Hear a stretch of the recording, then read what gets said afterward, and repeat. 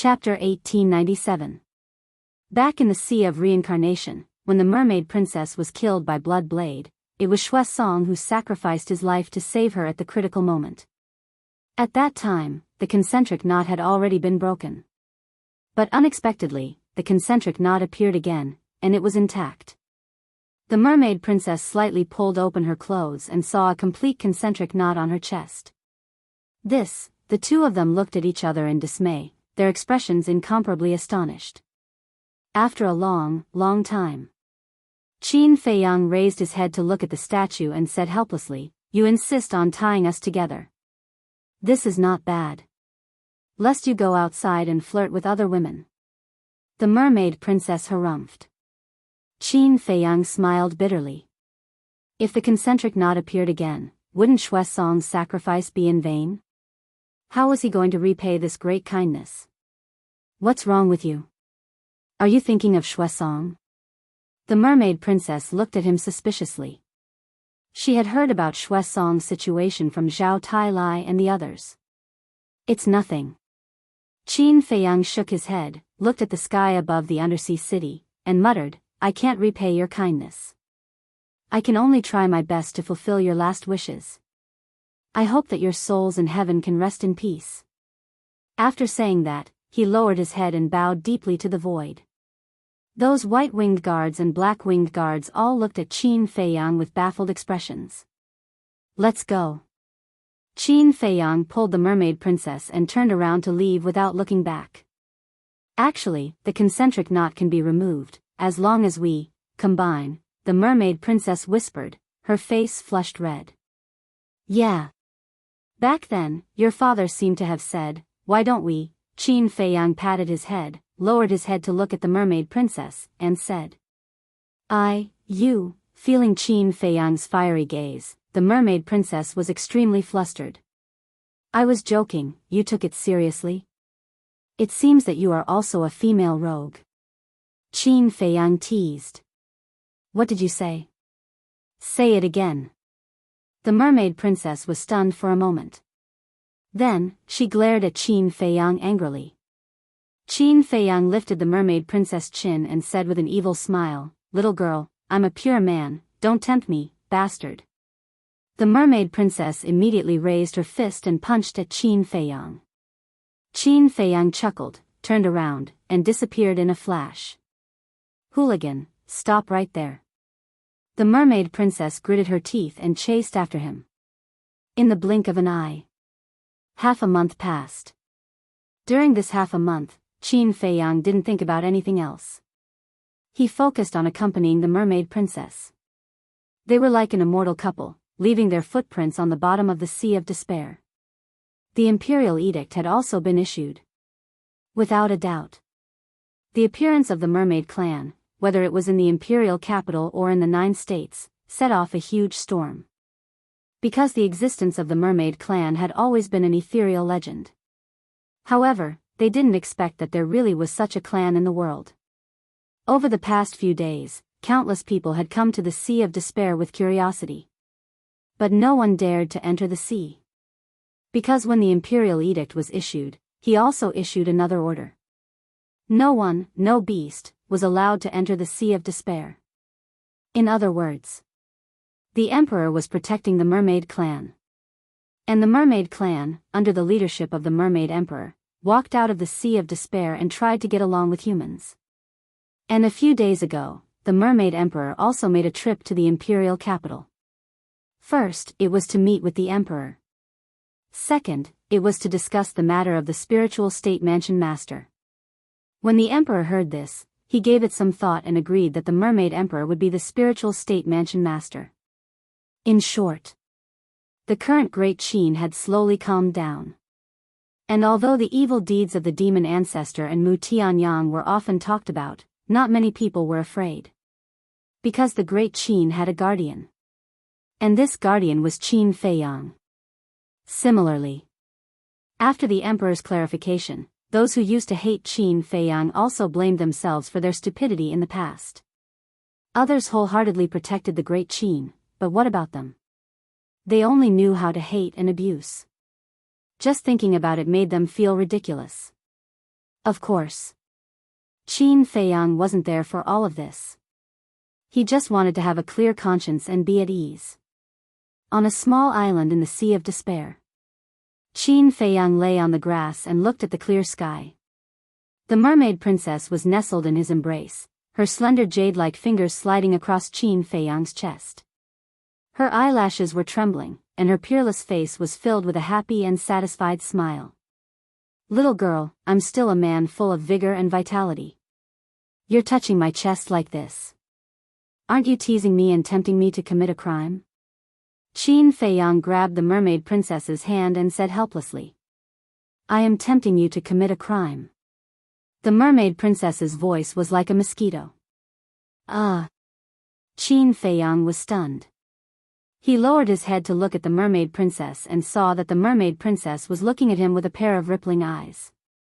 This little girl, is there a problem? Qin Feiyang was puzzled. He raised his hand and touched the mermaid princess's forehead. His expression suddenly changed as he said in shock, oh no, she actually has a fever. Fever? The mermaid princess was stunned, and a row of black lines appeared on her forehead. She was now a false god, so how could she have a fever? Are you okay? Did you catch a cold? Qin Feiyang looked at her with concern. Blockhead. The mermaid princess was really speechless. How could there be such a stupid man in the world? She pressed Qin Feiyang down, turned over, and lay on Qin Feiyang's body, saying, you bastard, you want me to take the initiative, right? Hee hee. Qin Feiyang grinned and held the mermaid princess's face with both hands, saying, little girl, do you really think I'm that stupid? The mermaid princess was extremely embarrassed and angry. Qin Feiyang rolled over and immediately pressed the mermaid princess under his body. He said with an evil smile, little girl, since you can't wait, I'll fulfill your wish. After that, he lowered his head and kissed her. Buzz. But at this time, the image crystal suddenly rang. Damn it, who is it now? Qin Feiyang suddenly roared angrily. Don't worry about him. The mermaid princess hugged Qin Feiyang's neck with both hands, her body burning. Qin Feiyang was stunned and shook his head, no, what if there is something urgent? After that, he got up and took out the image crystal. Two shadows appeared. Mother? Father? Elder Qin? Qin Feiyang looked at the three of them in a daze. That's right.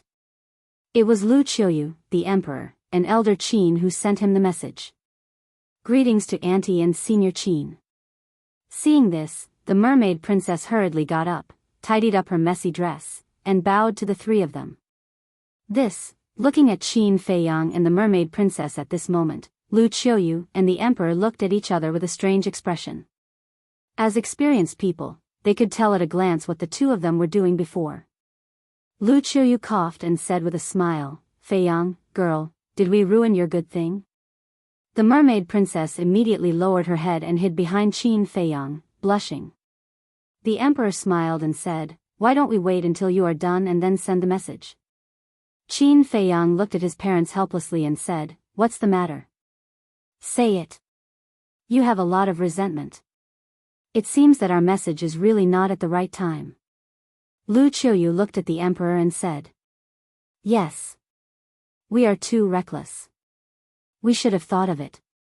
When two young people are together, they will definitely do something young. The emperor said. Elder Qin looked at the emperor and Lu Qiuyu, and then looked at Qin Feiyang and the mermaid princess. He hid in a corner and laughed. However, he was more gratified in his heart. This was more like a family. Qin Feiyang turned to look at the shy mermaid princess and said helplessly, Mother, Father, don't make fun of us anymore. Tell me, what's the matter? The emperor said, Madam, look, it has only been half a month and he is already protecting that little girl. Our son has really grown up. Lu Qiuyu nodded and said with a smile, yes, it is good to be young. Are you guys done yet? Aren't you very young now? You can do something young when you have nothing to do. Maybe I will have a few more brothers and sisters in the future. Qin Feiyang said angrily. The emperor and elder Qin were stunned. When they came to, Lu Chuyu's face was also red. Seeing this, the emperor's face suddenly darkened. He glared at Qin Feiyang and said, "Brat, what did you say? Are you making fun of your parents? I am telling the truth. Look at you, young and strong. Look at your mother, young and beautiful. You can have a few more children." Qin Feiyang joked. "The more you talk, the more ridiculous you are." The emperor rolled his eyes at Qin Feiyang and said, "We are sending you a message because we want to tell you a piece of good news." "Good news?" Qin Feiyang was stunned. The emperor said, "Lu Zheng and Lu Hong will be married tomorrow." "Married?" Qin Feiyang looked shocked. The mermaid princess was also stunned. She did not come to her senses for a long time. "This is the decision of your 4 grandfathers. They said that Lu Jiajin is dead, and now Lu Zheng is the only one left, so they have to hurry up and continue the family line.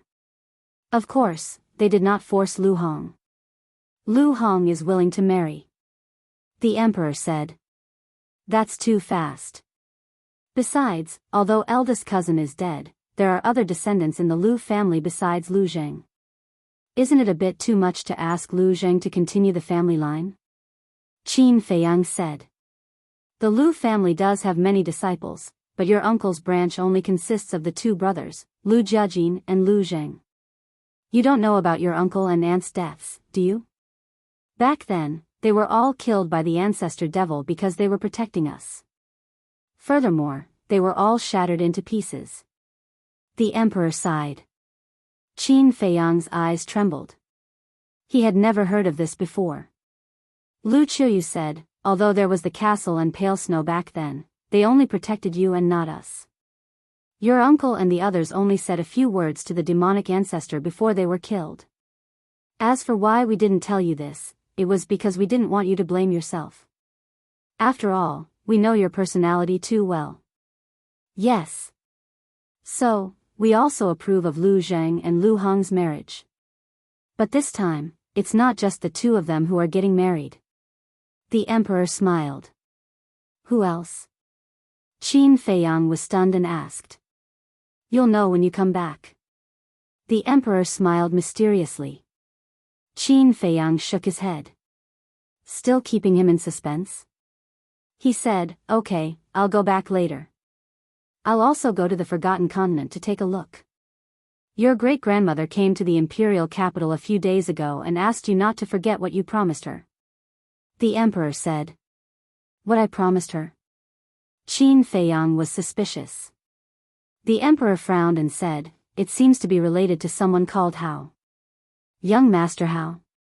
Qin Feiyang said. Yes, it's him." The emperor nodded. "I see." Qin Feiyang exhaled and turned off the image crystal. He shook his head helplessly and said, "This great-grandmother is really determined to make me be the villain." "What villain?" Mermaid Princess was suspicious.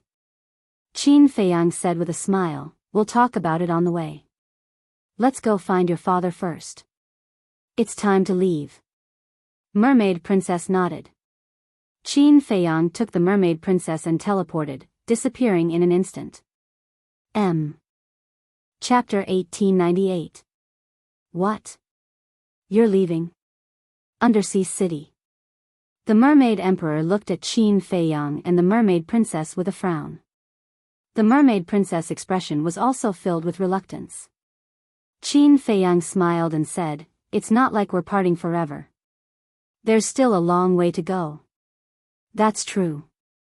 The Mermaid Emperor smiled and said, "Not long ago, I received a message from your father asking me to attend a wedding. It seems to be related to the Lu family. You were invited too?" The Mermaid Princess was surprised. "Yes." The Mermaid Emperor nodded. The Mermaid Princess said happily, "Then we can go together." Together? The Mermaid Emperor was stunned for a moment before he realized, "So you're going to attend the wedding too?" "But at my age, I don't want to be a third wheel." "Father, what are you talking about?" The Mermaid Princess said angrily. "Okay, Okay. You guys go first. I still have to prepare some gifts. After all, there are 3 couples getting married. Besides, this is the first time I'm going to show my face in the imperial capital. The gift must be decent, so as not to embarrass our mermaid race. The mermaid emperor smiled.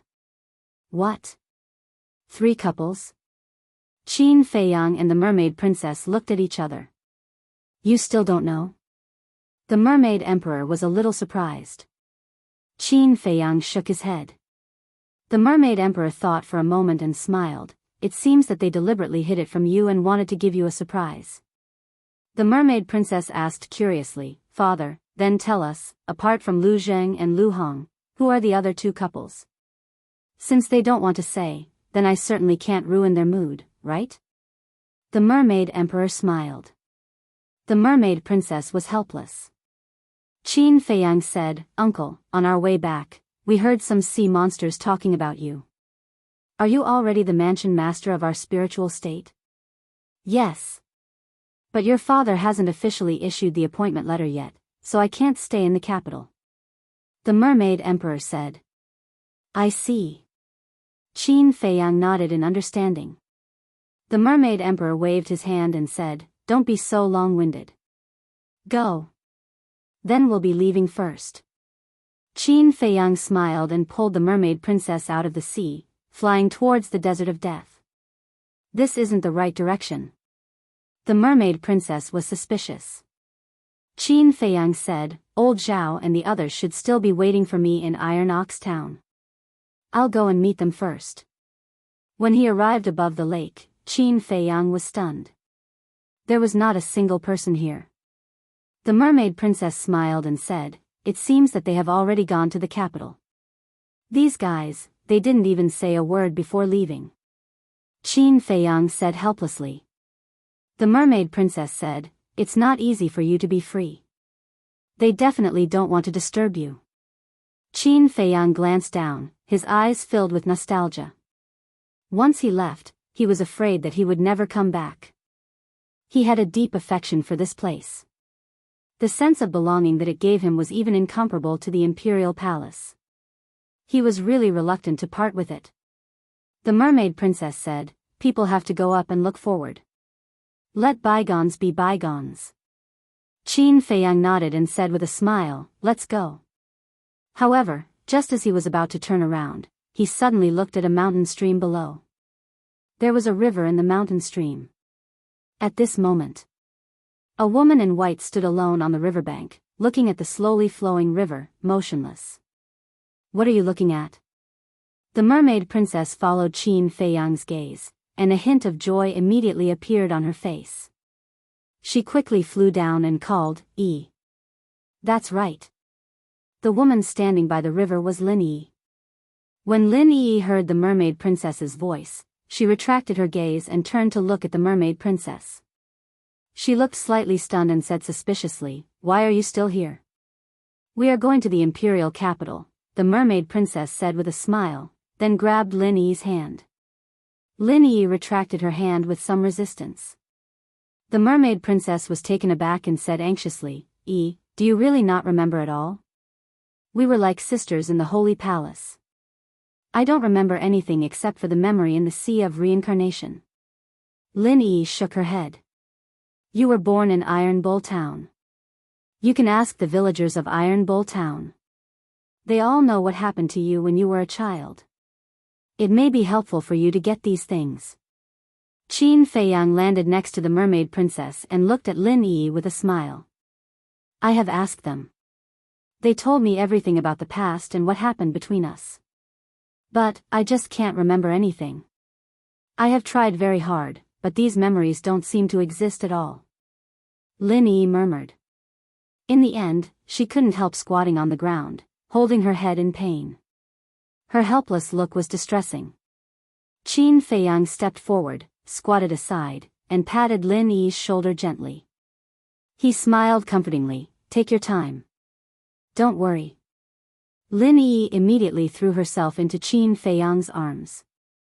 She burst into tears and blamed herself, I'm sorry. I'm really sorry. You are so good to me. I actually hurt you and everyone. Qin Feiyang looked at the mermaid princess at a loss. Why are you looking at me? The mermaid princess rolled her eyes at him. In fact, she knew Lin Yi's mind best. Because in the Holy Palace, they were indeed like sisters. They talked about everything. But she also knew that Qin Feiyang had always regarded Lin Yi as a sister. So, there was nothing wrong with eating good food. Qin Feiyang smiled, patted Lin Yi's back, and said with a smile, "Silly girl, this is not your fault. Why are you blaming yourself? I almost killed you, don't you blame me?" Lin Yi raised her head and looked at Qin Feiyang with tears in her eyes.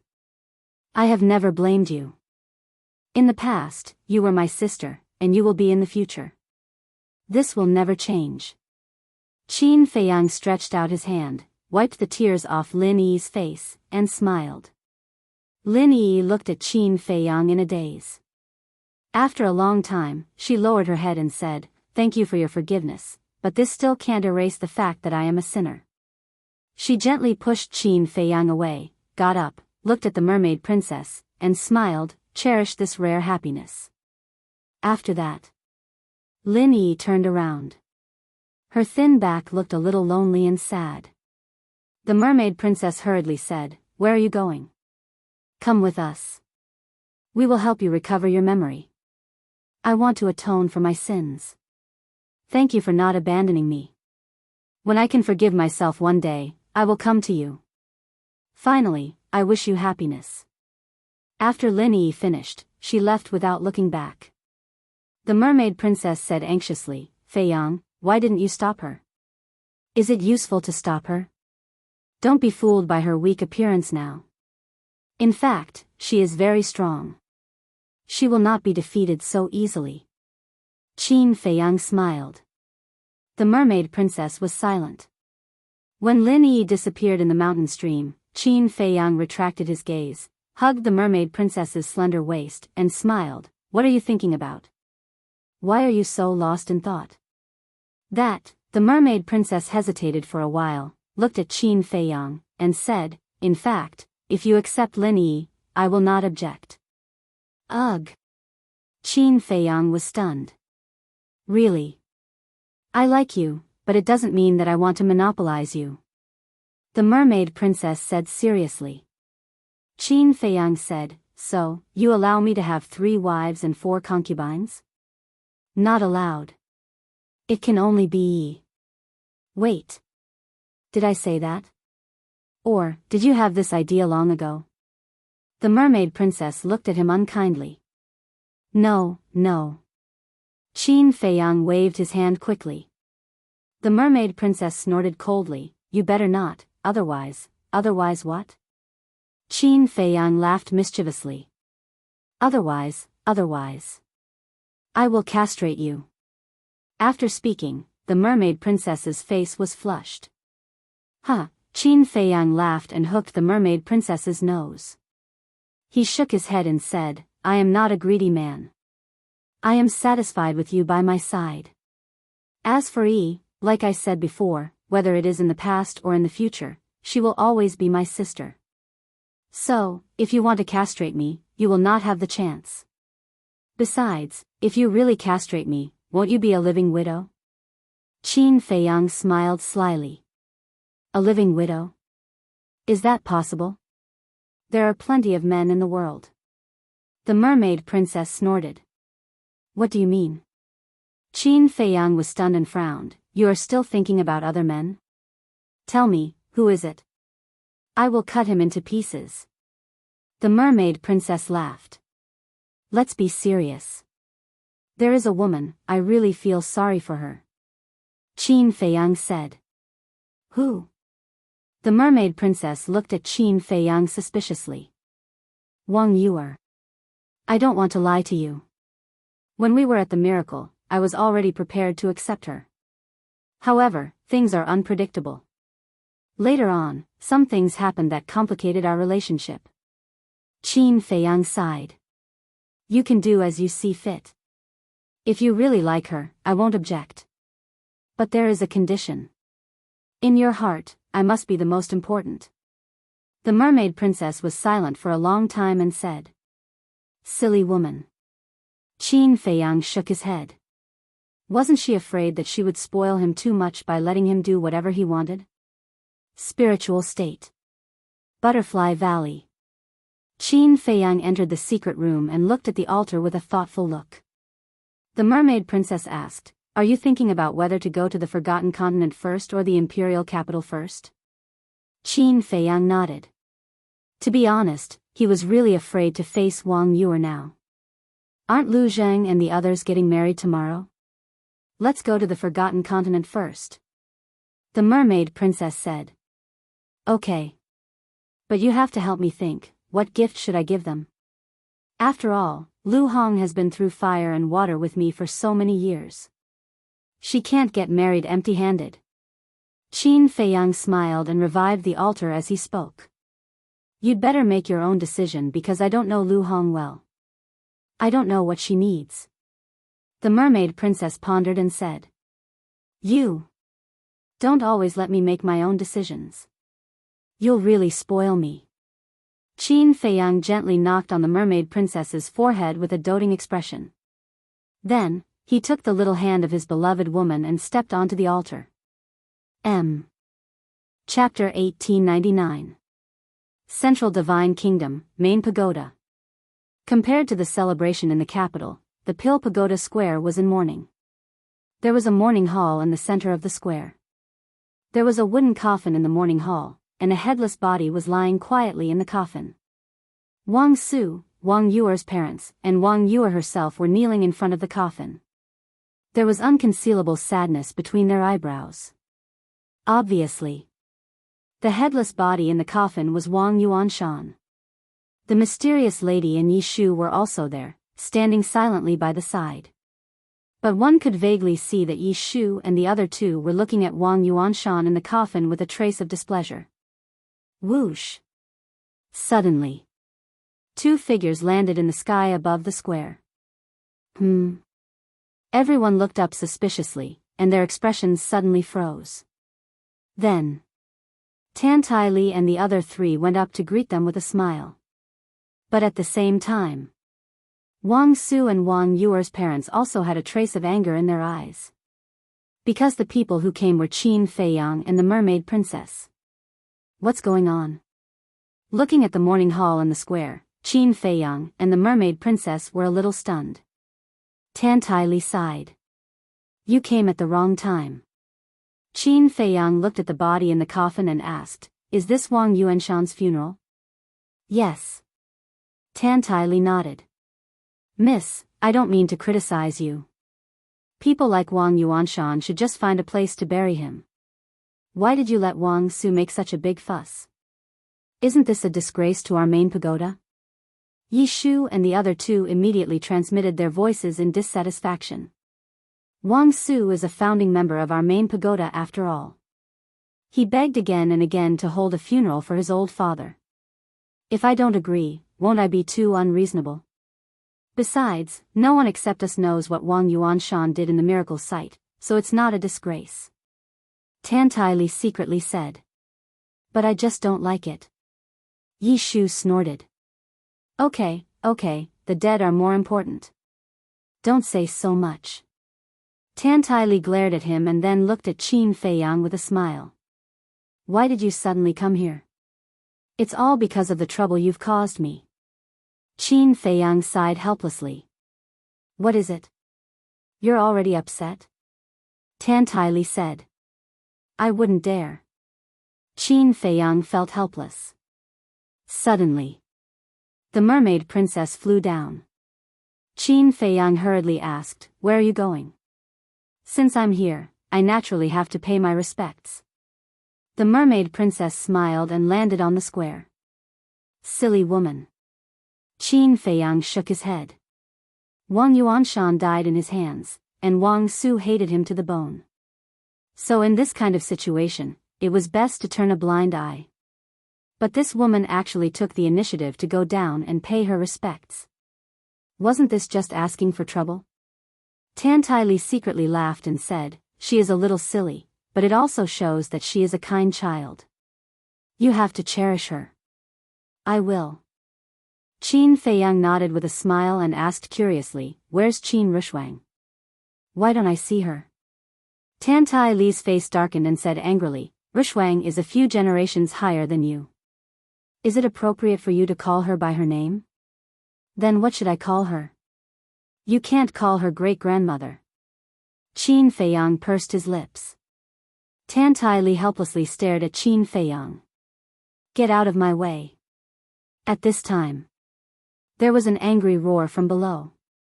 Qin Feiyang raised his eyelids and immediately looked down.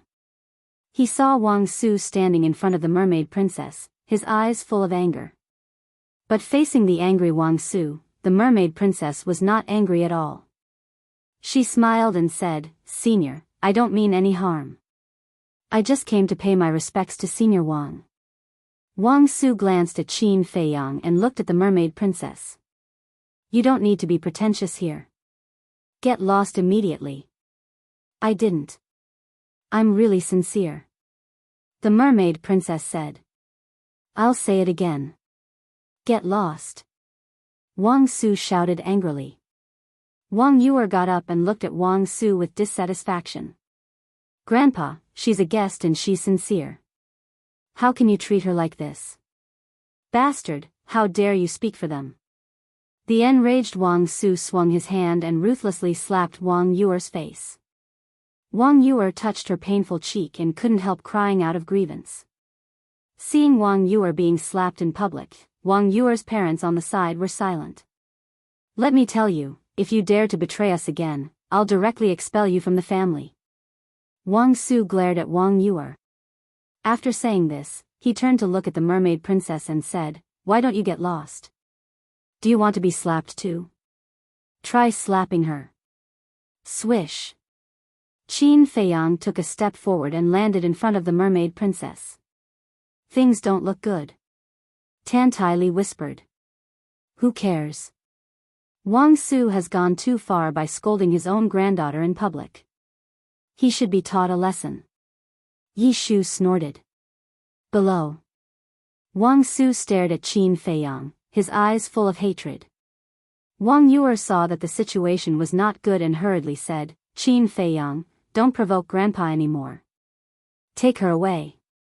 Am I the one provoking him, or is he the one provoking me? Also, the Pill Tower Square is a public place. Why should I leave?" Qin Feiyang said expressionlessly. Wang Yuer was extremely anxious. Wang Yuer's father suddenly stood up and looked at Qin Feiyang. "The Pill Tower Square is indeed a public place, but it's also the place of the main tower. You're not from the Forgotten Continent. We don't welcome you." "Don't welcome me? You're just a peak master of the Saint Peak. How can you represent the main tower? Then I'd like to ask, what do you think of the four people above?" Qin Feiyang pointed at Tan Tai Li and the other three as he looked at Wang Yuer's father. Wang Yuer's father's pupils shrank when he heard this.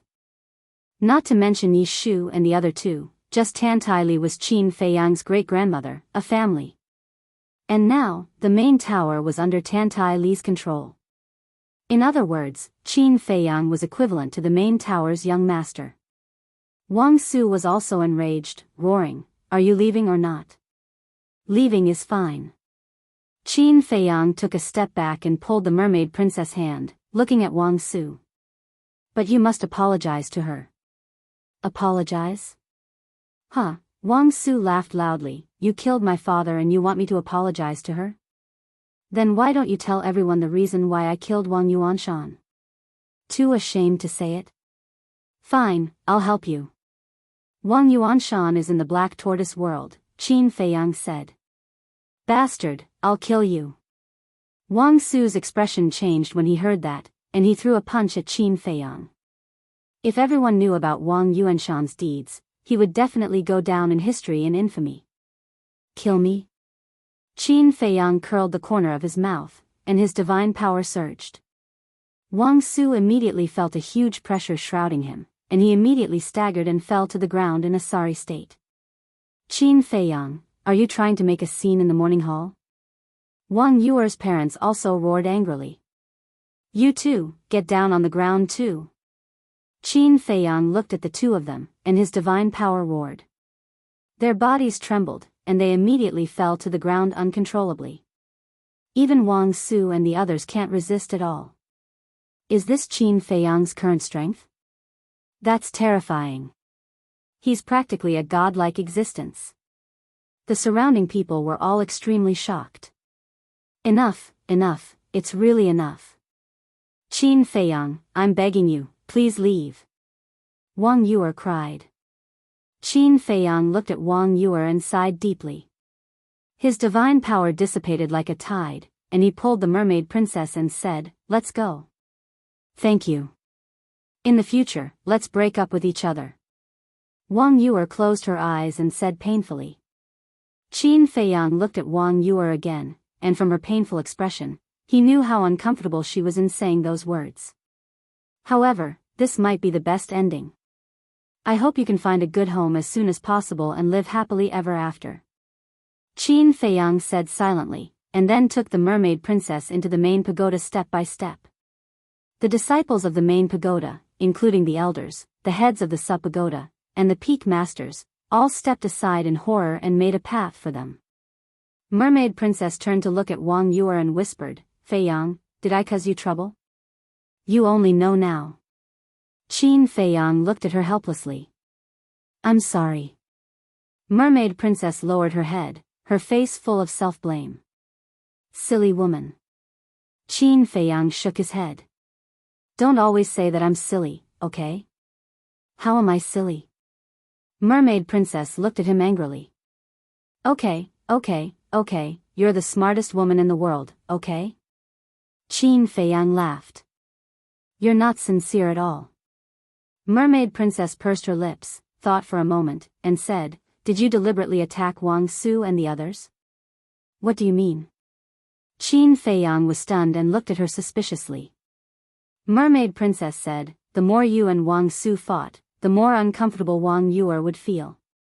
In the end, she could only choose to break up with you. So I'm that kind of person in your eyes. Qin Feiyang said disappointedly. I guessed wrong. Mermaid princess was stunned. Wrong. I attacked Wang Su because he hit Wang Yuer in public. I attacked Wang Yuer's parents because they turned a blind eye to Wang Yuer's grievances. Qin Feiyang said. Mermaid princess said in realization, so you're defending Wang Yuer. Not only for her, but also for you. How dare they bully my woman, Qin Feiyang? Aren't they courting death? Qin Feiyang said proudly. Mermaid princess was pleased to hear that. Then, she said, but Wang Yuer is really pitiful. She likes you so much, but she had to break up with you because of Wang Su and her parents. This is fate playing tricks on people. Qin Feiyang sighed. If he didn't meet Wang Yuanshan, or if Wang Yuanshan was a straightforward person, the situation would be different now. Mermaid princess joked, look at you. You care about her quite a lot. Jealous. Qin Feiyang laughed mischievously. Do I look like I'm jealous? I just sympathize with Wang Yuer. Mermaid princess said. Qin Feiyang turned to look at Wang Yuer and sighed in his heart. Then, he disappeared from the main tower with Mermaid princess. Chapter 1900. Deep inside the tower, in a courtyard. A purple-clothed young man, holding a wine jar in his hand, was sitting in a pavilion in the courtyard. This person was young Master Hao. Compared to before, he looked extremely lonely now. His face was full of beard, his hair was messy, and his clothes were dirty. His whole body emitted a pungent smell of alcohol, and he was no longer as spirited as before. Whoosh! Qin Feiyang walked over step by step with the mermaid princess.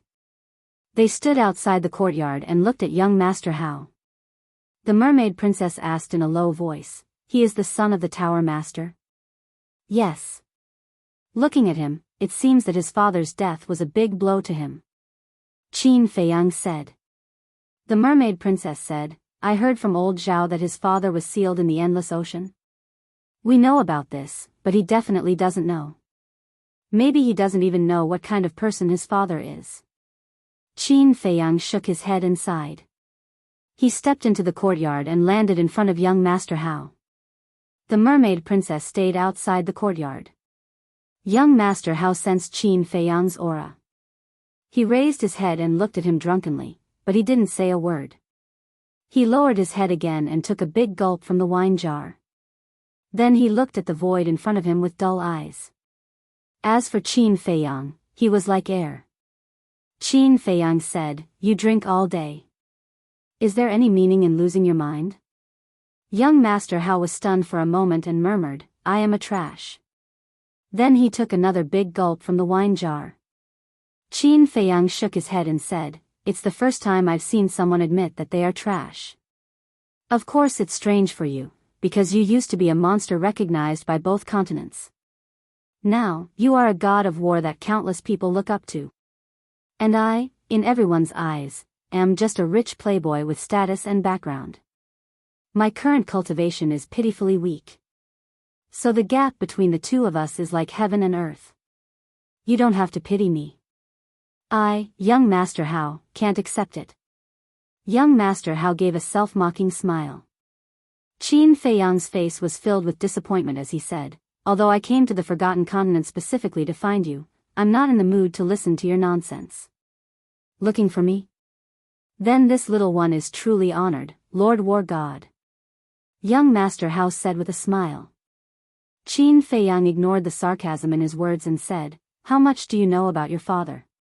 "My father," young Master Hao murmured, shaking his head, "I don't know, and I don't want to know." Qin Feiyang said, "You must have thought of something. Otherwise, you wouldn't be avoiding this topic. I'm not interested in listening to your nonsense. If you have the heart, then drink with me. Otherwise, please leave," said young Master Hao. "Running away won't solve the problem. Back then, out of jealousy, your father colluded with the Mu family to harm senior sister. He was extremely vicious.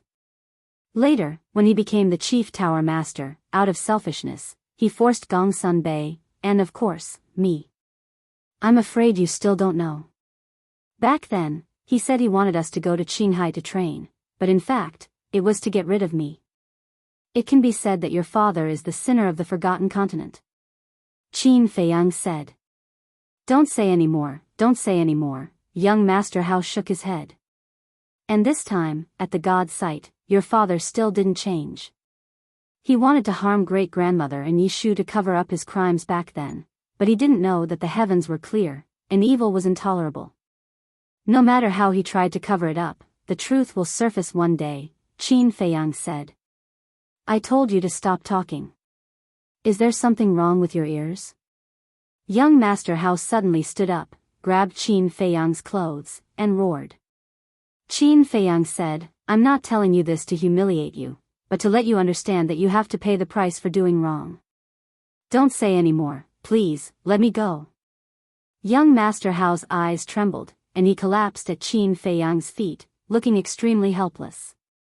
"The person who wants to let you go is not me, but yourself. Your father is a sinner, and you are the son of a sinner. I think you don't want to carry this identity forever. So please stand up and atone for the sins your father has committed," Qin Feiyang said.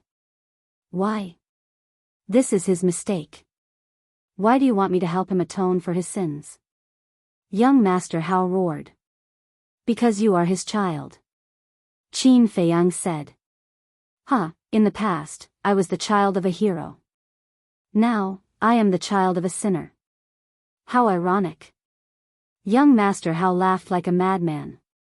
"No one has ever admitted that your father is a hero. However, there is one thing I can tell you. Your father is not dead," Qin Feiyang said. "Not dead?" Young Master Hao's body shook, and his drunkenness disappeared. The wine jar in his hand fell out and shattered into pieces. Qin Feiyang looked at young Master Hao's reaction, and his eyes flashed. He nodded and said, "Yes, he is sealed in the Endless Ocean." "The Endless Ocean," young Master Hao murmured, looked up at Qin Feiyang, and said in a deep voice, "Why are you telling me?" Qin Feiyang said, "Not only will I tell you, but I will also take you there." Take me there? Young Master Hao's mind was chaotic. What was this person trying to do? Mermaid Princess was also stunned. She transmitted her voice, "Feiyang, are you kidding?" Moreover, the Chief Tower Master was sealed by Yuan Bo and the others. You don't know where he is. Qin Feiyang smiled and said, "For the current me, the endless ocean is not that big. I can find it with some time." Then why do you want to take young Master Hao there? Mermaid Princess was suspicious. You will understand later. Qin Feiyang smiled and was about to open the portal, but he found that the Qinkuan bag was not on him. Where is my Qinkuan bag? He looked at Mermaid Princess. Mermaid Princess was stunned. After thinking for a moment, she said, "It seems to be with Auntie. The inner demons asked her to take care of it." I see. Qin Feiyang suddenly understood. Mermaid Princess asked, "Why do you want the Qinkuan bag? Are you stupid? We are going to the endless ocean. Of course, we need a portal." Qin Feiyang rolled his eyes at her. Mermaid Princess smiled embarrassedly. Qin Feiyang glanced at young Master Hao's waist. There was a ready-made Qinkuan bag hanging there. Qin Feiyang waved his hand. The Qinkuan bag immediately flew into his hand. Then, his divine sense entered the Qinkuan bag and a smile appeared on his face. There were many portals in young Master Hao's Qinkuan bag. He took out a portal, pondered for a moment, and then quickly opened it. "If you want to see your father, come with me." Qin Feiyang pulled the Mermaid Princess and walked in with large strides. He didn't even turn his head as he spoke. Looking at Qin Feiyang's back, young Master Hao's eyes flickered. In the end, he gritted his teeth and hurriedly followed in. After the portal disappeared, Tan Tai Li and the others appeared in the sky above the courtyard. Yi Shu was puzzled. He brought young Master Hao to the Chief Tower Master. What is this kid thinking? They had been hiding in the spatial divine item, so they heard the conversation between Qin Feiyang and young Master Hao clearly. The mysterious madam smiled and said, "Feiyang must have a reason for doing this. Let's not bother about it. Get ready to go to the great Qin Empire for the wedding tomorrow." The mythical island. This was the first place Qin Feiyang thought of. After so many years, the mythical island had not changed at all. The mountain was still the familiar mountain. The lake was still the familiar lake. Qin Feiyang stood above the lake and scanned the surroundings. Finally, he looked down at the lake. Thinking back, when he and Qin Rushwang had completely fallen out with the Chief Tower, it was the Mermaid Emperor's murderous intent that saved them. What's down there? Why does it give me a very familiar and intimate feeling? Mermaid Princess suddenly said. Qin Feiyang turned to look at Mermaid Princess. It seemed that this little girl had already sensed the Mermaid Emperor's murderous intent. Buzz! Just as Qin Feiyang was about to explain, the lake water below surged, and rays of bright light surged out. Immediately after, a huge golden mermaid appeared above the lake. He is the first Mermaid Emperor. Mermaid Princess looked at the golden mermaid, her face full of astonishment. The first Mermaid Emperor looked kindly at Mermaid Princess and said emotionally, "After waiting for so many years, finally, a mermaid with the power of my bloodline has come. Greetings, ancestor." Mermaid Princess hurriedly knelt in the void and said respectfully. "Wait?" Qin Feiyang was stunned and said, "Senior, you left this murderous intent behind to wait for the mermaid clan?" However, the first Mermaid Emperor did not seem to hear anything. His eyes were still fixed on Mermaid Princess and said, "My descendant, you are the luckiest person in the mermaid clan." Luckiest? Mermaid Princess was suspicious. What did this mean? Because the true inheritance of the mermaid clan is hidden in this murderous intent that I left behind. Since you are lucky enough to find me, I will give this inheritance to you. I hope you can understand this inheritance well and lead the mermaid clan to continue." The first Mermaid Emperor said, his voice full of great majesty. "Inheritance?" Qin Feiyang and Mermaid Princess looked at each other. Young Master Hao was also shocked. The true inheritance of the mermaid clan was hidden in this murderous intent? It was simply too unexpected.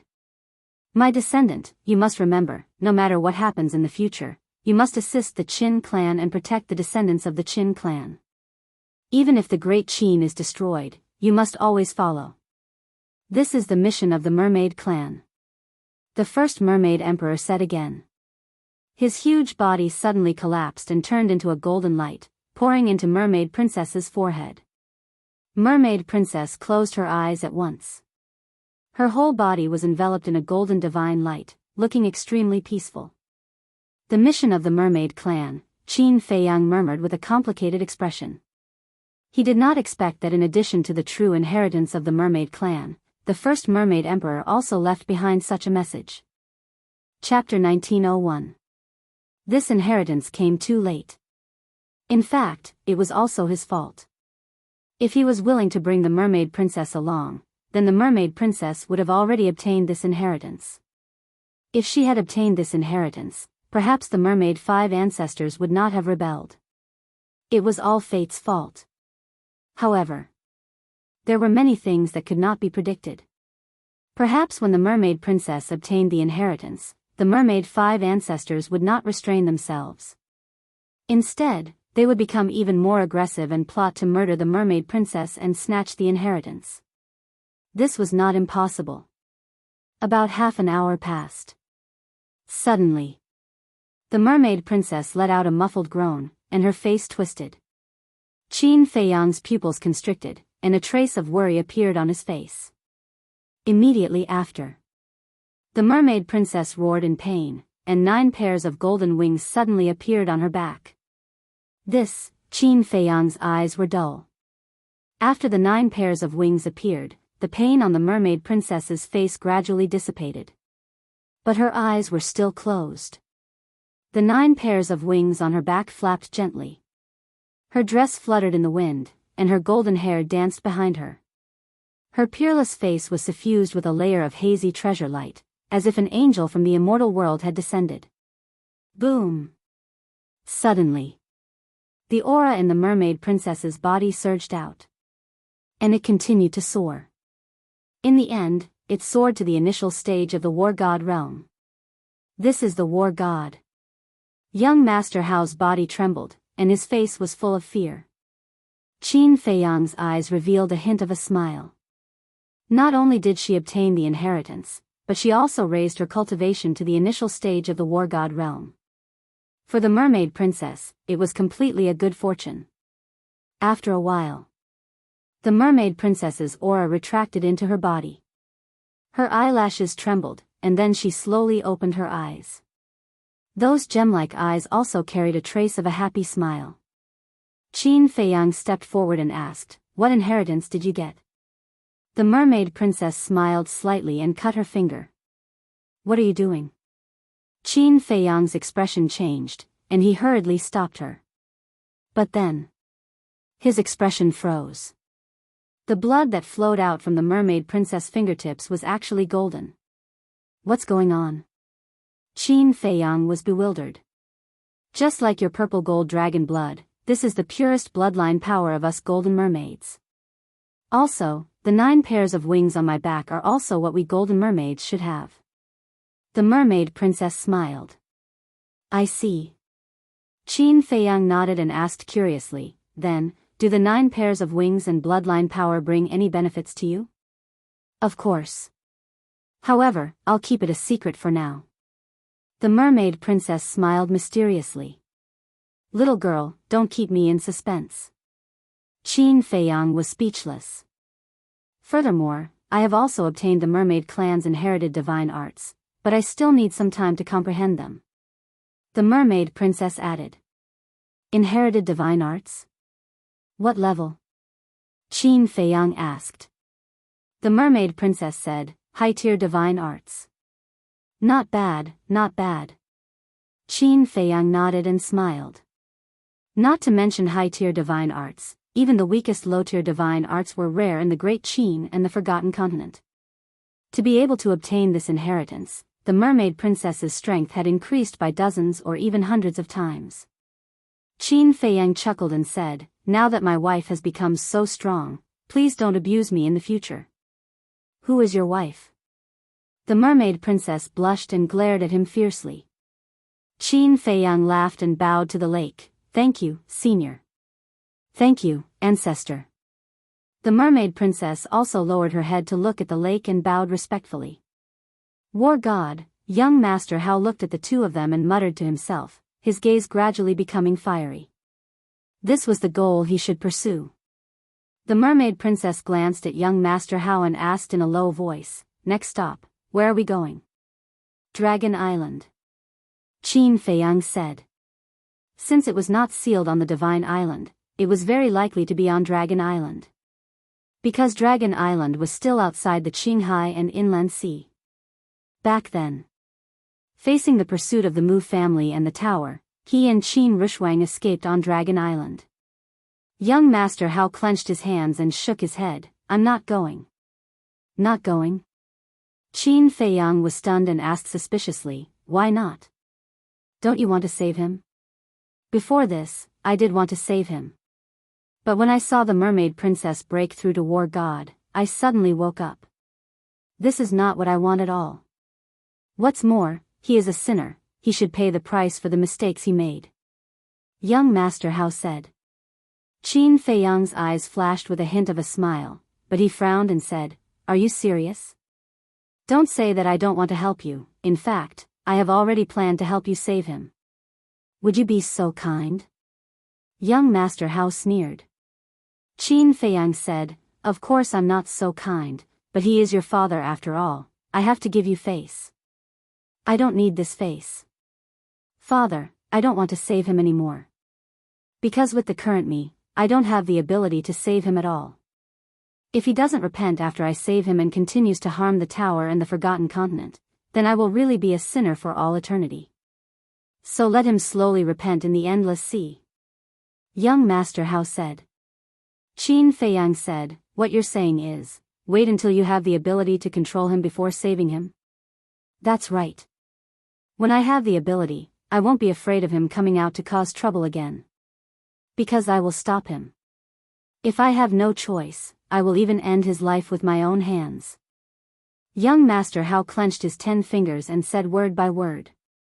At this moment, he was no longer as dispirited as before, and his whole person was emitting a shocking sharpness. Qin Feiyang looked at him deeply and said with a smile, "I am really gratified that you have this kind of awareness, and I am also happy for the billions of living beings on the Forgotten Continent. Don't act so high and mighty. Sooner or later, I will catch up to you, and even surpass you." Young Master Hao coldly snorted and stretched out his hand. "Return the Cosmos bag to me." Qin Feiyang waved his hand and threw the Cosmos bag to young Master Hao. "Just you wait, I will let you know that I am not inferior to anyone." After young Master Hao finished speaking, he opened the portal and walked in without looking back. After the portal disappeared, Qin Feiyang shook his head and smiled. He turned to look at the mermaid princess and said, "I will take you to the Azure Sea for a walk." The mermaid princess nodded and asked, "You took young Master Hao to find the Tower Master to test him, right?" "Yes. If he really wanted to save the Tower Master, I would have killed him on the spot. But the result was very surprising. Before we even found the Tower Master, he came to his senses. Actually, it is also because of you. Seeing you break through to the War God level, he suddenly came to his senses." Qin Feiyang smiled and said. The mermaid princess giggled, "Then shouldn't you reward me?" Qin Feiyang was stunned. He immediately turned around and hugged the mermaid princess. He moved closer to her ear and said with a naughty smile, "Look, there is no one around. Shouldn't we continue what we didn't finish in the Sea of Despair?" "Damn pervert." The mermaid princess shyly lowered her head and scolded in a low voice. The next day, early in the morning, the imperial capital, the central square of the first district, welcomed a festive scene. First, a large group of Kirin army appeared and surrounded the square. Every one of them was wearing battle armor and holding a halberd, looking majestic. Following them were a group of eunuchs and palace maids. They brought all kinds of things to decorate the square. They were very busy. What day is it today? Not only did the emperor's personal Kirin army come, but the eunuchs and palace maids also came out. From the decorations in the square, it seems like someone is getting married today. But who is it? Who is it? Could it be Prince Qin Feiyang? That is possible. I am so envious. I wonder which family's daughter is chosen by His Highness. His Highness is like the sun in the sky now. He will definitely be the emperor of the great Qin in the future. Even if the woman he chooses is from the most ordinary family, she will instantly soar into the sky and achieve meteoric success. The streets around the square were already filled with a sea of people. Everyone was discussing in low voices. Time passed in the blink of an eye. It was almost noon. The square was finally decorated. It was decorated with lanterns and colored banners. It was very beautiful. The ground was also covered with a layer of golden silk carpet. It was spotless. In front of the square, dozens of chairs were neatly placed. They were all made of the best Phoebe Jinnan wood, showing a noble aura. Your Majesty, the Empress has arrived. Suddenly, a loud and clear voice sounded. Following closely, a middle-aged man in golden armor with a magnificent aura descended above the square. This person was the commander of the Kirin army. With the help of the Gate of Rebirth, he had also been reborn. Welcome, Your Majesty, the Empress. At the same time, the Kirin army, palace maids, eunuchs, and people on the surrounding streets all knelt down and kowtowed. The commander of the Kirin army also faced the imperial palace and half-knelt in the void. His expression was extremely respectful. Soon, a group of figures stepped on the air and arrived. The leaders were really the emperor and his wife. Next were Emperor Hong, Emperor Chen, the four grandfathers of the Lu family, Qin Yuan, Tan Tai Li, Yi Shu, the mermaid emperor, Zhao Tailai, and others. There were even Lu Ji, Jiang Jingyi and his wife, Old Man Ren and Ren Duxing, Wang Yangfeng, Yan Nanshan, Feng Cheng, Uncle He, Zhao Shuang, Er's grandfather, Old Man Zhao, Lu Yun, and others. And there was also a particularly conspicuous old man, Li He. But at this moment, there was no distinction between monarch and minister. They were talking and laughing. It was very harmonious.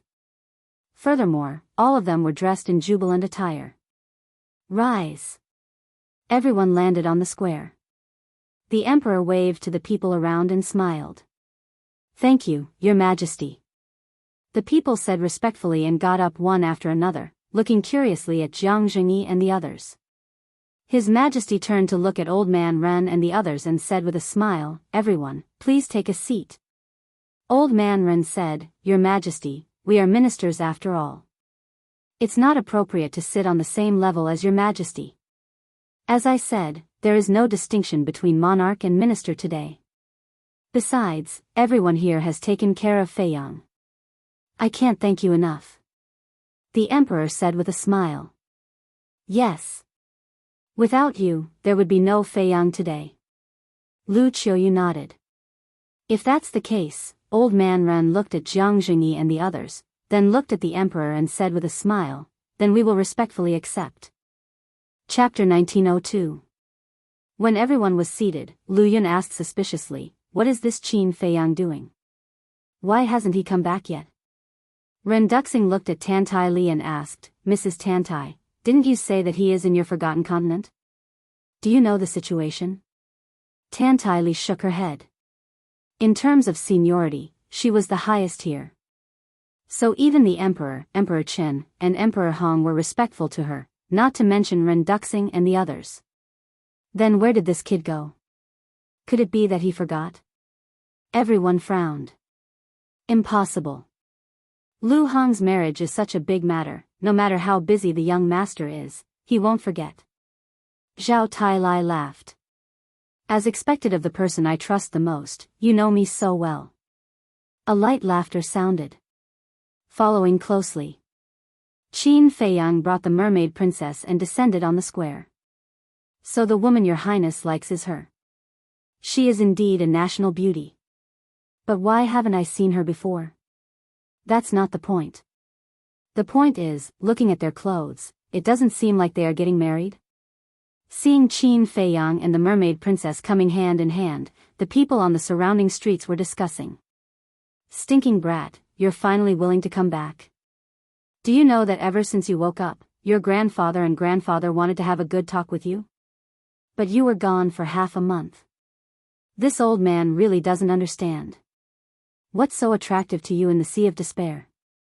Emperor Hong looked at Qin Feiyang with a sullen face. What is it that attracts me? Aren't you asking the obvious? Qin Feiyang chuckled. Little bastard. Emperor Hong scolded with a smile. Qin Feiyang's gaze turned and landed on the two old men next to Emperor Hong. That's right. The two of them were Emperor Chen and Lu Yun. Looking at Qin Feiyang, the two of them looked a little excited. Wife, let's go.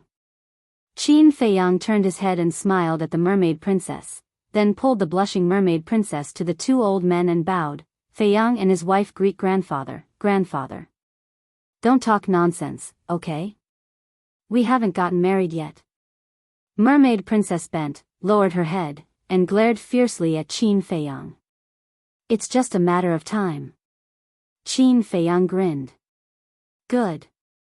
Emperor Chen and Lu Yun nodded and helped Qin Feiyang and Lu Yun up. Lu Yun couldn't help but tear up. Qin Feiyang looked at the two old men in front of him and lowered his head in self-blame. Grandfather, I'm sorry. You have suffered so much because of me. What are you saying? You are our grandson. If we don't protect you, who should we protect? Okay. Let's not talk about this again. Let's have a good talk. The two of them smiled with tears in their eyes. Okay. Qin Feiyang nodded. Zhao Tailai, Tang Hai, and Shui Li automatically gave up their seats. After Qin Feiyang and the mermaid princess sat down, the three of them stood respectfully behind Qin Feiyang. Something is wrong. Qin Feiyang glanced at everyone and said suspiciously. What's wrong? Emperor Chen asked. Why do I only see the older generation? Where are the younger generation like Ling Yunfei and Qin Rushuang? Qin Feiyang said. He didn't see any of the younger generation in the square. Everyone looked at each other and smiled. Emperor Chen said, they are all busy. Qin Feiyang suddenly nodded his head. When he saw Li He, his expression was slightly stunned. He said in surprise, why are you here as well? What do you mean? Can't I come to Great Qin? Li He's face darkened and said angrily. Of course you can. Qin Feiyang smiled and looked at Zhao Tailai and the other two.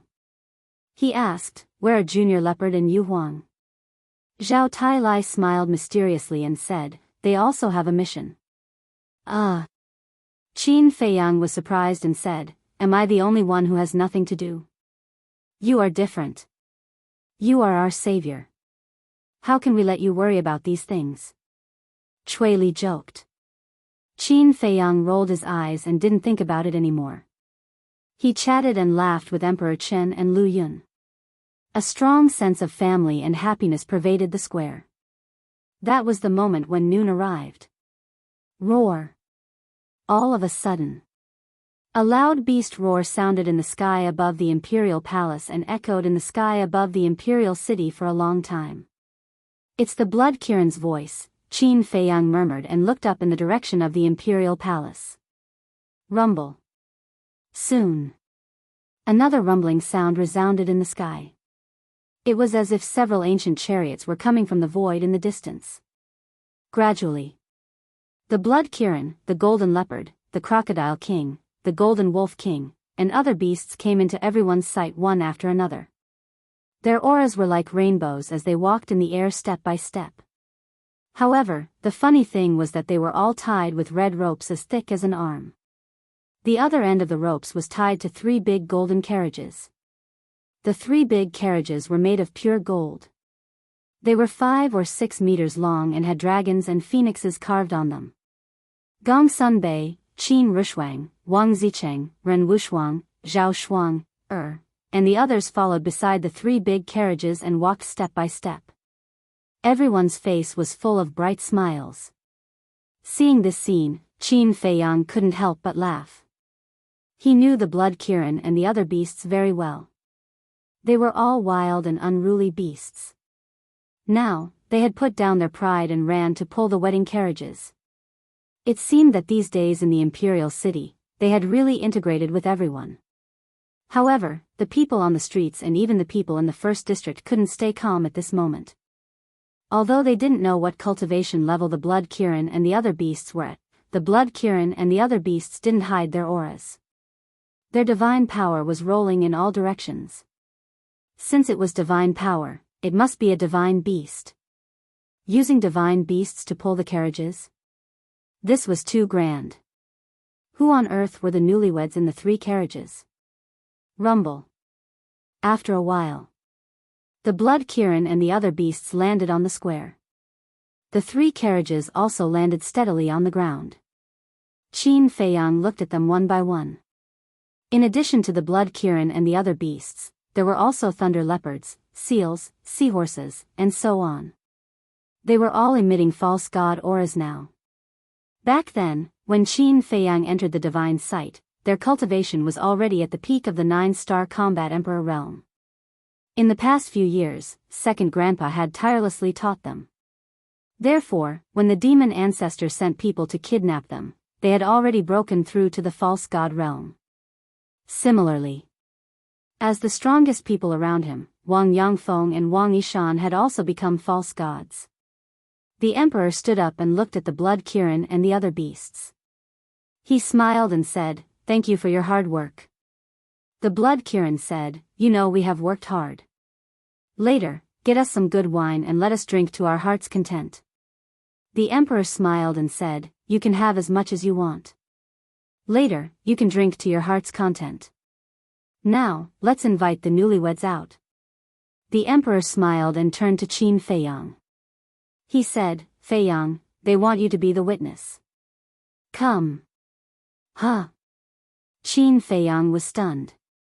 He said awkwardly, "I have no experience in this kind of thing." The emperor shook his head and said with a smile, "What experience do you need? Just let them come out. Then it's simple." Qin Feiyang smiled. He stood up and walked to the center of the square. He glanced at the three carriages and said, "Stop wasting time. Hurry up and come out."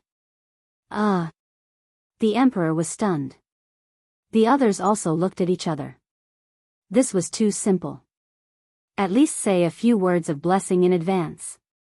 Can't I? Qin Feiyang turned to look at everyone. The emperor waved his hand and said, Okay. It's a matter for the young people anyway. You can do whatever you want." Qin Feiyang looked at the three carriages again and urged, "Hurry up. I want to see who other than Lu Zheng and Lu Hong are secretly getting married." Lu Zheng lifted the curtain and walked out of the carriage. He looked at Qin Feiyang speechlessly and said, "Little cousin, I was wrong. I was really wrong. I shouldn't have asked you to be the witness. There's no medicine for regret in this world." Qin Feiyang chuckled and said, "Lu Hong, what are you doing? Don't you think it's fun to hide in there?" With a series of footsteps, Lu Hong walked out with her head lowered. She was wearing a red dress with 2 golden fire phoenixes embroidered on it. She had a little light makeup on her face. She looked very natural. Her black hair was tied up high, looking clean and neat. She wore a phoenix coronet on her head and a red cape on her shoulders. Standing beside Lu Zheng, she did not dare to raise her head to look at everyone. Lu Zheng grabbed Lu Hong's hand and said with a smile, "Hong, what are you shy about? You're the main character today." Hearing that, Lu Hong mustered up her courage and raised her head to look at everyone. Qin Feiyang looked at Lu Hong and said with a smile, "You're the most beautiful today." "Thank you." Lu Hong lowered her head again. Her face was red, and her voice was so soft that it was almost inaudible. Swish. Qin Feiyang looked at the other 2 carriages and said unhappily, "You guys, Do you only dare to do it if I do it? Boss, today is our big day. Can't you be a little more patient? A dissatisfied voice sounded. This voice, Qin Feiyang looked at the carriage in astonishment. It was Fatso's voice. No way. Fatso was getting married? Wait. Who was his bride? Why was there no news at all? That's right. We want to give you a surprise. Can't you cooperate? A displeased voice sounded from the other carriage as well. Ling Yunfei?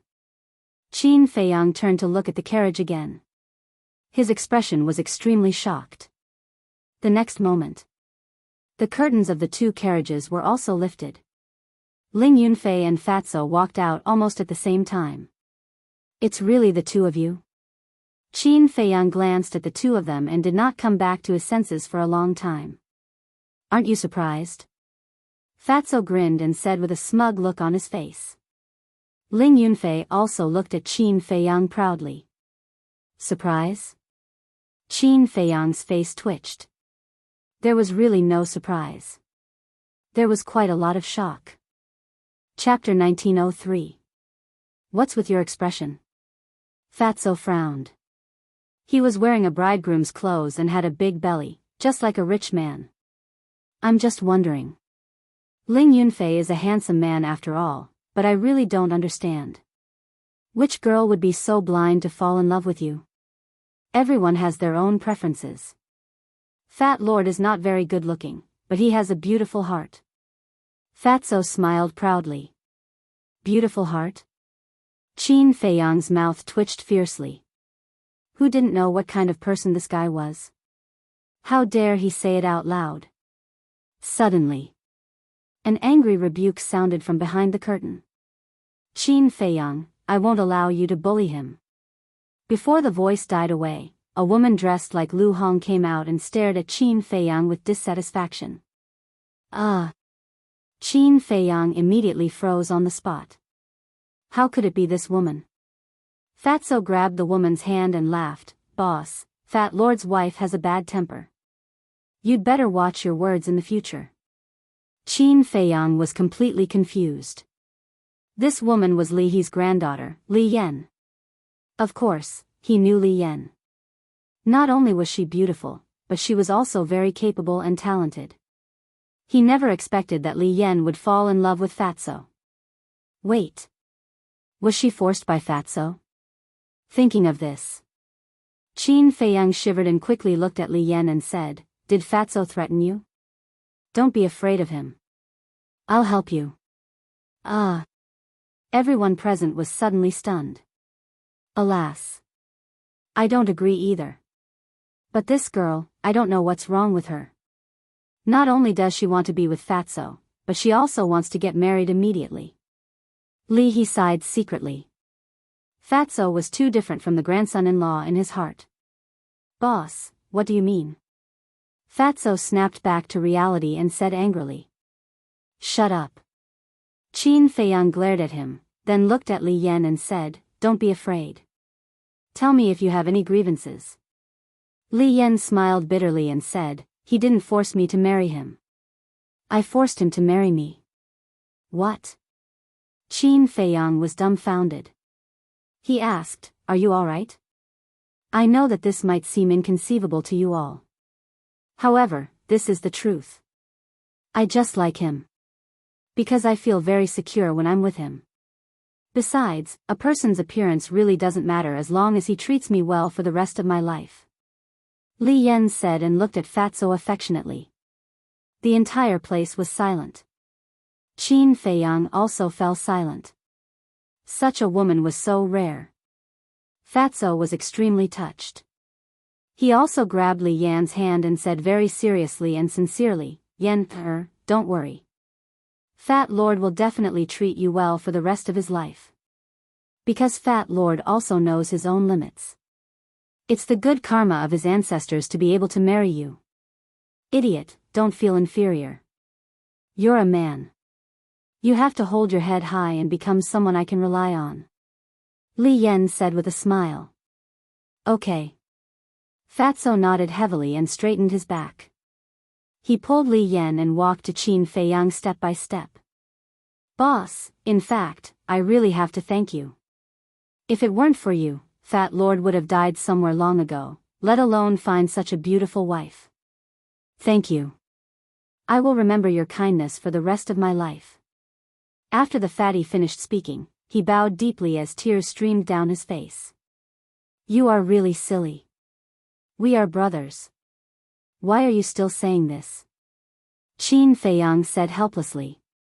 Boss, Fatso looked up at Qin Feiyang. Suddenly, he stretched out his hands and gave Qin Feiyang a bear hug. He shouted, yes, we are brothers. Brothers for the rest of our lives. Qin Feiyang said, okay. You are about to get married. Why are you still like a child? Fatso wiped his tears, let go of Qin Feiyang, and said with a smile, since we are brothers, where is the gift? Gift? Qin Feiyang was stunned. He frowned and said, so you said so many mushy words just for a gift? What else do you think? Fatso gritted his teeth and said, no. Qin Feiyang's face darkened. He turned to look at Ling Yunfei, but there was a hint of a smile in his eyes. Stingy. Fatso pursed his lips. Qin Feiyang said, Ling Yunfei, who is your wife? Ling Yunfei smiled evilly and turned to look inside the car. Wife, it's time for you to show up. A woman walked slowly, stood beside Ling Yunfei, and smiled at Qin Feiyang. It's you. Qin Feiyang smiled. This woman was Old Master Zhao's granddaughter, Zhao Shuang. Zhao Shuang smiled and said, are you surprised? A little. But you and Ling Yunfei are together. It's a good thing that you don't let others take advantage of you. Qin Feiyang said. What are you talking about? Zhao Shuang glared at him. Wife, Boss Qin is praising you. If you fall into the hands of another man, it will be too easy for him. Ling Yunfei said. Cut the crap. Are your ears itchy? Zhao Shuang immediately glared at Ling Yunfei. Don't. So many people are watching. Leave me some face. Ling Yunfei hurriedly waved his hand, with a flattering look on his face. Qin Feiyang was stunned and joked, Ling Yunfei, I remember you said last time that someone was subdued by you? Zhao Shuang's relaxed face instantly became unfriendly again. Did I? Don't talk nonsense. Ling Yunfei laughed. Qin Feiyang smiled and said, all of you, quickly come over and serve tea to your elders. I'll deal with you tonight. Zhao Shuang snorted and took the lead to get off the carriage. Boss Qin, you've really made me suffer. Ling Yunfei grumbled in his heart and hurriedly followed up. Qin Feiyang said, come, serve tea. Immediately. 3 palace maids came out with exquisite trays. There was no need to talk about what happened next. As for Li He, although he had some small opinions, as long as his granddaughter was happy, he didn't care. He also prepared wedding gifts for the two. Lu Ji, Old Man Zhao, second grandpa, and the others were naturally very happy. Of course. They also prepared wedding gifts for their children and grandchildren. Although the gifts were not very expensive, they were the elders' intentions and their sincere blessings. So happy. Mermaid Princess walked to Qin Feiyang's side and looked at the 3 couples with a smile. There was a trace of envy in her eyes. Lu Qiuyu, the Emperor, the Hong Emperor, and the Qin Emperor looked at Ling Yunfei and the other 6 people, and then looked at Qin Feiyang and the Mermaid Princess with a face of regret. Qin Feiyang saw all of this. In his heart, he couldn't help but feel a trace of guilt. He grabbed the Mermaid Princess's hand and whispered, don't worry, in the future, I will definitely give you a grand wedding and make you the happiest woman in the world. Mermaid Princess was stunned and didn't say anything. A trace of expectation rose in her beautiful eyes. Auntie, uncle, please have tea. Not only the elders like Lu Ji and Old Man Zhao, but even the Emperor, Lu Qiuyu, and the others, Ling Yunfei and the other 6 people also came forward to serve tea. In the square, there was laughter. Finally, Fatso took Li Yan and walked to Qin Feiyang and the mermaid princess, handed them a teacup, and said, "Boss, sister-in-law, please have tea too." "We?" The two looked at each other. Mermaid princess hurriedly said, "This is not appropriate, auntie and the others are all elders, you should serve tea, but we, although we are of the same generation, my parents died early, and I only have Uncle Hai by my side." Uncle Hai, who was Situ Hai, was also present at the moment. "And boss, I have always treated him as my biological big brother. As the saying goes, an elder brother is like a father, and an elder sister-in-law is like a mother, so you must drink this cup of tea." Fatso looked at Qin Feiyang and the mermaid princess and said. "This." Mermaid princess looked at Qin Feiyang. "Since you have said so, let's drink." Qin Feiyang smiled, took the teacup, and drank it in one gulp. "I don't think I'm their sister-in-law yet." Mermaid princess shook her head helplessly, took the teacup in Li Yan's hand, and took a sip. Fatso took back the teacup and said with a smile, "Boss, sister-in-law, you have drunk the tea, now the gift can't run away, right?" Qin Feiyang's forehead suddenly formed a row of black lines. Sure enough, every move was a trick. "Big brother, sister-in-law, this gift definitely can't be missing. Moreover, big brother, you are a war god, and your status is incomparably noble. It definitely can't be just for show, right?" Li Yan laughed. Qin Feiyang's face twitched, and he said speechlessly, "This wedding ceremony doesn't seem to be over yet, and you are already working together as husband and wife? And you, Li Yan, you weren't like this before, you have been led astray by Fatso." Li Yan giggled. Qin Feiyang shook his head and laughed, and said, "Don't worry, this gift will definitely not be missing out on you." After saying that, he looked at the Blood Kirin, Zhao Tailai, and the others, and said, "Is the Wind Moon Pavilion on you?" "No. The inner demons were handed over to Mistress," Zhao Tailai said. Qin Feiyang looked at Lu Qiuyu. Lu Qiuyu waved her hand, and the Wind Moon Pavilion, the Cosmos Bag, and the Golden Bead all appeared and flew in front of Qin Feiyang. Qin Feiyang put away the Cosmos Bag and released his divine sense into the Golden Bead and the Wind Moon Pavilion. Fatso said in surprise, "Boss, you're not going to give them to us, are you? In your dreams, you can only pick one." Qin Feiyang rolled his eyes at Fatso and said, "Is Fat Lord that kind of greedy person?" Fat Lord is just thinking, these are all supreme-grade divine artifacts. Fatso said, "Since you recognize me as your big brother, then this wedding gift must be decent." Qin Feiyang glanced at the 2 supreme-grade divine artifacts, and with a wave of his hand, the Wind Moon Pavilion flew in front of the 2 of them, and said with a smile, "Take it." "Thank you, boss." Fatso was overjoyed and immediately reached out to grab it.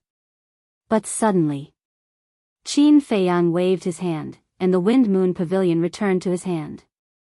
Fatso's smile froze, and he said angrily, "Boss, what are you doing? Are you trying to make me happy?" Qin Feiyang ignored him and walked to Li Yan, saying with a smile, "Take it, there is no blood contract in the Wind Moon Pavilion, you can directly drip blood to recognize it as your master, and in the future, if Fatso dares to bully you, you can use the Wind Moon Pavilion to beat him up." "Okay. Thank you, Qin Dage." Li Yan took the Wind Moon Pavilion happily and immediately dripped blood to recognize it in front of Fatso. After recognizing it as its master, Li Yan put the Wind Moon Pavilion into her body under Fatso's envious gaze, and then she did not forget to smile at Fatso. Fatso immediately swallowed his saliva. It seemed that the future days would not be easy. Chapter 1904. Seeing that Fatso and Li Yan actually got a supreme-grade divine artifact, Ling Yunfei and Lu Zheng looked at each other with green light in their eyes. "This little cousin is really generous," Lu Zheng murmured. Ling Yunfei rolled his eyes and said telepathically, "Little cousin, we can't just let Fatso and Li Yan take advantage of them. Let's go." "Yes, yes, yes." Lu Zheng nodded. The two immediately took their respective brides, held their teacups, and ran toward Qin Feiyang. Looking at Lu Zheng and Ling Yunfei's behavior, second grandpa angrily scolded, "How can you run around on such an important day?" "Huh, second brother, don't be so old-fashioned.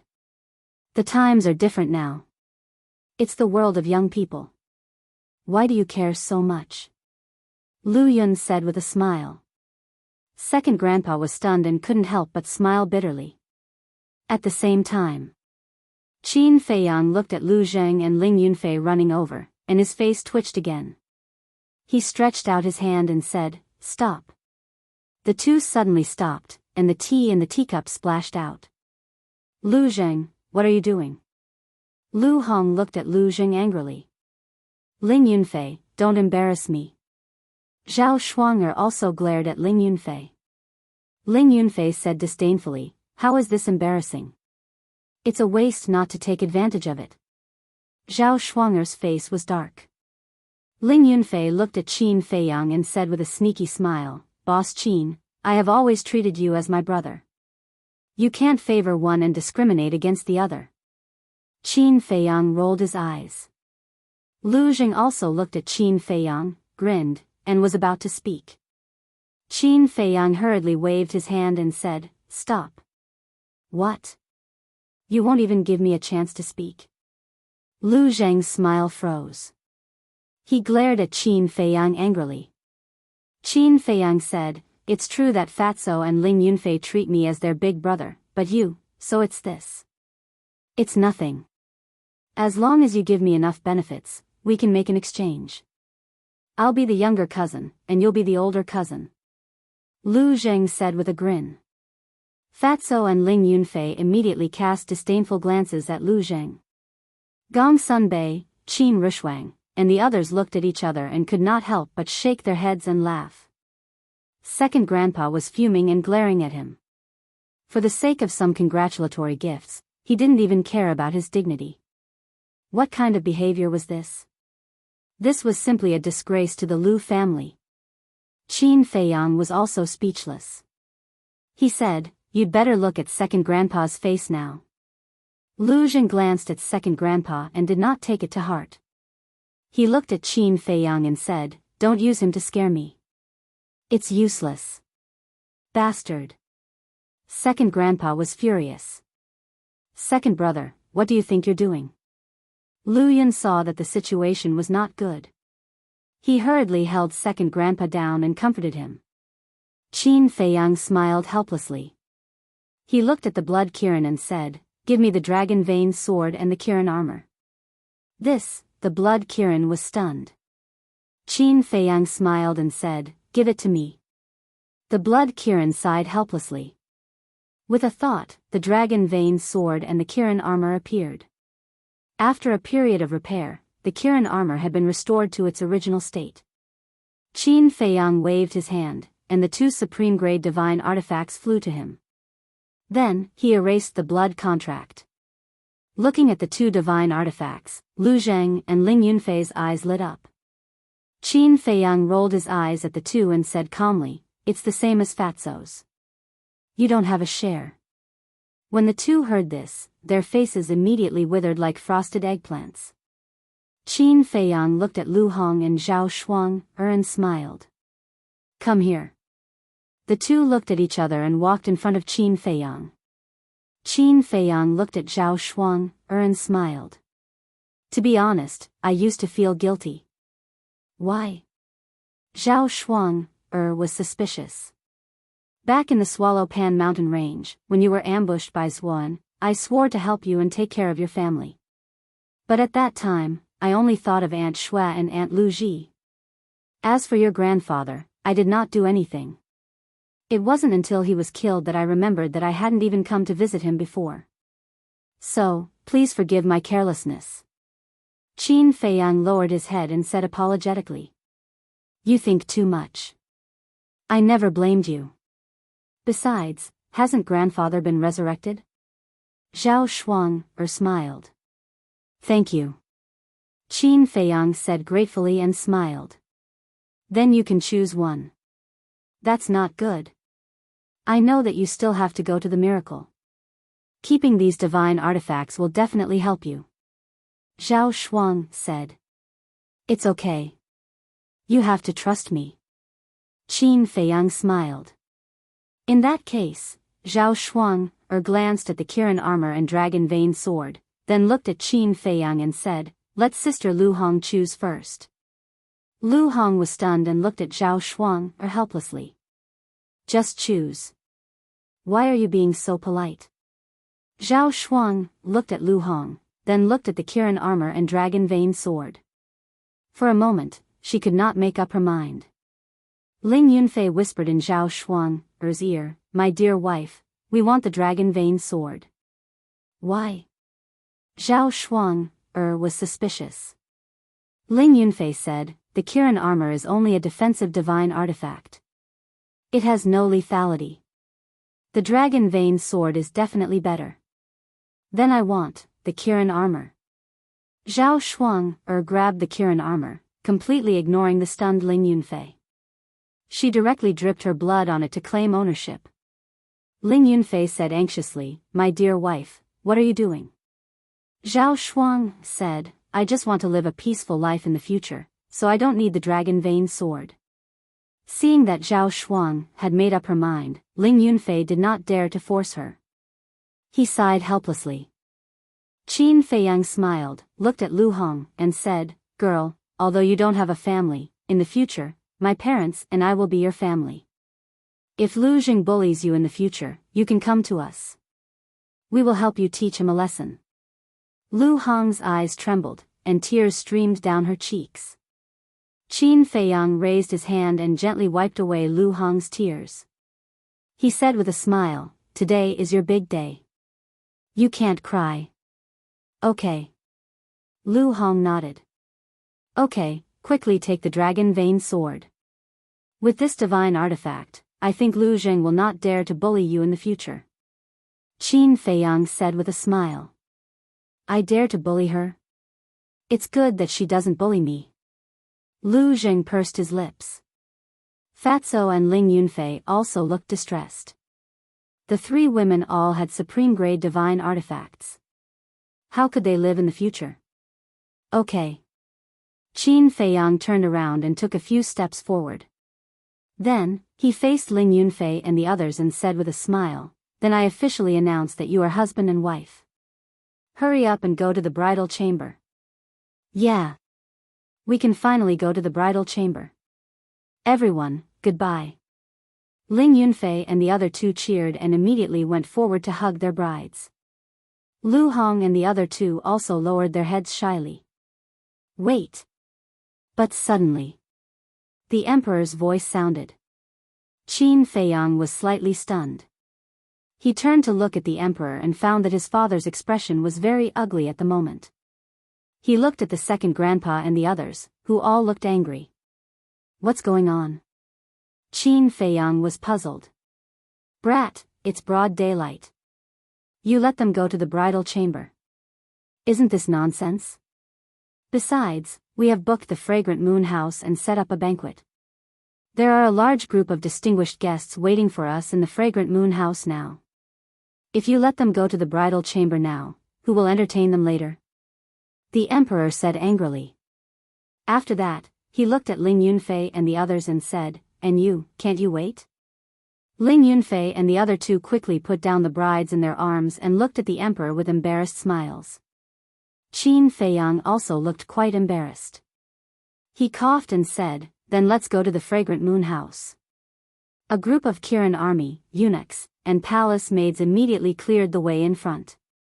Ling Yunfei and the other two immediately pulled Lu Hong and the other two to the Fragrant Moon House. Because the Fragrant Moon House was next to the square, there was no need to take a carriage.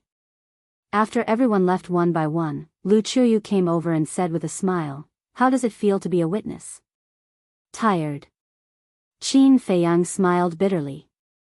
You're already saying you're tired? Lu Chuyu shook her head and looked at the mermaid princess standing next to her. She sighed and said, actually, what mother wants to see the most is you two getting married. Qin Feiyang quickly said, Mother, enough. I know your character. There's no need to explain. In short, as long as you're happy. Lu Qiuyu laughed. Thank you for your understanding, mother. Qin Feiyang bowed and said, feeling really sorry for his mother. Master. Suddenly, a surprised cry sounded. Qin Feiyang turned his head and saw a young man running out of the crowd. It was Wang Xiaojie. Beside Wang Xiaojie was a young man in black. This person was not old and his cultivation was not strong, but whether it was his eyes or his demeanor, they were far superior to his peers. His entire body was filled with an astonishing sharpness. Lu Qiuyu looked at Wang Xiaojie and Qin Feiyang and smiled. You guys chat, I'll go to the Fragrant Moon Pavilion first. Qin Feiyang said in surprise, you're going too? Not only will your mother go, I will also go. The emperor walked over at this time. Qin Feiyang looked at the emperor, his face full of surprise, and said, Father, you are the emperor of a country. You have given everyone enough face by attending the ceremony. Now you want to attend the banquet, isn't it a bit inappropriate? The emperor was stunned, hugged Lu Qiuyu, and said with a smile, our child has really grown up, you know how to think for us. Yes. Lu Qiuyu nodded. The emperor looked up at Qin Feiyang and said with a smile, if it was in the past, not to mention a banquet, even if it was a ceremony, I would not participate. But after experiencing so many things, I have also thought it through. As an emperor, although dignity is indispensable, sometimes you don't have to be too serious. Qin Feiyang looked at the emperor in a daze. To be honest, looking at his father now, he was really not used to it. Enough. You guys chat, we'll go first. The emperor smiled, pulled Lu Qiuyu, and walked towards the Fragrant Moon Pavilion. Lu Qiuyu glared at the emperor and said in a low voice, I say, can you let go? You are so young, aren't you afraid of being laughed at? You are my wife, what's wrong with me holding you? Moreover, the entire Great Qin is mine, who dares to laugh at me? The emperor said proudly. Lu Qiuyu smiled helplessly, but in her heart, she was happy. Chapter 1905. After the two left, Wang Xiaojie immediately went up and said with a smile, Master, Mistress. Master. The black-clothed youth also bowed. This person was Mu Chen. But later, he followed Qin Feiyang, and Qin Feiyang changed his name to Qin Chen. Qin Feiyang looked at the two and said with a smile, are you both okay? Can't be better. Wang Xiaojie smiled and looked at the mermaid princess, saying, Mistress, you are so beautiful. My master's ancestors must have accumulated good karma to get such a beautiful wife like you. Qin Feiyang's face darkened. The mermaid princess was also stunned, then said with a smile, you little guy, you know how to talk. This is the truth. Wang Xiaojie said with a serious face, then changed the topic and said with a smile, Mistress, do you have any greeting gift? The mermaid princess was stunned. Qin Feiyang couldn't help but give Wang Xiaojie a knock on the head and said angrily, is this greeting gift enough? Wang Xiaojie rubbed his forehead, looking wronged. Qin Feiyang said, you really don't learn the good things and only learn the bad things. In the future, stay away from Fatso and the others. Wang Xiaojie lowered his head and said with dissatisfaction, it's the first time I see Mistress, it's natural to give a greeting gift. Are you still looking for a beating? Qin Feiyang's face darkened. No. Wang Xiaojie hurriedly waved his hand, his face was full of flattery, but then he pretended to be deep inside, saying, Master, you are really not a qualified master. Qin Feiyang was stunned, his hands crossed in front of his chest, looking at Wang Xiaojie and said, tell me, how am I not qualified? Look. When Qin Shen and I followed you, you didn't teach us anything, and directly threw us into the mountains and forests, leaving us to fend for ourselves. Do you see any master in the world like you? Wang Xiaojie pouted. The corner of Qin Feiyang's mouth twitched. Looking at the silent Qin Shen, he looked at Wang Xiaojie and said indifferently, this is how I teach people. If you're not satisfied, you can leave at any time. Wang Xiaojie's body froze. Was he going to expel him from the sect? That won't do. Wang Xiaojie quivered and hurriedly said, Master, this disciple didn't mean that. This disciple just wants to say, can you show more concern for us? Are you still a child? You still want me to care about you? If you want to stand at the top of the pyramid of this continent, you must learn to be independent and learn to endure. Because when facing an enemy, no one will show mercy to you. Qin Feiyang said. Master is right. Wang Xiaojie nodded submissively. Originally, he wanted to gain some benefits, but he didn't expect that instead of gaining any benefits, he would be fiercely reprimanded. The losses outweighed the gains. Qin Feiyang looked at Qin Shen and asked, what about you? Qin Shen said, I didn't think too much because I know that you're doing this for our own good. It's not bad to have this understanding. In the future, your achievements will definitely be higher than Wang Xiaojie's. However, you must always remember who gave you all of this. You know what I mean, right? Qin Feiyang said.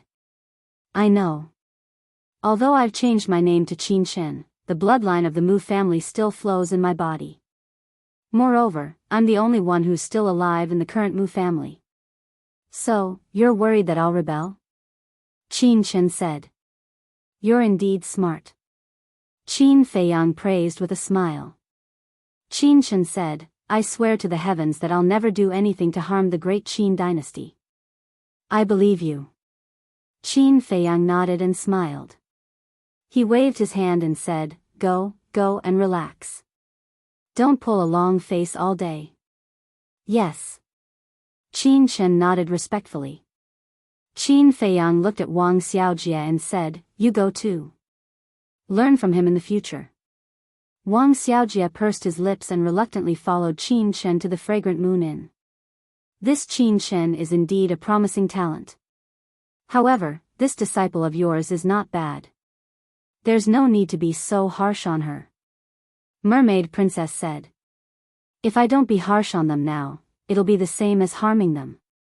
After all, I can't always protect them, right? Moreover, the great Qin dynasty will be their world in the future. Of course, I hope that they can go further and further. Qin Feiyang said. Mermaid Princess thought for a moment and nodded with a smile, that's true. I hope they can understand your painstaking efforts. If they're really a promising talent, they'll understand. Qin Feiyang smiled and released his divine sense toward the imperial palace. What are you looking for? Mermaid Princess was suspicious. Qin Feiyang pondered for a moment and said with a smile, you go to the banquet first. I'm going to meet someone. Okay. Mermaid Princess didn't ask much. She was very sensible. Qin Feiyang took a step forward and disappeared instantly. Imperial Palace Back Mountain. In a huge valley, tombs were neatly arranged in the valley. This was the imperial tomb. Each tomb was built in an extremely imposing manner. At this moment, in front of one of the tombs, a young man knelt under the tombstone, tears streaming down his face as he kept sobbing. The young man was the little prince. There was no doubt that the person in the tomb was her mother. Swish. Qin Feiyang silently descended behind the little prince. Looking at the tomb, his eyes were filled with disgust. Bang! Suddenly, he raised his foot and kicked the little prince's back. The little prince immediately fell to the ground and ate a mouthful of mud. Who? He immediately got up and roared angrily. But when he turned around and saw that it was Qin Feiyang, a trace of fear suddenly appeared in his eyes. You didn't even notice that I appeared behind you. What right do you have to threaten to kill me? Qin Feiyang said with a contemptuous face. The little prince flew into a rage out of humiliation and roared, that's because you're strong, don't find excuses. No means no. I'm too lazy to talk nonsense with you. This time I'm not here to find you. I'm here for this tomb. Qin Feiyang said. Tomb. The little prince was stunned. He quickly stood in front of the tombstone and said in a panic, what do you want to do to my mother's tomb?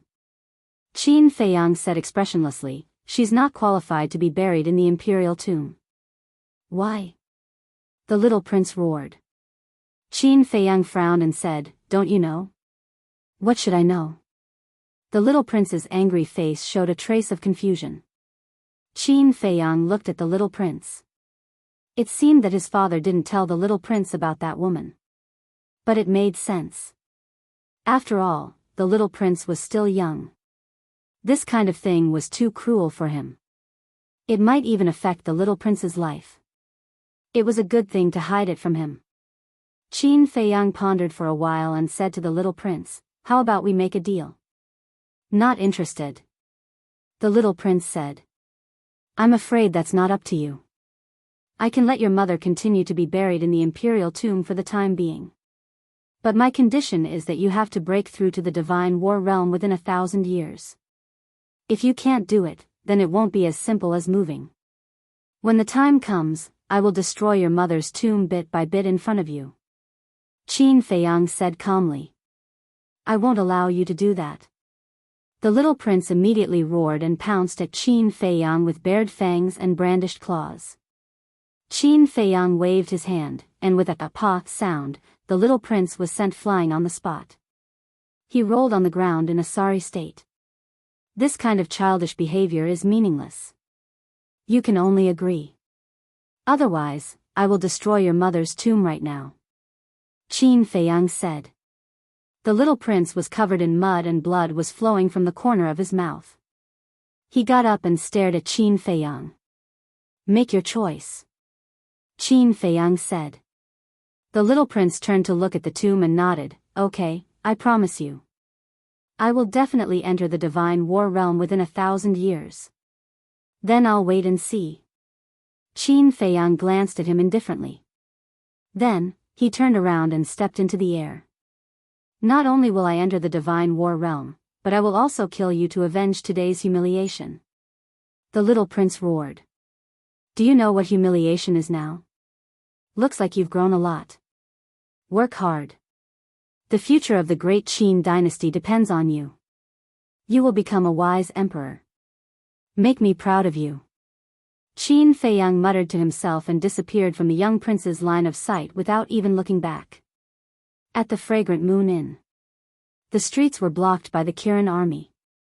Even a fly would not be able to get in. The entrance of the Fragrant Moon Inn was guarded by the commander of the Kirin army. Anyone who wanted to enter the Fragrant Moon Inn had to show their invitation cards. "Marquis Yuanwu is here. Marquis Chu Wu is here. Marquis Minwu is here. Master Qin Sheng is here. The head of the Pill Pagoda and the elder of law enforcement is here." A series of loud yells could be heard. Anyone who was invited was either a martial marquis, a minister, or a person in power in the divine palace. In short, almost all of the famous, influential figures had come. After all, the banquet was personally organized by the emperor himself. Furthermore, the emperor himself was present. How could they not show up? Of course. There was another reason. Qin Feiyang. Qin Feiyang was the pillar of the great Qin dynasty. His position in people's hearts was no less than that of the emperor. So, most of them were here to get closer to Qin Feiyang and get familiar with him. Head of the Treasure Pavilion and Steward Sun Dahai are here. Along with a respectful call, a white-clothed woman who looked like a young girl slowly walked to the entrance of the Fragrant Moon Inn with a white-haired old man. The commander of the Kirin army hurried to greet them and said with a smile, "Why are you two so late? We were afraid that you wouldn't be able to greet us." The lady in white smiled and nodded at Sun Dahai. Sun Dahai immediately took out 2 invitations and handed them to the commander of the Kirin army. The commander of the Kirin army took the invitations and opened them. He stepped aside and said with a smile, "Please come in." "Thank you." The lady in white smiled gently and entered the Fragrant Moon Inn. "Steward Sun, long time no see." But at this moment, a laugh was heard. Following which, Qin Feiyang arrived at the entrance. "Greetings, Your Highness." The commander of the Kirin army hurried forward and bowed. "Yes." Qin Feiyang nodded and looked at Sun Dahai. Seeing Sun Dahai looking at him in a daze, he shook his head and said with a smile, why are you looking at me like that? Don't you recognize me? Sun Dahai quickly bowed and said, Greetings, Your Highness. Qin Feiyang hurried forward and helped Sun Dahai up, saying, Elder son, you don't have to be so polite with me. To think that Your Highness still remembers this old man. This old man is ashamed. Sun Dahai sighed. Chapter 1906. What are you ashamed of? Let's go. Let's get drunk today. Qin Feiyang pulled Sun Dahai and walked inside. What's going on? Why is His Highness so close to Sun Dahai? Seeing this, many people were a little surprised. The commander of the Kirin army was also suspicious. He quickly caught up with Qin Feiyang and said, Your Highness, I have a few words to say to you. Qin Feiyang was stunned. He stopped and turned to look at the commander of the Kirin army. Plop. The commander of the Kirin army knelt on the ground and blamed himself. I'm really sorry for what happened back then. Qin Feiyang said, Do you think you can forget about it by saying sorry? The commander of the Kirin army lowered his head and his face was full of guilt. Suddenly, Qin Feiyang shook his head and smiled. He reached out to help the commander of the Kirin army up and said, It's all in the past. Don't take it to heart. Your Highness, the commander of the Kirin army looked at Qin Feiyang in a daze. I was just joking with you. I've forgotten about it. Besides, you were just following orders. Come in and find me when you're done. Let's have a few drinks. Qin Feiyang said. Yes. The commander of the Kirin army shouted. He stood straight and his face was full of gratitude. Qin Feiyang patted him on the shoulder and turned to pull Sun Dahai into the fragrant moon brothel. Your Highness, long time no see. How have you been? The woman in white stood in front and looked at Qin Feiyang with a smile. You are? Qin Feiyang looked at the woman in white suspiciously. Sun Dahai hurriedly said, She's our leader. Qin Feiyang suddenly realized. He looked at the woman in white and asked, Have we met before? Your Highness is really direct. But even if we haven't met, we know of each other's existence. The white-clothed woman said. That's true. Qin Feiyang smiled. The white-robed girl cast a suspicious glance at Sun Dahai. After that, she turned to Qin Feiyang and spoke, You guys chat then. I'll go meet some old friends. In fact, she was also very puzzled. Why did the relationship between Qin Feiyang and Sun Dahai suddenly become so good? In fact, it was so good that it was somewhat ridiculous. All right. Qin Feiyang nodded. After the white-clothed woman left, the guests in the hall stood up and bowed. Everyone, enjoy the food and drink. Don't be shy. Qin Feiyang said with a smile. He then greeted Sun Dahai warmly and walked upstairs. Sun Dahai smiled bitterly and said, Your Highness, this little old man is somewhat overwhelmed by your favor like this. Qin Feiyang shook his head and laughed. He sighed and said, To be honest, I really have to thank you this time. If you hadn't secretly told me about Great Qin's situation in the Central Divine Kingdom, I really don't know what would have happened. Sun Dahai said, It was just a small matter. Wrong. If it was just a small matter, why didn't those marquises and ministers tell me? I know that they don't have confidence in me and think that I can't defeat the demon ancestor. So, they don't want to draw trouble to themselves. But you are different. You truly love Great Qin and don't want Great Qin to fall into the hands of the demon ancestor. You also trust me without a doubt. Just this trust alone is something that ordinary people can't compare to. Qin Feiyang said. Your Highness is too serious. As a citizen of Great Qin, it's only right that I care about Great Qin's safety. Sun Dahai shook his head and smiled. You're old, so don't be modest. If I lose this time and the demon ancestor finds out that you're the one who told him, you'll definitely be killed. So, you risked your life to tell me the news.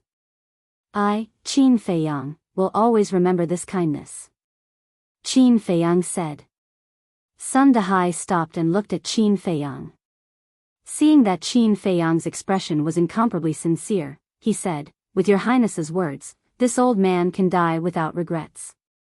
"Old man, when did you become so polite?" Qin Feiyang rolled his eyes. "Your highness is so polite. How would I dare to be impudent?" Sun Dahai said innocently. "Ah." Qin Feiyang was stunned. Thinking back, from the time he met Sun Dahai at the door until now, it seemed that he had been polite. Qin Feiyang laughed and said, my bad.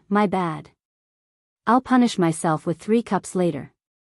Seeing this, Sun Dahai couldn't help but laugh, and said, "Your Highness, if you really want to thank this old man, then don't say such polite words." Qin Feiyang was stunned, and asked, "Then what do you want? What do you think?" Sun Dahai asked. Qin Feiyang pondered for a while, looked around, and asked in a low voice, "You don't want the position of the pavilion master of the treasure pavilion, do you? Although this is just a question, it doesn't seem right for you to do this. After all, your pavilion master is still so young. What are you thinking about? Who wants the position of pavilion master?" Sun Dahai's veins bulged. "Then what do you want?" Qin Feiyang was suspicious. Sun Dahai snorted coldly, "Don't play dumb, I don't believe that you really don't know what I'm thinking." Qin Feiyang laughed out loud. He shook his head and said, "You damned old man, you really haven't changed at all. You're always thinking about those pill formulas of mine."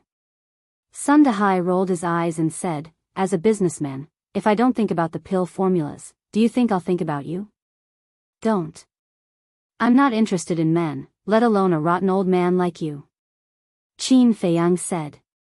Sun Dahai joked, "You don't know, right? An old man is better than a young man, more experienced." Ugh. Qin Feiyang looked at Sun Dahai in astonishment. Sun Dahai rubbed his hands, like a weasel looking at a lamb, and said to Qin Feiyang, "How about it, do you want to try?" Scram. Qin Feiyang's face darkened, and he directly kicked. "Feiyang, we're here." At this moment, a pleasant voice sounded from above. Qin Feiyang looked up and saw a peerless beauty standing in front of the railing on the top floor. It was the mermaid princess. Sun Dahai looked at the mermaid princess, and poked Qin Feiyang's back, and said with a wretched smile, "Boy, you're quite lucky. Have you become a real man now?" "What real man?" Qin Feiyang was suspicious. Sun Dahai said with a tone of disappointment, "Stupid, of course it's a matter between men and women." Qin Feiyang was speechless. "Why didn't I realize that you're such a wretched old man before?" Sun Dahai didn't care and shook his head. "It seems that you haven't made your move yet. You're not going to make your move on such a beautiful woman? Do you have a problem in that area? Old man's son." Qin Feiyang shouted angrily. "Can this old man take it that you're angry out of humiliation? It seems that you do have a problem in that area, but don't be afraid, this old man has a secret recipe that specializes in all kinds of male problems. For the sake of our friendship, this old man won't take your money. This old man will have someone send it to you some other day, and I guarantee that you'll be able to regain your masculinity." Sun Dahai smiled slyly. Qin Feiyang rolled his eyes at him, and then swept Sun Dahai up to the top floor. Next to it was a private room. And it was the largest and most luxurious room in the fragrant moon brothel. At this moment, the door of the room was open. Qin Feiyang turned his head and saw Tan Tai Li and Emperor Hong sitting at the head of the table, followed by Emperor Chen, Qin Yuan, Lu Yun, second grandpa, third grandpa, and fourth grandpa. Then there was the emperor couple, the mermaid emperor. Then there was Qin Rushuang. These were all Qin Feiyang's close relatives. Tan Tai Li said, "Brat, we're waiting for you. Come in quickly." "Okay." Qin Feiyang nodded, pulled the mermaid princess, looked at Sun Dahai, and said, "Let's go in." This, looking at the table of people inside, Sun Dahai could not help but turn pale.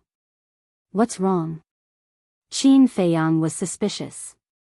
Sun Dahai stammered, "Everyone here is your family, and I'm the only outsider. This isn't appropriate." What's inappropriate about it? Qin Feiyang directly raised his hand and pushed Sun Dahai in. The emperor and others looked at Sun Dahai, and also looked at Qin Feiyang suspiciously. Although today was Ling Yunfei's wedding banquet, it was now equivalent to a family banquet. Naturally, a family banquet should be a family banquet. But why did Qin Feiyang let Sun Dahai in? Your Majesty, my lords, Sun Dahai stood inside the door with his head lowered, not daring to look at them. Qin Feiyang walked in with the mermaid princess, and then closed the door. Lu Qiuyu asked, Feiyang, what's going on? Qin Feiyang pulled the mermaid princess to sit next to Qin Rushwang, and then briefly explained the situation. I see. Only then did everyone realize. Lu Qiuyu smiled, indeed, we should thank you properly. Elder son, don't be so reserved, quickly sit down. Yes, Your Majesty. Sun Dahai nodded, walked to the table timidly, and sat next to Qin Feiyang. Okay. After so many years, this is the first time our family has gathered together. Today, no national affairs, no worries, no trivial matters, we'll just talk about our family. Emperor Hong smiled. Yes. The last time we gathered together was when Feiyang was born. In the blink of an eye, Feiyang has not only grown up, but also found a wife. We old guys have to admit that we're old. Emperor Chen sighed.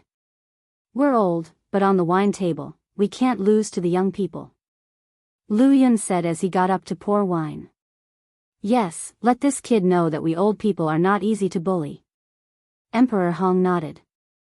Swish. A group of old men immediately stared at Qin Feiyang.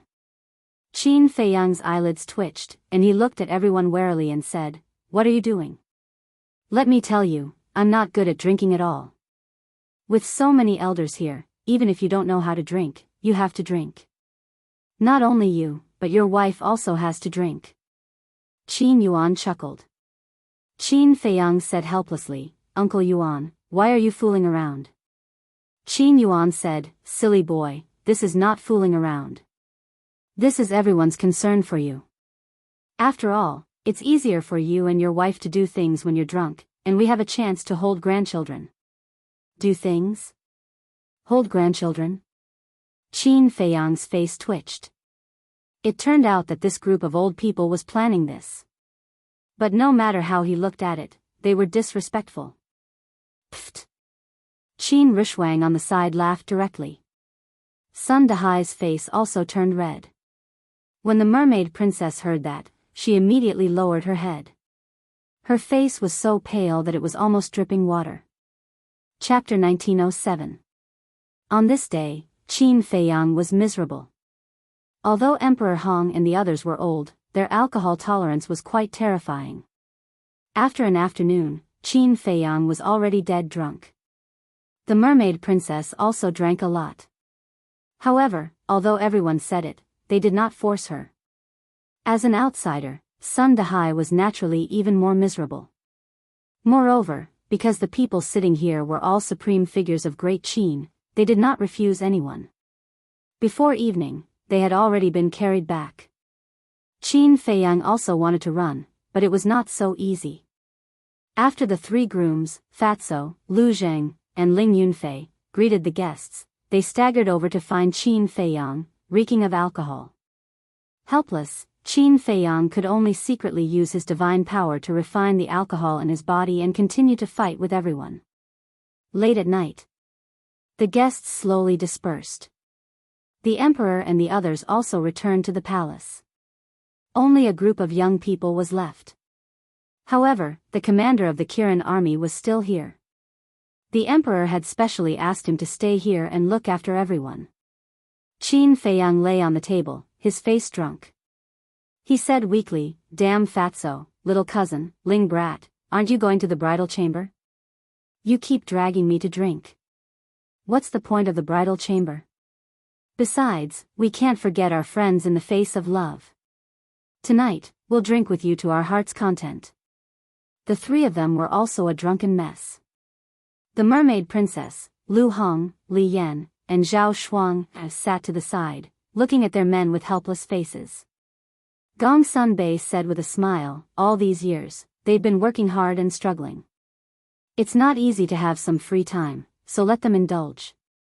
Li Yan asked, Big brother Gong Sun, what plans do you have for the future? Me?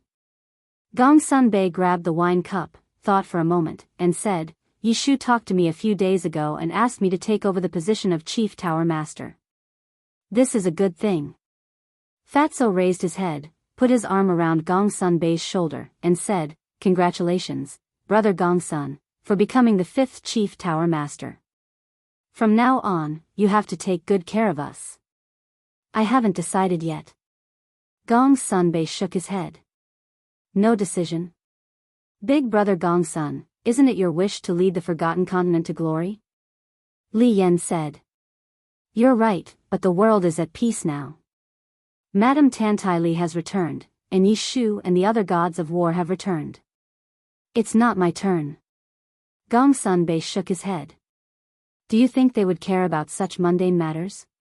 People who have reached the war god realm, unless the world is in chaos and the end of the world, they won't interfere at all. Fatso said. The others nodded in agreement. Gong Sun Bei was stunned. He smiled and said, Today is the day to drink. Tomorrow is the day to worry. Come, let's get drunk tonight. The next day. Early morning. Imperial Palace, Bright Sky Palace. Qin Feiyang slowly opened his eyes, rubbed his swollen and painful forehead, and turned his head to look. A blissful smile immediately appeared on his face. Beside the bed. The mermaid princess was lying on the edge of the bed, her eyes slightly closed, and a faint smile hung on her crystal-clear face.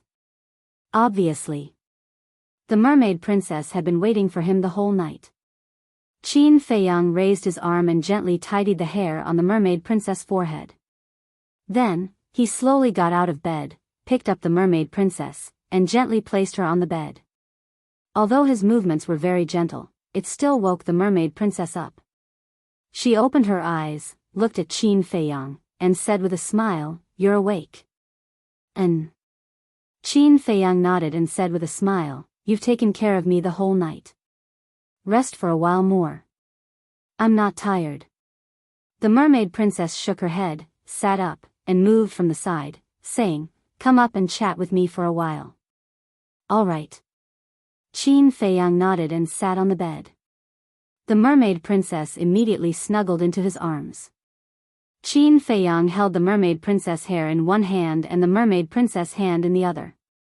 He smiled and said, What do you want to talk about? The mermaid princess said, When are you going to enter the miracle? Enter the miracle, Qin Feiyang muttered, pondered for a moment, and shook his head, I don't know either. The mermaid princess asked, Are you reluctant to part with your current life? That's right. I didn't even dare to dream of a life like this before. Now that I finally have it, I really don't want to leave. Qin Feiyang sighed.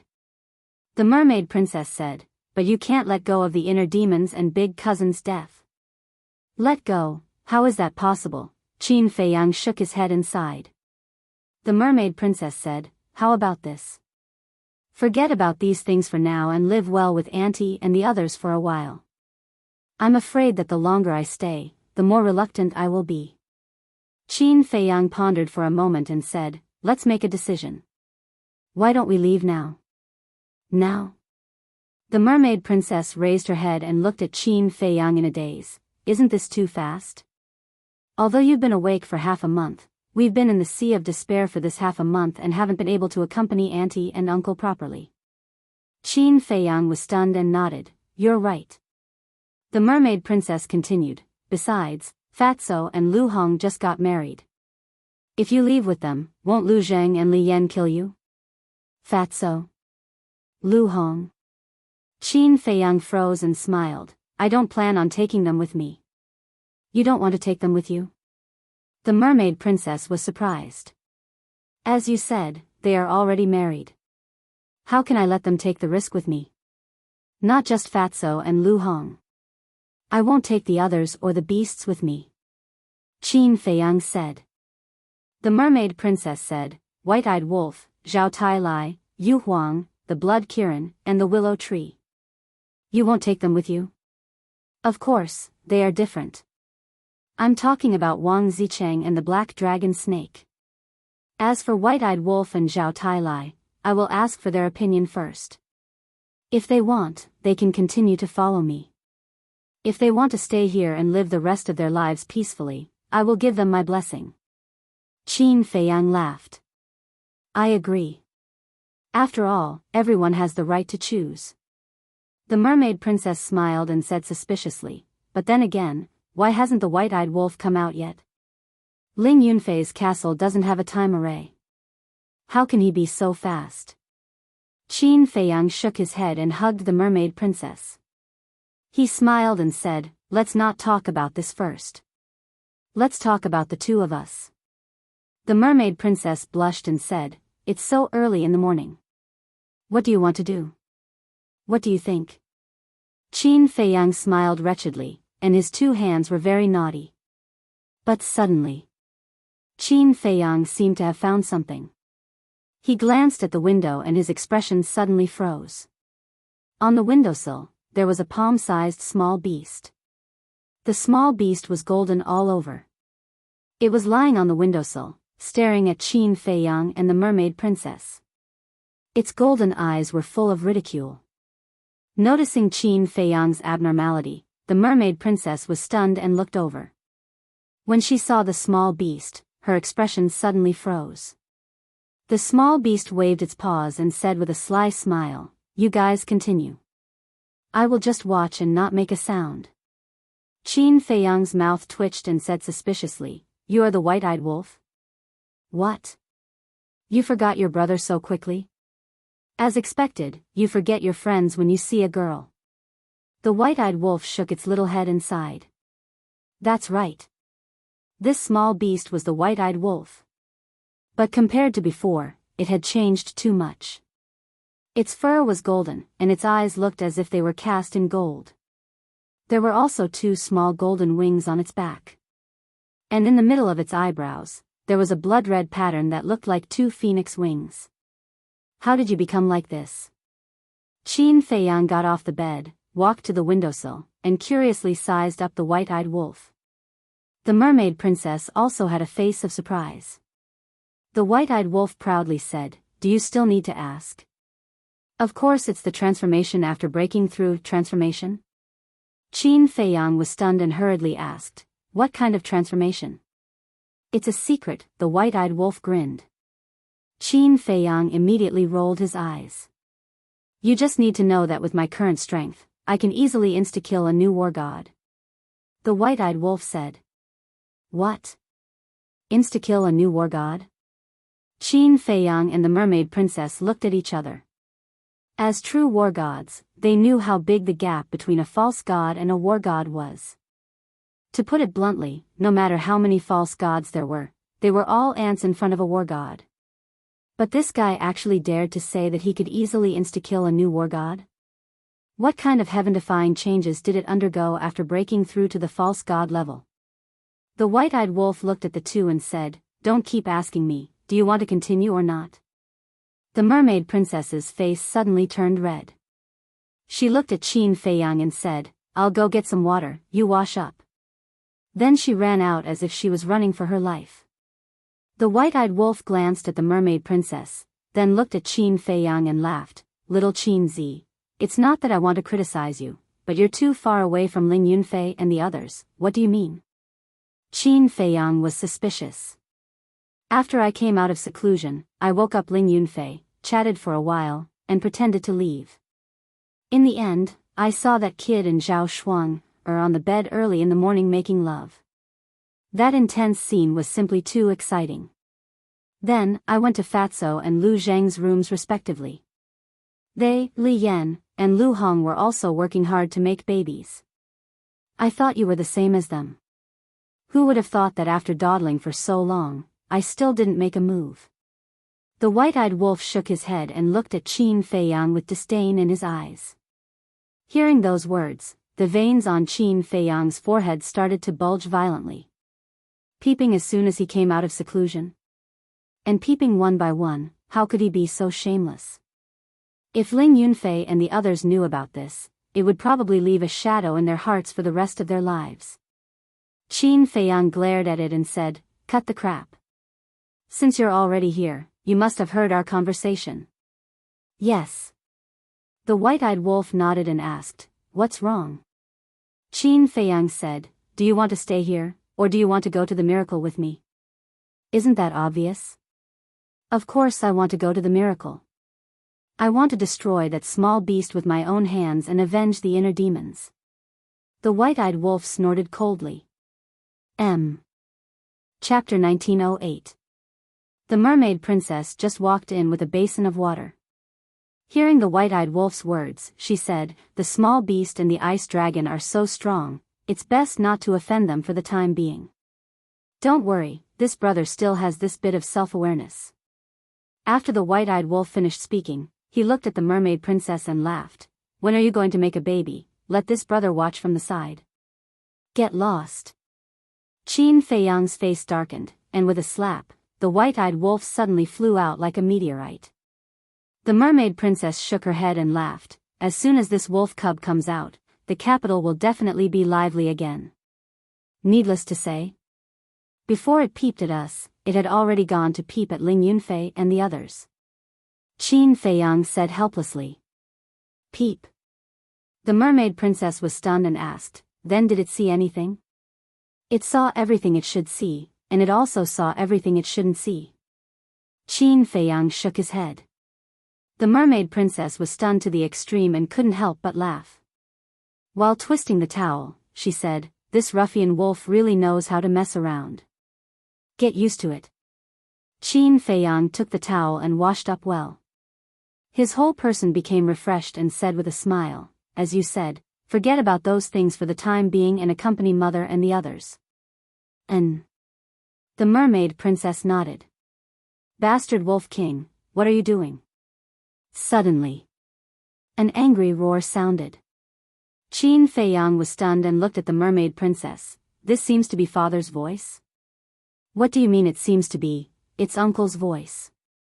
"Such a big temper, it seems that this ruffian wolf must have done something good again," the mermaid princess said.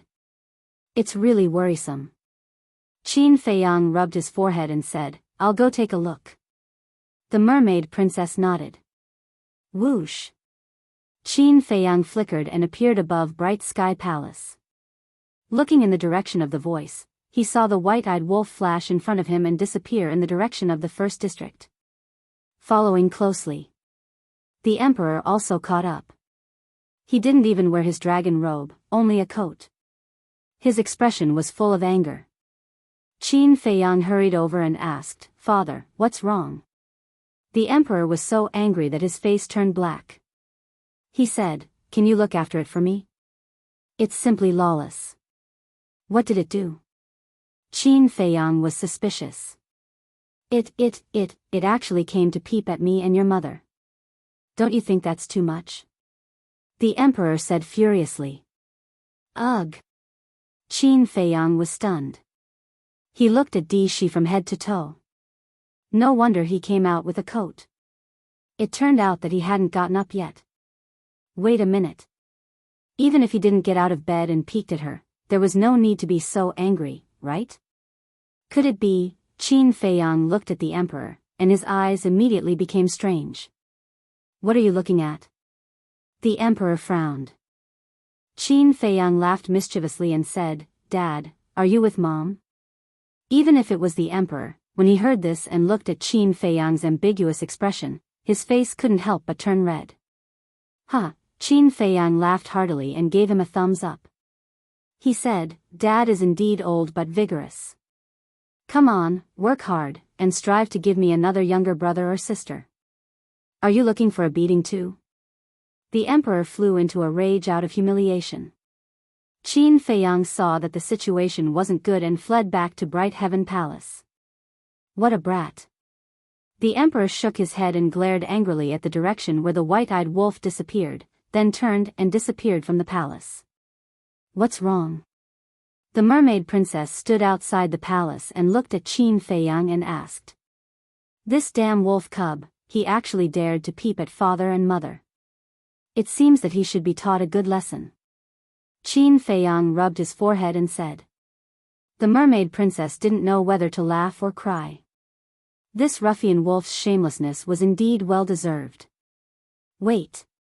Are we in Bright Heaven Palace? Qin Feiyang sized up the palace and frowned. The mermaid princess was speechless. You only realized now? Qin Feiyang asked suspiciously, isn't this the little prince's palace now? Last night, the little prince was brought to the back mountain by Emperor Hong and old Qin, saying that they would teach him step by step. The mermaid princess said. Qin Feiyang nodded in realization and said with a smile, that's good too. With great-grandfather and old Qin's careful guidance, not to mention anything else, at least on the path of cultivation, he won't take any detours.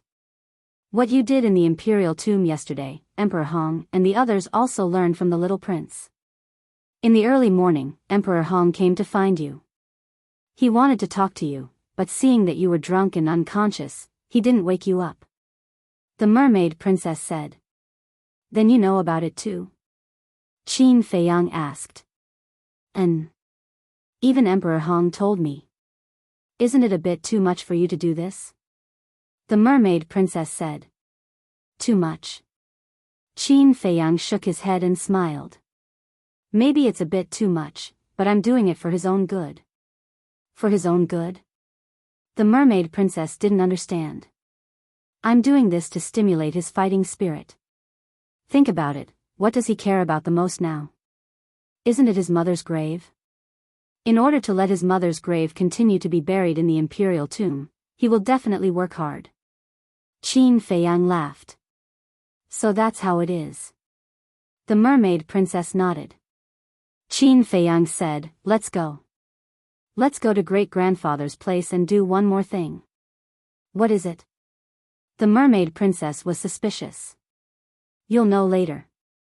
Qin Feiyang smiled, hugged the mermaid princess, and stepped into the air step by step. Imperial Palace's back mountain.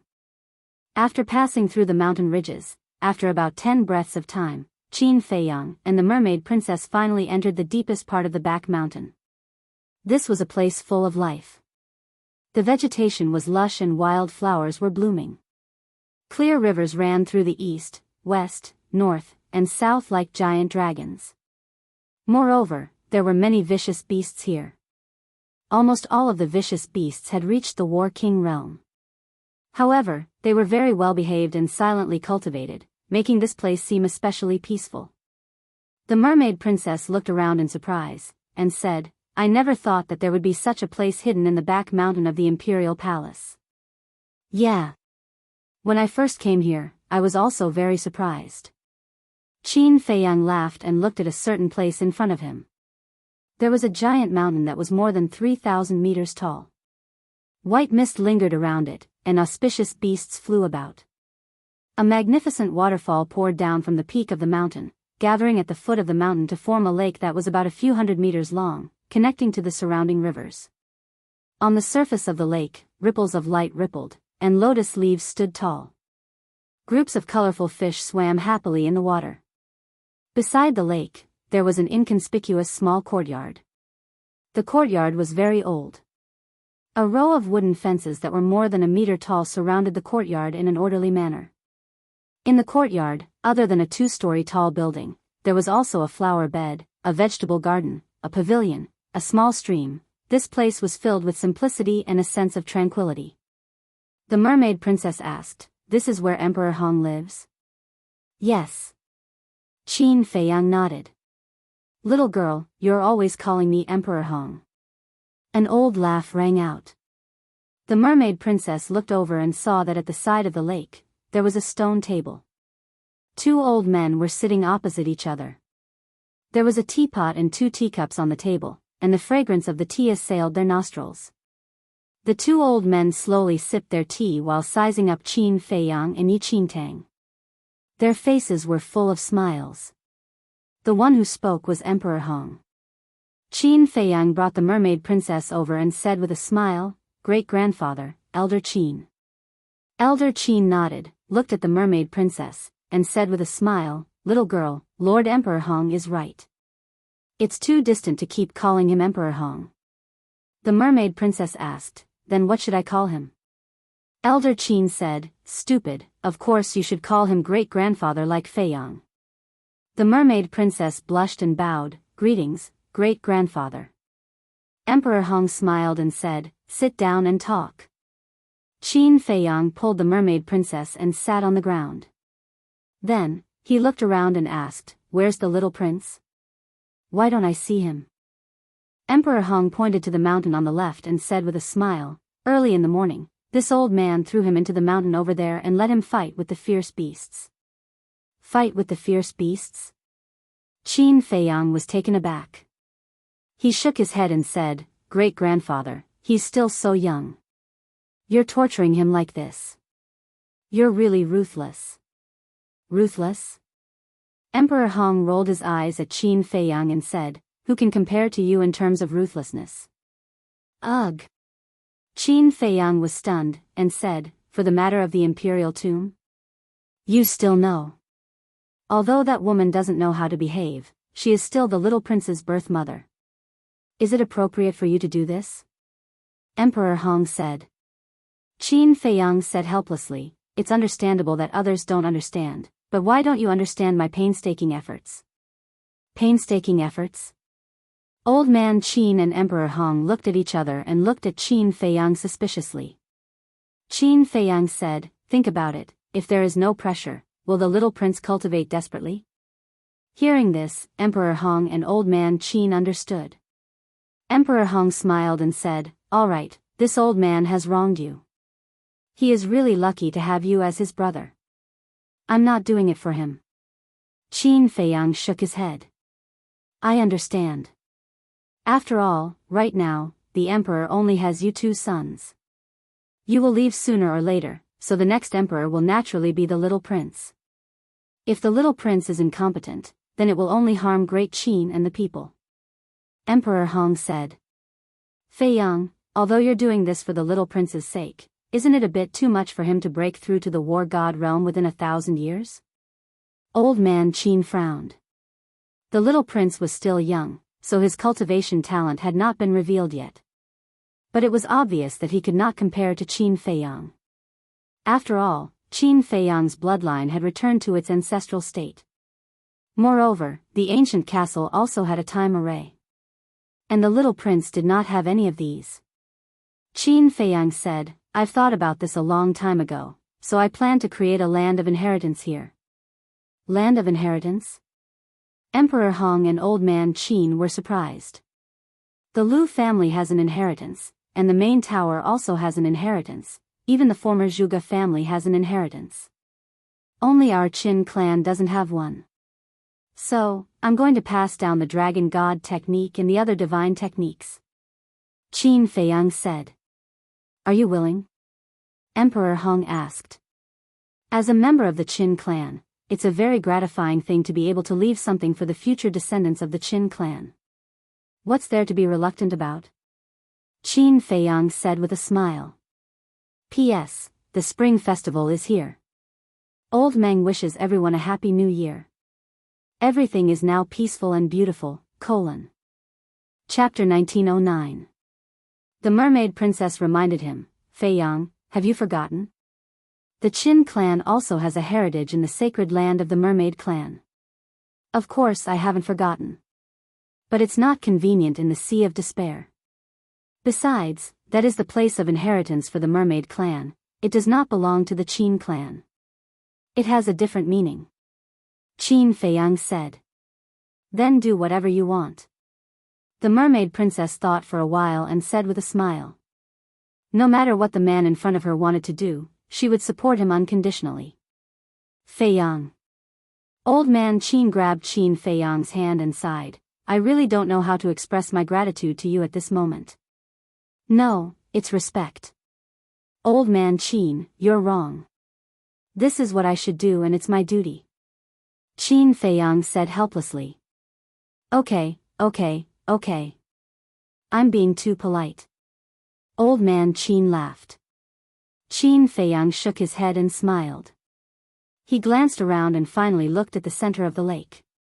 Then, he got up and poured his divine power into the mountain in the distance. Accompanied by a rumbling sound, 5 giant stones rose into the air and flew above the lake. Then, Qin Feiyang jumped and landed in front of the 5 giant stones. His divine power turned into sharp blades and instantly drowned the 5 giant stones. Clang! Clang! Clang! Then, sparks flew and dust flew.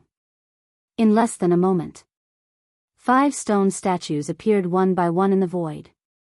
They were Ancestor Qin Di, Emperor Hong, Emperor Qin, Emperor Di, and Qin Feiyang. Each of the stone statues was about 3 meters tall and looked very lifelike. Qin Feiyang glanced at them one by one and was very satisfied. Then, his divine power turned into strands and merged into the stone statues. The 5 stone statues immediately began to change. But it wasn't the appearance that changed, but the essence.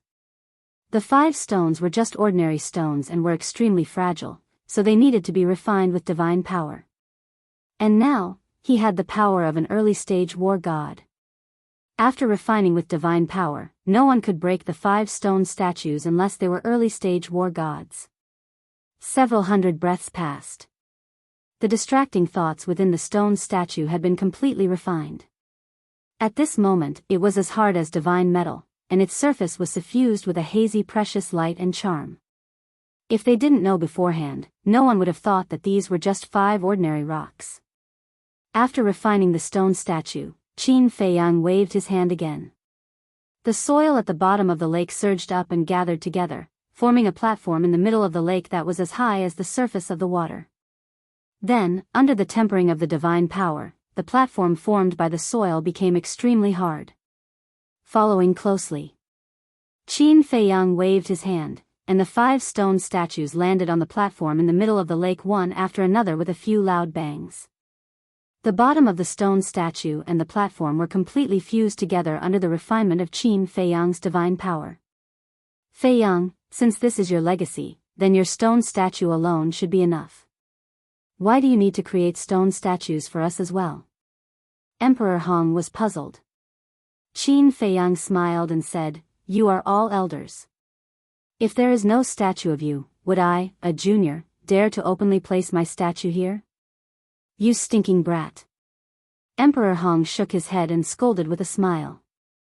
Qin Feiyang closed his eyes, his expression extremely serene. Seeing this, Emperor Hong, Elder Qin, and the mermaid princess also fell silent. A moment later, Qin Feiyang suddenly opened his eyes, and a divine light flashed out from between his eyebrows, like a waterfall, fusing into the forehead of the statue. Each of those divine lights represented a type of deity art. Eclipse moon, Guiyuan sword art, origin returning art, soaring dragon art, and the most powerful divine dragon art. As for the fire phoenix art, Qin Feiyang did not pass it down. After all, this was the inherited divine art of the Lu family. As for the 3,000 incarnations, he had not completely comprehended it, so he could not pass it down. The enslavement seal and puppet technique were also not suitable to be passed down. Because these 2 divine arts were too domineering, if they fell into the hands of a junior with bad intentions, it would definitely cause a storm of blood. Then the next step was the battle character art. However, he was also a little hesitant. The battle character art was so heaven-defying, was it really good to pass it down? After pondering for a while, he finally decided to pass down the battle character art. After all, the ones who benefited were not outsiders, but the descendants of the Qin clan. He closed his eyes again. However, gradually, his brows furrowed. What's wrong? Emperor Hong and the other 2 looked at him in confusion. Qin Feiyang opened his eyes and said helplessly, "I originally wanted to leave behind the battle character art, but this battle character art seems to be unable to be passed down." Unable to be passed down? The 3 of them looked at each other. Mermaid Princess asked, "Could it be that you haven't comprehended it thoroughly?" "Impossible, because I relied on the battle character art to become a god." Qin Feiyang shook his head. Then what's going on? The three of them were suspicious. Qin Feiyang said with a wry smile, "There's only one explanation, this battle character art is unique."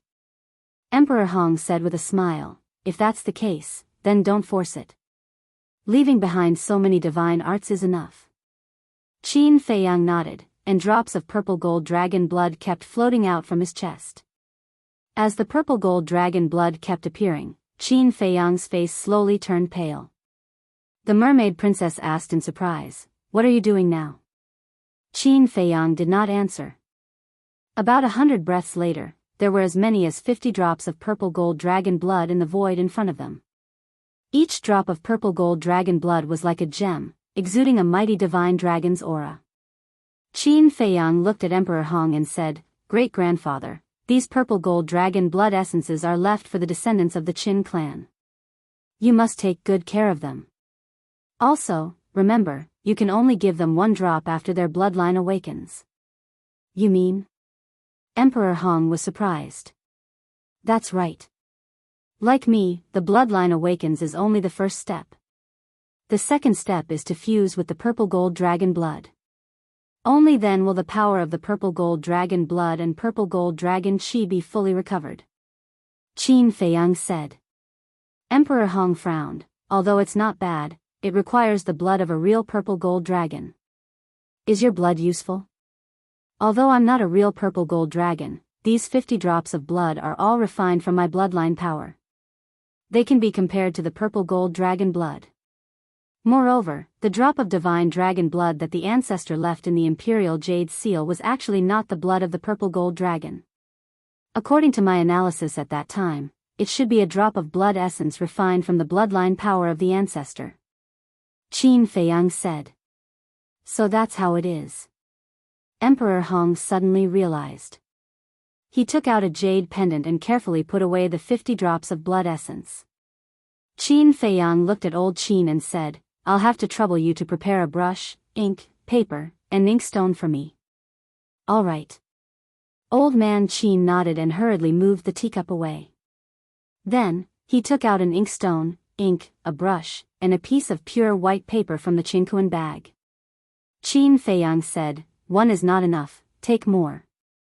Old man Qin was startled. He simply took out a large stack and placed it on the stone table. Qin Feiyang sat in front of the stone table, looking at the paper, concentrating. The mermaid princess immediately squatted at the side and helped grind the ink. Seeing this, old man Qin secretly laughed. What an obedient and sensible girl. That's right. With her taking care of Feiyang, even if Feiyang goes to the divine ruins in the future, this old man will be at ease. Emperor Hong sent a sound transmission. Then, the two of them curiously lowered their heads and looked at Qin Feiyang. What did this kid need so much paper to write? Qin Feiyang calmed himself down for a moment, then grabbed the brush and began to write. The first thing that appeared on the paper was the words potential pill. Potential pill, could it be that he left behind those pill formulas? Emperor Hong and old man Qin looked at each other, their eyes full of surprise. Shwa shwa. Not long later, the first piece of paper was filled. Every word on it was like iron hooks and silver strokes, vigorous and powerful. Qin Feiyang picked up the paper and looked at it seriously. Then, he put it aside and began to write on the next page. Potential pill. About half an hour passed. Qin Feiyang let out a long breath and finally put down the brush in his hand. A smile also appeared on his old face. "Great-grandfather, these are the potential pill, small fortune pill, big fortune pill, 9 chew yellow dragon pill, 9 turn dragon blood pill, 5 elements universe pill. The medicinal ingredients needed for each pill, as well as the steps and temperature of the refining process, I have clearly recorded them all. Find a time to organize them.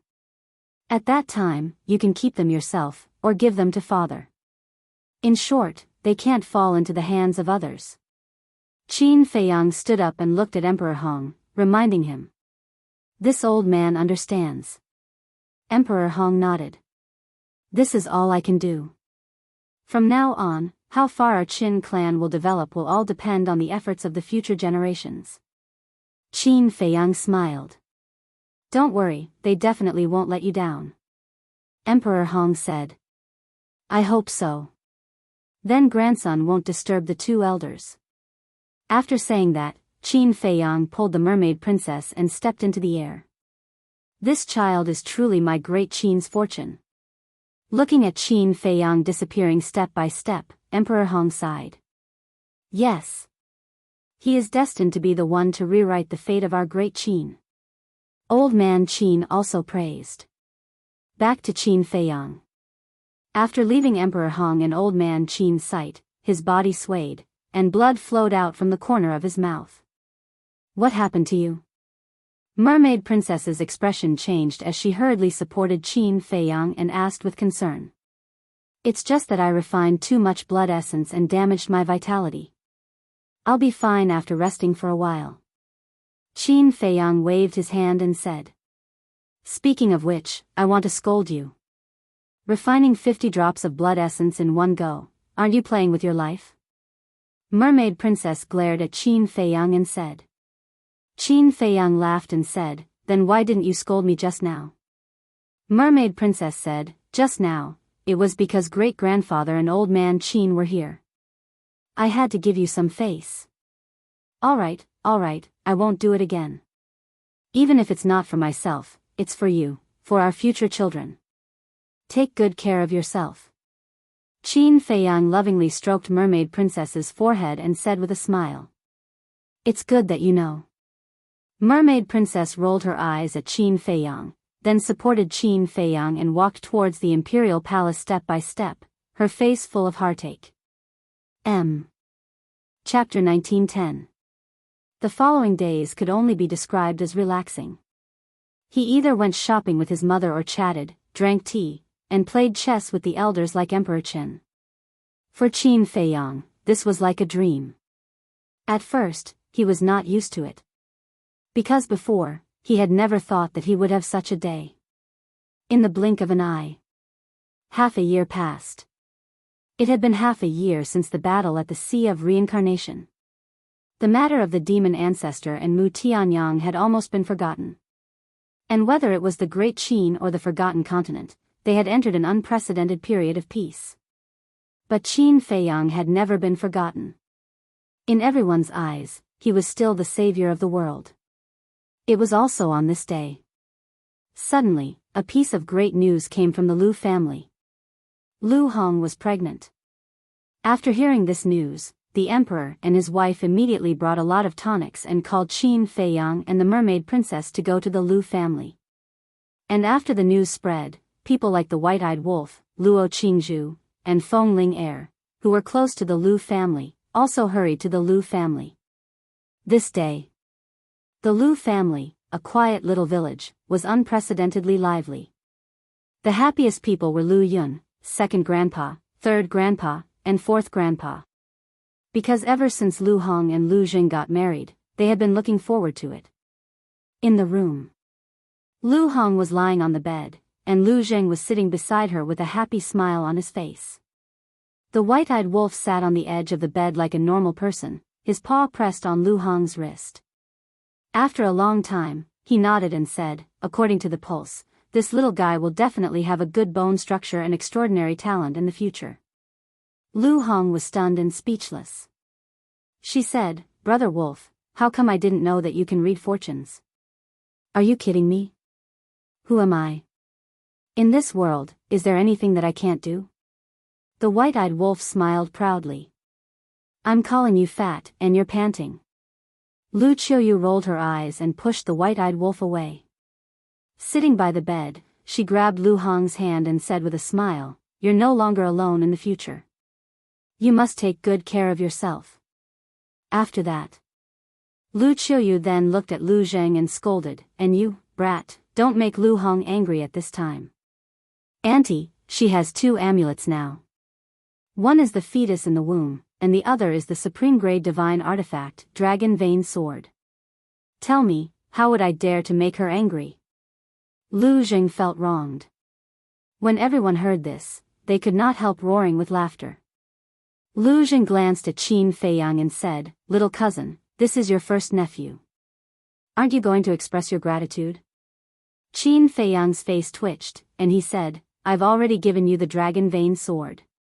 What more do you want? Haven't you heard of the saying, a greedy man is like a snake trying to swallow an elephant? You're so petty.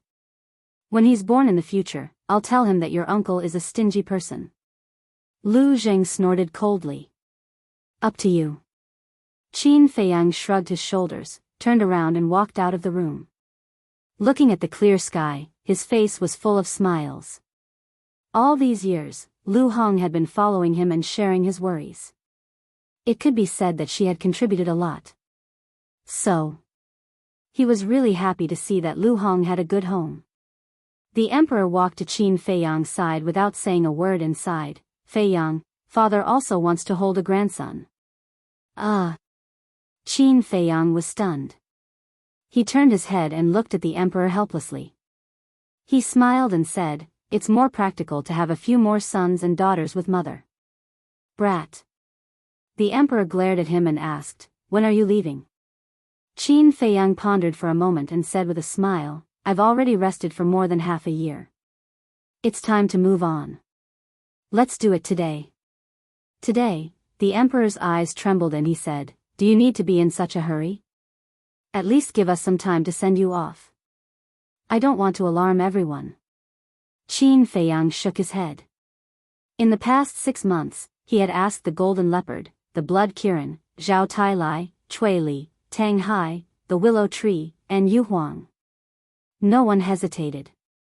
No matter where he went, they would always follow him. The emperor looked deeply at Qin Feiyang and sighed. "Fine, but there is one thing you must remember. This will always be your home." Qin Feiyang's body trembled slightly. He lowered his head and said, "Thank you, father." "Silly boy, the person who should be thanking you the most should be me. Thank you for choosing to forgive me." The emperor smiled. Qin Feiyang smiled and turned to look at the emperor. However, he found that everyone was standing behind him. Even Lu Hong had gotten up and stood with Lu Jing. She looked at Qin Feiyang with a sad expression. "You guys?" Qin Feiyang was startled. He cautiously asked, "You couldn't have heard it, right?" "Nonsense. We're not deaf." Lu Jing stared at Qin Feiyang angrily. Qin Feiyang smiled awkwardly. "We were quite happy that Hong was pregnant, but you suddenly made such a scene. Aren't you trying to ruin our mood?" Lu Jing said. I'm sorry." Qin Feiyang quickly apologized. Lu Hong frowned and said, "Lu Jing, can you not be so rude?" Lu Jing's expression froze and he said unhappily, Hong, why are you still helping him? Shouldn't husband and wife be united?" Lu Hong rolled her eyes at him and walked in front of Qin Feiyang. She asked, "Can't you wait a little longer?" "Wait for what?" Qin Feiyang was suspicious. Lu Hong said, "When I give birth to the baby, we'll go with you." Hong is right. There's strength in numbers. Lu Jing nodded. "No." Before Qin Feiyang could speak, the 4 grandfathers of the Lu family hurriedly shouted. Lu Hong and Lu Jing looked at the 4 grandfathers in shock. "Girl, Jing, if you go to the miracle site too, who will take care of the child?" "That's right. Parents are important to the child. A child without parents is like an orphan. It looks very pitiful. In short, you must stay in Great Qin. And you must work hard and have a few more children." The 4 grandfathers' attitude was very firm. Lu Jing looked at the 4 grandfathers and frowned. "What about Big Brother's revenge?" Lu Yun said, "Leave this matter to Feiyang. You don't have to worry." Lu Zheng was stunned. He looked at Lu Yun and said angrily, "The one who died is my biological brother. You tell me not to worry? Is that possible?" Lu Yun snorted and said, "Boy, don't say that I look down on you. Even if you go, you won't be of much help. Instead, you will be a burden to your little cousin." "Old man, is this what a grandfather should say?" When Lu Zhang heard this, he immediately became angry. Lu Yun was Lu Zhang's biological grandfather. Lu Yun said, "I'm just telling the truth." "You," Lu Zhang's eyes widened in anger. "What about me?" Lu Yun was also fuming with anger. Looking at the old man and the young man, Qin Feiyang was at a loss for a moment. Lu Qiuyu glared at Qin Feiyang and said, "Brat, it's all your fault." "My fault?" Qin Feiyang was stunned. What did this have to do with him? Everyone was in a good mood, but you suddenly said that you wanted to leave, and you left in such a hurry. If it's not your fault, whose fault is it? Lu Qiuyu was unwilling. In fact, no matter how much she said, she just couldn't bear to let Qin Feiyang go. Yes. It's all my fault. Qin Feiyang smiled bitterly. Of course, he knew that his mother didn't really blame him. How could he want to leave? But there were some things that he had to face. Lu Hong glanced at everyone and sighed secretly. She grabbed Lu Zhang's ear and said angrily, "You've got guts, haven't you? You even dare to talk back to your grandfather." Lu Zhang's face changed, and he hurriedly said, Hong, let go. Don't be angry. Be careful not to hurt the baby. Apologize. Lu Hong said. Okay, I apologize. Lu Zhang nodded repeatedly, looked at Lu Yun, and said, "Old man, I was wrong, but I didn't do it willingly. Hong forced me." "You're still talking about it?" Lu Hong was furious. No, I won't talk about it." Lu Zhang hurriedly waved his hand. Lu Qiuyu smiled and said, "Looks like right now, only Lu Hong this lass can make this brat docile. Everything has its vanquisher." Qin Feiyang laughed secretly. Lu Hong let go of Lu Zhang's ear and sighed. "Grandpa is right. We can't do anything if we go." Lu Zhang was stunned and suddenly became anxious. "Don't mess around. Lu Jiajin is your brother and Qin Feiyang's cousin. You are all brothers. There's no need for you to take revenge personally." Lu Hong said. Lu Zhang looked at everyone in despair. "Just listen to little Hong, and stay at home to take care of the child. As for big cousin's blood feud, we will settle it with Ice Dragon." White-Eyed Wolf said. "You have no loyalty." Lu Zhang glared fiercely at White-Eyed Wolf. "Don't be ungrateful. We're all doing this for your own good. After all, you already have a family. If anything happens to you, what will little Hong do? What about the child in little Hong's belly?" After saying that, White-Eyed Wolf grinned and said, "If that's really the case, what if little Hong can't bear the loneliness and remarry someone else? Then your child will have to call someone else dad, right?" "Brother Wolf, what nonsense are you talking about?" Lu Hong said angrily. White-Eyed Wolf chuckled and said, "Brother, I'm just saying what if." "There's no what if," Lu Hong said flatly. Then, she looked at Qin Feiyang and said with a smile, "Then I won't accompany you for the rest of the journey. Take care of yourself." "You too." Qin Feiyang smiled. White-Eyed Wolf said helplessly, "You make it sound like you're leaving now. Go and prepare some good wine. Let's have a good gathering." Yes. No matter what, we have to send them off. "Little Hay, go and take out all the good wine we have in the cellar." Second Grandpa laughed and looked at a big man next to him. This man was Second Grandpa's disciple, Uncle Hay. "Okay." Uncle Hay grinned, turned around, and ran quickly to a small building not far away. Looking at everyone who was busy, Qin Feiyang looked quite helpless. Luo Qingzhu and Feng Ling looked at each other. Then, they stepped forward and said with a smile, "Qin Feiyang, let's talk alone." Chapter 1911. Talk alone? Qin Feiyang was stunned.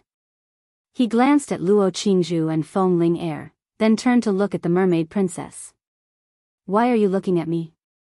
The mermaid princess secretly glared at him. Qin Feiyang transmitted his voice and laughed, I'm afraid you'll be angry. You're right beside me now. How can I be angry? The mermaid princess was a little speechless. What's wrong? Now that you have a woman, you won't even give face to us old friends? Don't be like Lu Zheng and the others, henpecked. Feng Ling Er glanced at the mermaid princess, then looked at Qin Feiyang playfully. Qin Feiyang nodded slightly, looking quite emotional. Let's go. I won't eat you. Feng Ling Er grabbed Qin Feiyang and walked out of the village.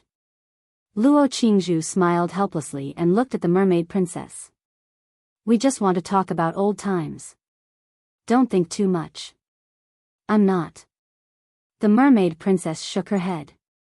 But her eyes were always on Qin Feiyang. Luo Qingzhu shook her head and smiled, then quickly followed. What's the situation? The white-eyed wolf glanced at Luo Qingzhu and Feng Ling Er, and his eyes kept flashing. Are you stupid? Lu Zhen glanced meaningfully at the mermaid princess and whispered, she doesn't know. You still don't know. Luo Qingzhu was interested in little cousin in the past. The mermaid princess' delicate body trembled, and a trace of panic flashed across her face. At first, the white-eyed wolf didn't understand what Lu Zhen meant. But when he saw the change in the mermaid princess' expression, he immediately understood. It secretly laughed sinisterly and nodded at Lu Zhen. There is indeed such a thing. Lu Zhen continued, look at Feng Ling Er. Although this woman has never shown it, I'm sure that she's secretly in love with little cousin. The mermaid princess trembled again. White-eyed wolf couldn't help but want to laugh. This little girl was too naive. She was so easily fooled. Since that was the case, he might as well add fuel to the fire. White-eyed wolf looked at Lu Zhen in surprise and asked, really? Why haven't I noticed that Feng Ling Er is also interested in little Qin Zi? You don't have any experience in romance. How could you have discovered it? But I'm different. As an experienced person, I can see through Feng Ling Er's thoughts at a glance. I'm sure that they must have seen that little cousin is about to leave and were worried that they wouldn't have a chance in the future, so they took the opportunity to confess now. Otherwise, why would they take little cousin and talk in private behind our backs? Lu Zhen said. That makes sense. White-eyed wolf nodded. He looked at the mermaid princess, whose eyes were about to turn red. White-eyed wolf and Lu Zhen couldn't help but laugh sinisterly. Lu Hong couldn't stand it anymore and said angrily, are you guys done fooling around? Lu Zheng's expression suddenly changed again. He hurriedly stepped forward and comforted her. Hong, don't be angry. Be careful of our child. Is it fun to scare others? Lu Hong glanced at him angrily. She walked up to the mermaid princess and said with a smile, they're all talking nonsense. Don't mind them. I'm not. Mermaid princess shook her head. Although she said that, her eyes were getting redder and redder. Did you see that? It's all your fault. Lu Hong glared fiercely at Lu Zheng and White-eyed Wolf. White-eyed Wolf said, but we're not wrong. Luo Qingzhu used to be interested in little Qin Zi. Outside the village. On a patch of grass. Qin Feiyang stood against the wind and breathed in the fresh air. His body and mind were extremely comfortable. Luo Qingzhu and Feng Ling Er stood behind Qin Feiyang. They looked at the man in front of them with complicated expressions. Thinking back to when they were in Iron Ox Town and Black Bear City, although this person was also amazing, who would have thought that he would have today's achievements? The world was really unpredictable. Qin Feiyang took a deep breath, turned to look at the two girls, and said, tell me, what do you want to talk about? Feng Ling Er said playfully, look at you. You seem a little nervous. Am I? Qin Feiyang laughed. To be honest, he was really a little nervous. Actually, there's no need. Although I did have a good impression of you in the past, that was just the ignorance of a young girl. Now, I just treat you as a very good friend. Luo Qingzhu said with a smile. Qin Feiyang heard this and secretly breathed a sigh of relief. Luo Qingzhu said, actually, we're not looking for you to confess to you, nor to go to the miracle site with you. We want to talk to you about Uncle Yuan. Uncle Yuan? Qin Feiyang frowned. Luo Qingzhu said, you know about Uncle Yuan's situation, right? What's the situation? Qin Feiyang was suspicious. Luo Qingzhu said, it's about him being unable to cultivate. Qin Feiyang said in realization, so it's about that. I know. Although it seems that Uncle Yuan doesn't care much, we can see that he's still very eager to break the shackles of being unable to cultivate. Luo Qingzhu said. Yes. Although we're not his descendants, we've been with him all these years. In our eyes, he's our grandfather. We feel sorry for him. So, we hope that you can help him. Feng Ling sighed. Qin Feiyang pondered for a while and asked, do you have any ideas? The two women looked at each other and smiled bitterly. Luo Qingzhu said, if we had a way, we wouldn't have come to you. Feng Ling said, but we've thought about it. The only person who can let Uncle Yuan be reborn is that golden small beast. Golden small beast, Qin Feiyang murmured and looked up at the sky. A sense of powerlessness rose in his heart. We also know that the small beast is very strong, so we don't want to force you. We want to say that when you can defeat the small beast in the future, you must not kill it. Bring it back first and break the shackles of Uncle Yuan. Luo Qingzhu said. Feng Ling also looked at Qin Feiyang with a pleading face. Qin Feiyang looked at the two women's expressions and suddenly couldn't help but laugh. What are you laughing at? We're talking about serious business. Be serious. The two women frowned and said with dissatisfaction. Okay. Be serious. Qin Feiyang nodded and shook his head helplessly with a smile. Actually, I don't need you to remind me of this because Uncle Yuan is also an old man that I respect the most. He's also my family. We're just worried. After all, right now, you've already found the family that truly belongs to you.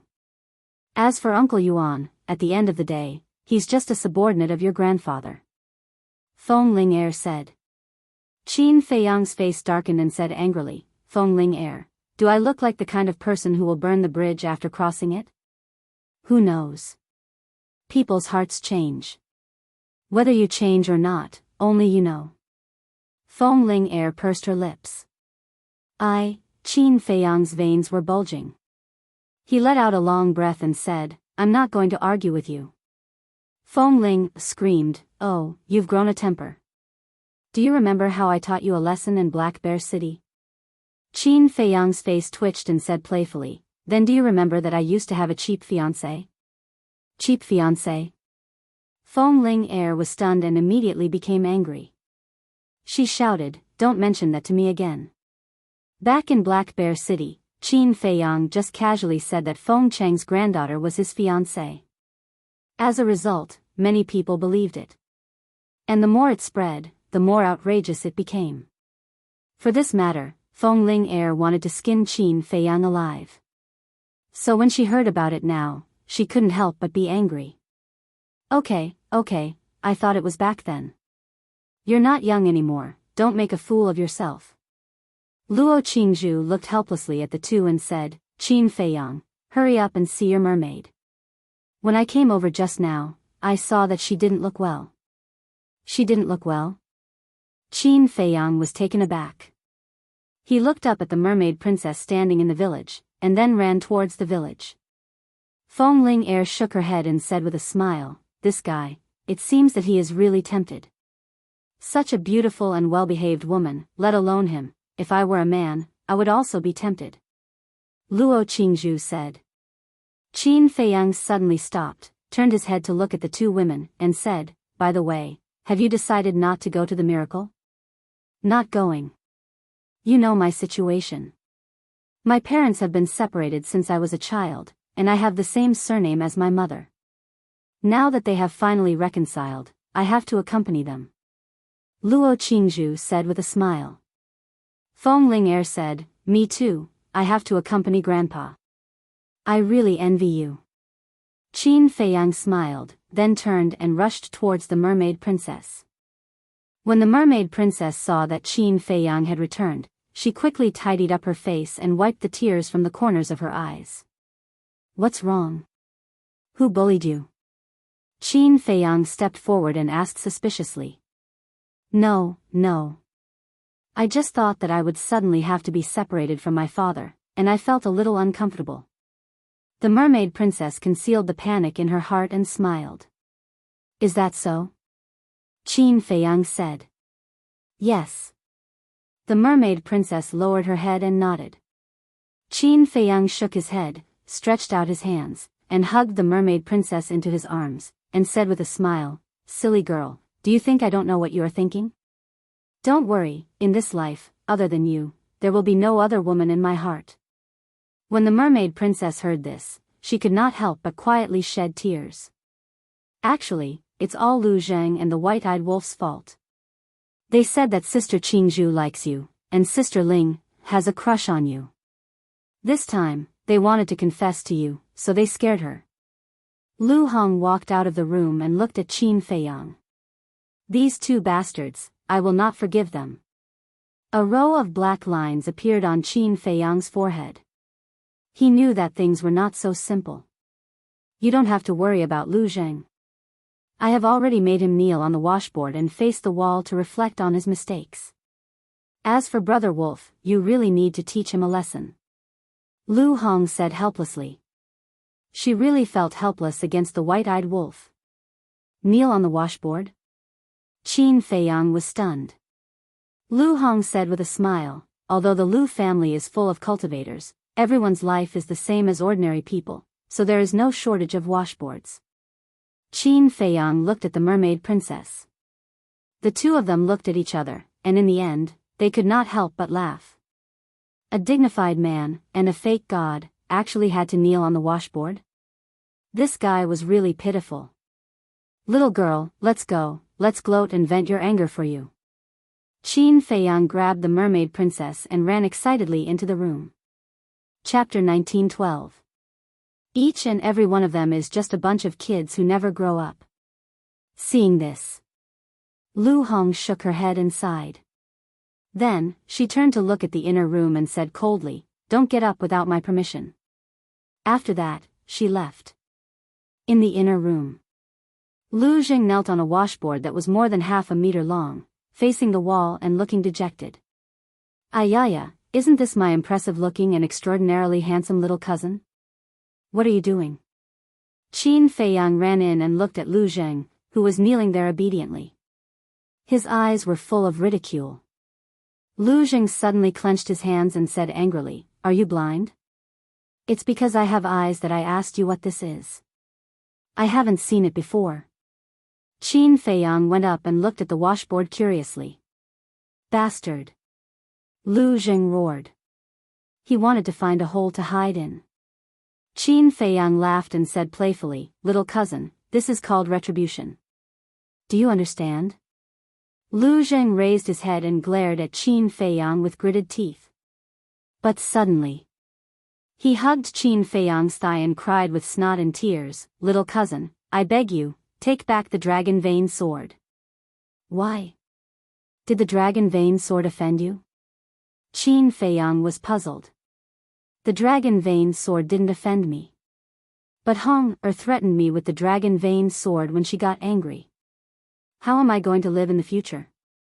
Lu Zhang wailed. How you live is your business. I won't take back what I've given away. You don't look so wronged. Lu Hong also wants her husband to become a dragon. She's spurring you. Qin Feiyang said. How can you spur me like that? Look at me. Where's my dignity as a man? Lu Zhang cried. What dignity do you have in front of your wife? Take your time to enjoy it. This is Lu Hong's love for you. Don't take it for granted.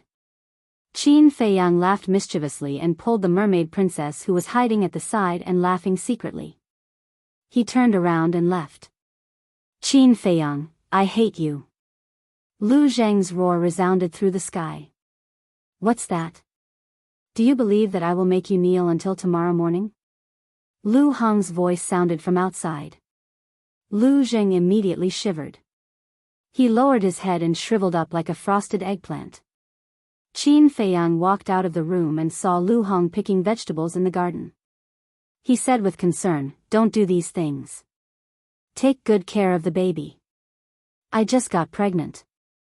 Do you have to make such a big fuss over nothing?" Lu Hong looked at Qin Feiyang helplessly, then lowered her head and got busy again. "Is that so?" Qin Feiyang was stunned. He turned to look at the mermaid princess and asked, "I've never been pregnant. How would I know?" Mermaid princess glared at Qin Feiyang angrily. "That's true." Qin Feiyang smiled awkwardly. Whoosh!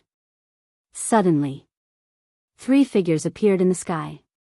Qin Feiyang looked up and said in surprise, "Why are you here?" The 3 were Ren Wushwang, Ren Duxing, and Old Master Ren. The 3 of them landed in the courtyard. Old Master Ren said with a smile, "Lu Hong is pregnant. It's such a joyous occasion. We have to come and visit." Lu Hong got up and said with a smile, "Thank you. Why are you still doing such rough work? Go to bed and lie down." "Lu Zheng, what are you doing? Why aren't you taking good care of Sister Hong?" Ren Wushwang shouted angrily. "I'm here." Lu Zheng ran out in a hurry and looked at Ren Wushwang as if he had seen his savior. "You're a little incompetent. How can you let a pregnant woman do the work?" Ren Wushwang said angrily. Yes, it's my fault, I'll definitely change in the future," Lu Zheng nodded repeatedly. Fortunately, Ren Wushwang and the other 2 came. Otherwise, he would have to continue kneeling on the washboard. Lu Hong rolled her eyes at Lu Zheng and said secretly, "There are so many guests here. I'll give you some face and spare you for now. But if you dare to talk nonsense again, I won't dare. Madam, don't be angry. The child is more important." Lu Zheng hurriedly ran over and said with a smile, "Why is it a little strange?" Ren Wushwang looked at the 2 of them suspiciously. "Little cousin, does your knee still hurt?" Qin Feiyang suddenly roared. "Get lost." Lu Zheng immediately flew into a rage out of humiliation. "It's good to be young." Ren Duxing smiled and looked at Qin Feiyang, saying, "This is the first time we've met. Is it? I remember that in the land of ruins. No, look at my memory. At that time, it was Mu Tianyang who controlled Uncle's physical body. It's also the first time we've officially met." Qin Feiyang said with a smile. "I've heard about you. You're a big shot. Thank you for taking care of my father and my daughter all these years. I also have to thank you for thinking of me when you opened the gate of rebirth and allowing me to be reborn." After saying that, Ren Duxing was about to bow to Qin Feiyang. "Uncle, that's impossible." Qin Feiyang hurriedly stopped Ren Duxing and sighed, "If you want to say thank you, I should be the one thanking Sister and Old Master. If it weren't for their help in the spiritual state back then, let alone all of this, I might not even be alive. So it's only right for me to repay you." Ren Wushwang said with a smile, "Yes, father, don't be so polite with him." Okay. Ren Duxing nodded. "Sister, I haven't seen you for a while. You've become prettier.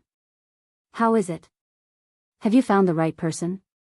"No, I can introduce you to a few." Qin Feiyang grinned. Ren Wushwang blushed, raised his fist, and said angrily, "Brat, are you looking for a beating? So fierce? Uncle, Old Master, hurry up and find someone to marry her off." Qin Feiyang said. "I want to, but no one dares to accept her. It's all my fault. I spoiled her too much when she was young, and now she has a bad habit." Old Master Li laughed and said, "Grandpa, how can you talk about your own granddaughter like that? Besides, with my beauty, as long as I open my mouth, those stinky men can line up from here to the Imperial City." Ren Wushwang held his head high and said proudly, "Why don't you say that they can line up from here to the 9 states? Old Master rolled his eyes at Ren Wushwang. "That's not impossible." Ren Wushwang said proudly. "It's hopeless. Old Master shook his head and looked at Qin Feiyang. I heard that you're leaving today. How did you know? Qin Feiyang was stunned. Don't worry about how I know. I just want to know why you didn't tell us that you were leaving. Do you feel that we're not worthy of you now? There was a trace of anger on Old Master's face. Qin Feiyang smiled bitterly and said, We've been together for so many years. Don't you know what kind of person I am? That's enough. I know you don't want to see the scene of parting, and you don't want us to feel sad. But if you leave without saying a word, we'll feel even worse. Old Master said. Qin Feiyang was stunned and nodded. I didn't think it through. I was wrong. Well, let's go and have some tea with your second grandpa and the others. You young people can play around. Old Master smiled and turned to leave with Renduxing. After Old Master and Renduxing left, Qin Feiyang looked at Ren Wushwang and said with a smile, Sister, congratulations. You've finally reunited with Uncle as you wish. It's all your credit. I won't forget it. But to be honest, I've been waiting for this moment for a long time. Ren Wushwang sighed. Qin Feiyang asked, What about in the future? In the future, Ren Wushwang pondered for a while and said with a smile, Of course, I'll be filial to father and grandpa. Filial to father and grandpa, Qin Feiyang murmured and sighed, To be honest, I envy you.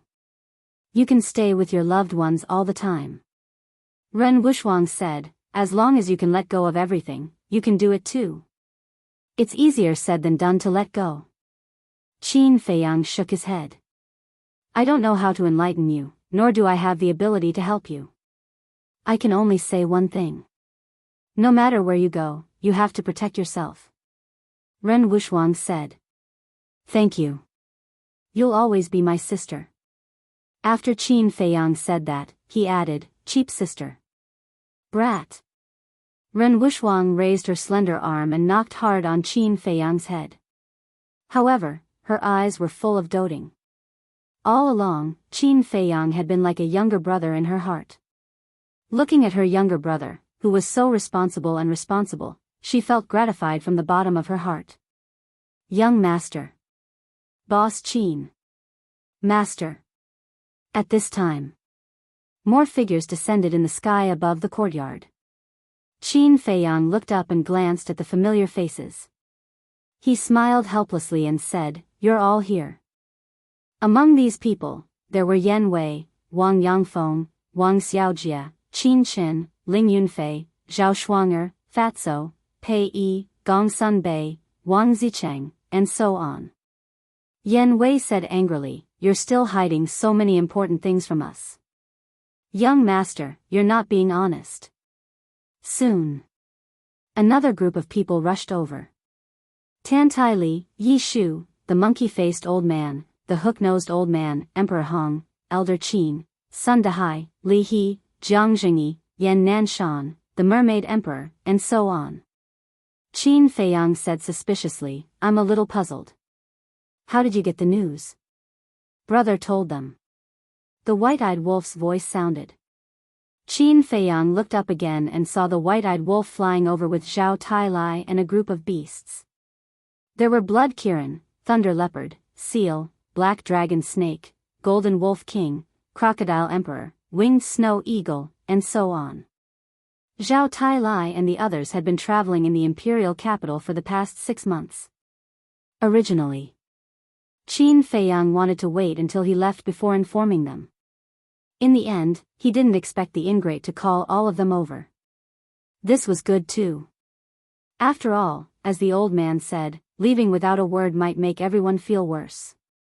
It was better to have a good night's gathering and set off for the miracle site tomorrow morning. In that case, White-Eyed Wolf, I'll have to trouble you a little more. Go and call Lu Yun, Ji Shui, the commander of the Kirin army, Li Ji, Elder Wan, and the others over. And Uncle Yuan. In short, call anyone who has a good relationship with us over. Qin Feiyang said. All right. The white-eyed wolf yelled, then turned around and disappeared like a flash of lightning. Peak M. Chapter 1913. On this day, Qin Feiyang did not leave the village at all, accompanying his family and friends. Everyone seemed to have forgotten about the matter of parting and did not mention it again. Because they did not want to be sad and did not want to ruin the atmosphere. At night, in the center of the Liu family village, a bonfire burned, illuminating the surroundings. Everyone gathered around the bonfire. The children sang and danced, the adults chatted and drank, and the laughter continued. Happy times were always short. The night passed. The horizon gradually turned white. Rays of sunlight shone down, and everything began to wake up. At this moment, everyone put down the wine cup in their hands, lowered their heads, and fell silent. The entire village gradually fell into a deathly silence. Qin Feiyang glanced at everyone, his eyes filled with the sadness of parting. A moment later, he grabbed a wine jar, raised his head, and took a big gulp. He stood up and bowed, and said word by word, "To be able to have all of you is the fortune of my life, Qin Feiyang. Thank you all for accompanying me all this time.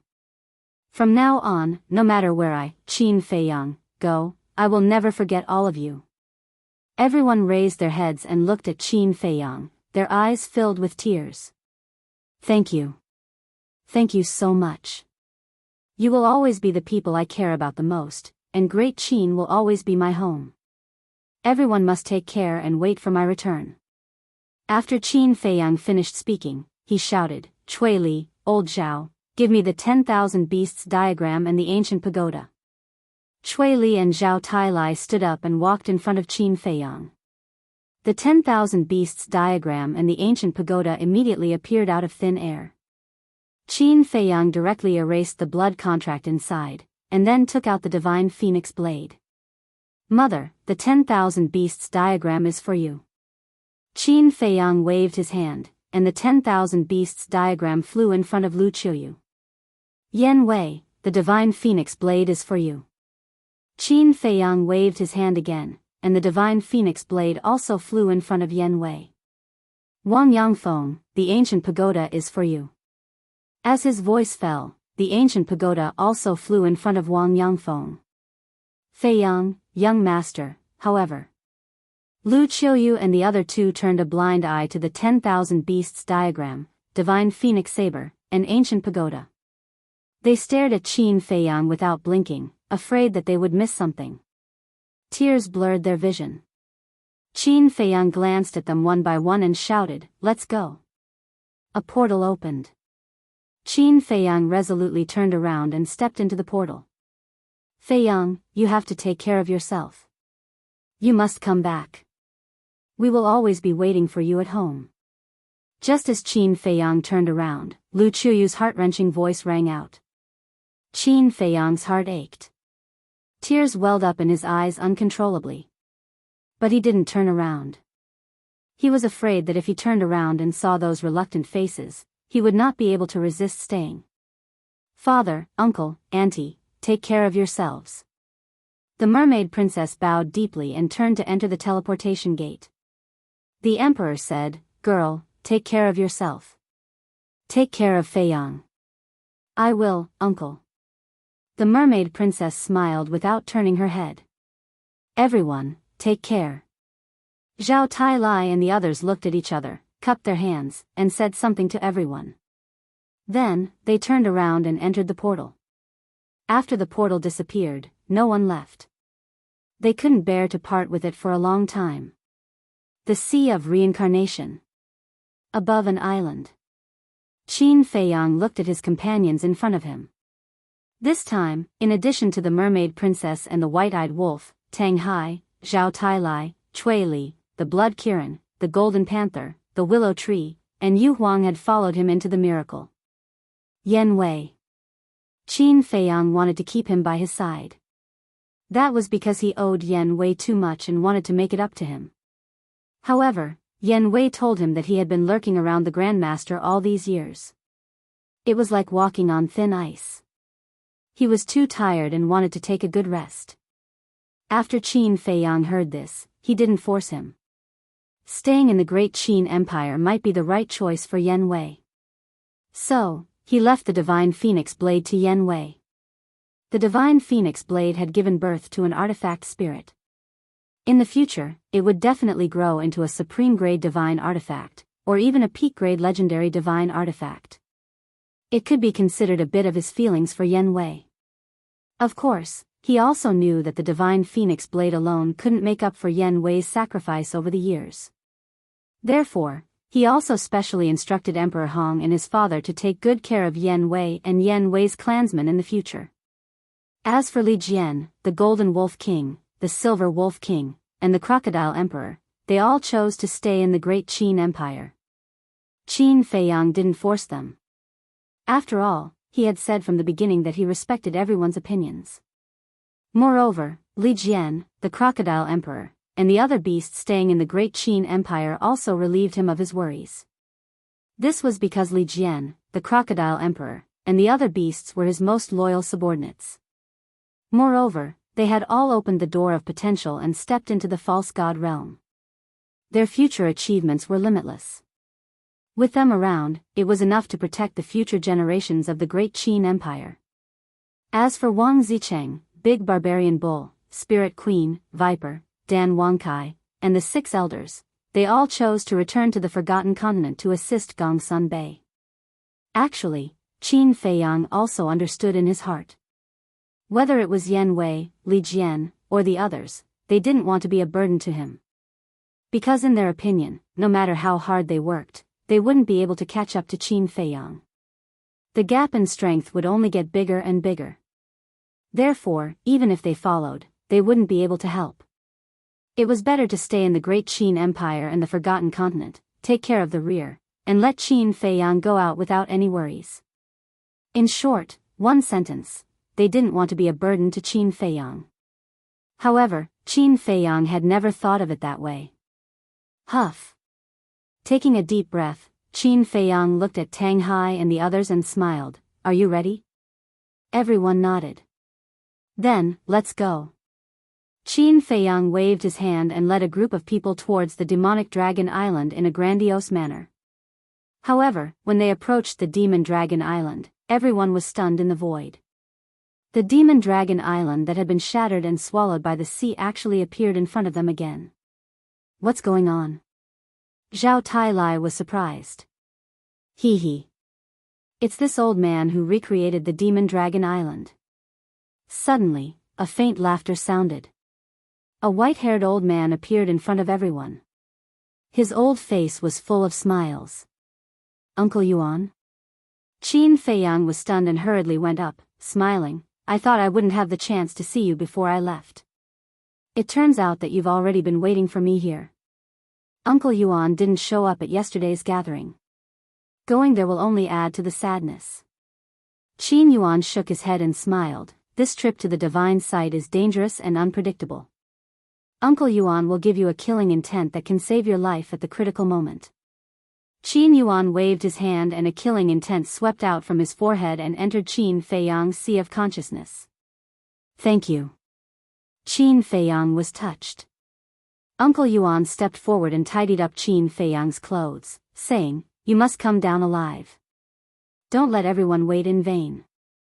Qin Feiyang nodded. "Then go. I have moved the teleportation altar to the center of the Demon Dragon Island. There are also people waiting for you there." Uncle Yuan smiled. "Who is it?"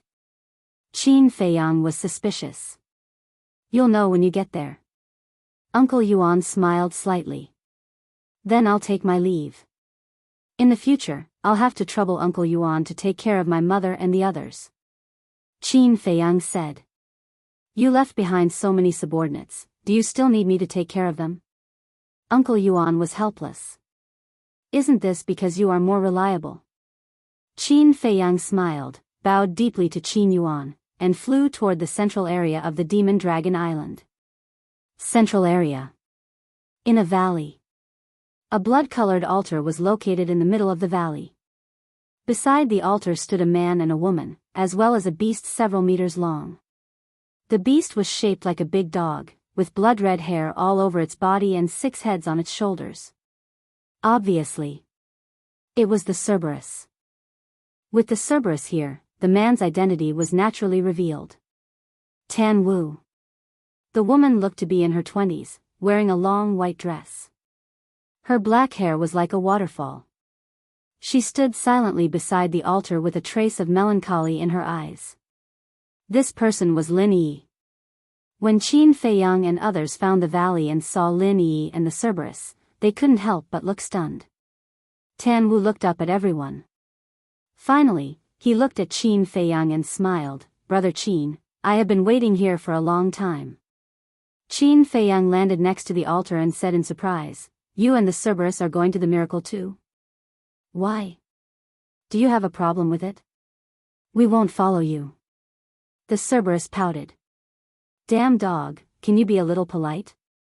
Tan Wu glared at the Cerberus in annoyance and looked at Qin Feiyang with a smile. "Uncle Yuan asked us to go to the ancient world." "I see." Qin Feiyang nodded in realization and looked at Lin Yi again. Lin Yi was originally looking at Qin Feiyang, but when she saw Qin Feiyang looking at her, she immediately turned her head and looked away, avoiding his eyes. "Haven't you remembered yet?" Qin Feiyang asked. Lin Yi was silent, and the disappointment in her eyes became stronger. This art of indifference is too overbearing. In the past few days, Uncle Yuan has been helping her find her memory. He has tried everything, but it's useless. Tan Wu sighed. Mermaid Princess stepped forward and comforted, "Don't worry. Take your time. You will definitely remember." "Thank you." Lin Yi smiled slightly and said. "Sigh." Qin Feiyang sighed. In the past, Lin Yi was such a lively and innocent little girl. But now, even if she smiled, her smile was melancholic. Qin Feiyang looked at Tan Wu and asked secretly, "So, she is going to the miracle too?" "And she wants to find the demon ancestor." Because the art of indifference was given to her by the demon ancestor. The demon ancestor may have a way to recover her memory. Tan Wu transmitted his voice. "I don't think the demon ancestor has a way. Otherwise, when the demon ancestor was resurrected, he would have helped Yi recover her memory." Qin Feiyang sighed secretly. Tan Wu glanced at Lin Yi and said secretly, "It's better to have hope than no hope." "That's true." Qin Feiyang nodded. Tan Wu said, "Then, open the altar." Qin Feiyang took a step back, and more than a dozen incarnations appeared. Divine power rolled out and poured into the altar. Buzz! The altar quickly recovered, and blood light shone in all directions. Not long after, a blood-colored light beam soared into the sky. The altar was fully activated. Qin Feiyang dispersed the incarnation, turned his head, and glanced at the sea of reincarnation. He then looked in the direction of the imperial capital and murmured, "Everyone, take care. Let's go." As his voice fell, the group stepped onto the altar one after another. Just as they disappeared and the altar was about to close, a few more figures came through the air like lightning and landed on the altar. Immediately, those figures also disappeared quickly. The altar also closed. Chapter 1914. The second level of the divine sight. The fire dragon was still napping beside the altar as usual. Suddenly, it opened its eyes, revealing a hint of surprise. The next moment, it disappeared without a trace. Above a mountain range. With Qin Feiyang as the leader, everyone stood facing the wind, looking at the void in front of them in astonishment. In front of them, there was a man, 2 women, and a beast. It was Tan Tai Li and her daughter, Dan Wangkai, and Lei Bao. Qin Feiyang came back to his senses, looking at the 3 people and 1 beast suspiciously. "What's up with you guys?" Mother guessed that you wouldn't let her enter the divine sight, so she didn't say anything. "After you guys left, Mother brought us here quietly." Qin Rushwang smiled. "Great-grandmother, you," Qin Feiyang couldn't help but have a headache. The others didn't matter. But this great-grandmother, he really didn't want to let her enter the divine sight. Not to mention other things, if something happened to her in the future, how would he explain it to his ancestors? "Since we're already here, what can you do to me?" Tan Tai Li was a little proud. Qin Feiyang was helpless, looking at Dan Wangkai and Lei Bao suspiciously. What about you guys? I asked you guys a long time ago, and you guys said that you wanted to stay in the Forgotten Continent and Great Qin. Why are you here now? Lei Bao grinned. Didn't we want to give you a surprise? It's a shock. Qin Feiyang glared at it. Actually, at first, I did want to stay in the Forgotten Continent, but later, Wang Zicheng and Viper persuaded me, saying that you lack an alchemist by your side, and asked me to help you. I thought about it, and it made sense. With me helping you refine pills, you can focus on other things. As for Lei Bao, I instigated it to come. Don't I lack a partner by my side? I think it's quite suitable. Dan Wangkai smiled. Lei Bao hurriedly said, Dan Wangkai, don't misunderstand, I haven't agreed yet. It's just a matter of time. Dan Wangkai said. Stop being so smug. I'm not interested in you at all. I just want to see the world. Lei Bao was filled with disdain. Qin Feiyang said helplessly, you guys really like to launch surprise attacks. Brother Qin, you're finally here. Suddenly, the fire python appeared and warmly welcomed Qin Feiyang. Brother Hua, it's been half a year since we last met. How have you been? Qin Feiyang was also full of smiles. The man and beast chatted for a while before Qin Feiyang pointed at Tan Tai Li and Qin Rushwang and said, Brother Hua, can you do me a favor and send them back to the great Qin Empire? How dare you? Tan Tai Li's face darkened. Qin Rushwang also looked displeased. Qin Feiyang asked, if you all leave, what will happen to the Forgotten Continent? I've taken care of everything. Gong Sunbei has already taken office. Yi Shu and the others will do their best to assist him. Moreover, there are also outstanding youngsters like Wang Zicheng. So you don't have to worry at all. Tan Tai Li said indifferently. Qin Feiyang's face twitched. So it was premeditated. The fire python looked at the two of them and looked at Qin Feiyang apologetically, saying, Brother Qin, I can't do anything about this. Last time, it was Lord Ice Dragon who sent me out. Qin Feiyang asked, you can't open the door to the divine sight? That's possible. But it's not time yet. If you open it without permission, you'll be punished by Lord Beast God. The fire python said. The mysterious lady said proudly, did you hear that? You'd better put away your little thoughts. Qin Feiyang looked helpless. It seemed that it was a foregone conclusion. The mermaid princess looked at the fire python and asked, Lord Guardian, are the inner demons and Lu Jiajin really dead? I didn't see it with my own eyes. But Lord Ice Dragon said so. It shouldn't be false. The fire python said. Where is Ice Dragon now? Qin Feiyang asked. I don't know. After I returned, it left a sentence and returned to the third floor, never to appear again. The fire python shook its head. What did it say? Qin Feiyang was suspicious. It's related to you.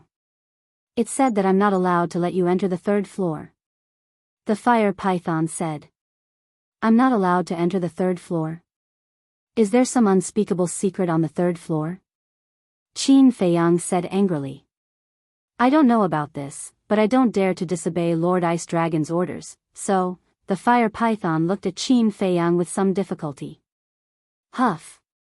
Qin Feiyang took a deep breath, suppressed the anger in his heart, and said with a smile, Brother Fire, don't worry. I won't make things difficult for you. Actually, it's not just you. I'm also very unwilling. As long as the fire dragon is not killed, I won't be able to rest in peace. The fire python sighed. Qin Feiyang said, I promise you, I'll come to you with its head sooner or later. The fire python nodded and said with a smile, then what are your plans now? I originally wanted to enter the third floor first to check whether the inner demons and big cousin are alive or dead. But now it seems that I can only go to the ancient world to look for my ancestors. Qin Feiyang pondered for a while and said. I can send you to the ancient world, but Brother Qin, the ancient world isn't that simple. There are too many experts there. You must be careful. The fire python warned. Thank you for the reminder. Qin Feiyang smiled gratefully. Young master, wait a moment. Did you bring the space-time gate? Zhao Tailai suddenly asked. Yes. But I didn't bring the imitation space-time gate. After I gave it to old Qin, I didn't take it back. Just treat it as a gift to him. Qin Feiyang said. The imitation space-time gate is not important. Zhao Tailai pondered for a while, looked at Qin Feiyang, and said, Young master, I have a suggestion. Go ahead. Qin Feiyang said.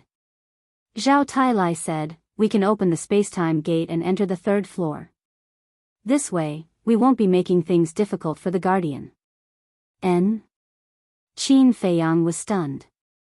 He looked up at the fire python and said, Brother Fire, do you have the coordinates of the third floor? I've only been to that hall. The fire python said. Give me the coordinates. Qin Feiyang said. That's not good. Only Lord Divine Beast and Lord Ice Dragon can open the door of that hall. So even if I give you the coordinates, you won't be able to walk out of that hall. The fire python hurriedly said. Qin Feiyang clenched his hands and said, How will I know if I don't try? Are you sure? You have to understand that if Lord Ice Dragon and Lord Divine Beast know about this, I won't care about you. The fire python said in a deep voice. In other words, it was better not to take the risk and enter the ancient world first. When he was strong enough, he would come back to the third floor. Qin Feiyang pondered for a while, looked at the fire python and said, I want to take a look. You. The fire python shook its head and said helplessly, All right, I'll let you in, but you have to remember, if the situation is bad, immediately retreat. Okay. Qin Feiyang nodded.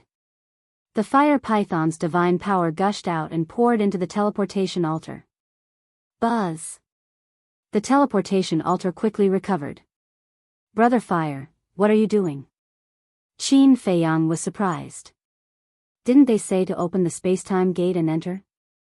Why did they revive the altar? The fire python said with a smile, Keep your space-time gate to save your life. Qin Feiyang said anxiously, What if Lord Ice Dragon and the others find out? How will you explain it? That's simple. After you enter, I'll destroy my Sea of Qi. At that time, if Lord Beast God and the others find out, I'll say that I was injured by you and couldn't stop you. I think at that time, at most, I'll be punished a little. I won't lose my life. The fire python laughed. Thank you, Brother Fire. Qin Feiyang bowed and was moved. This was because the fire python was risking its life with him. Go in quickly. The fire python smiled. Goodbye. Qin Feiyang cupped his hands and said. Then, he stepped onto the altar resolutely. Zhao Tailai and the others also followed. Lin Yi pondered and jumped onto the altar. The group of people immediately disappeared. This is all I can help you. You'll have to rely on yourself next. The fire python looked at the dimming altar and muttered to himself. A strand of divine power tore the scales and flesh on his abdomen. His sea of qi shattered on the spot. In the main hall, Qin Feiyang and the others appeared out of thin air. Just like when the inner demons first entered here, their eyes were full of curiosity and vigilance.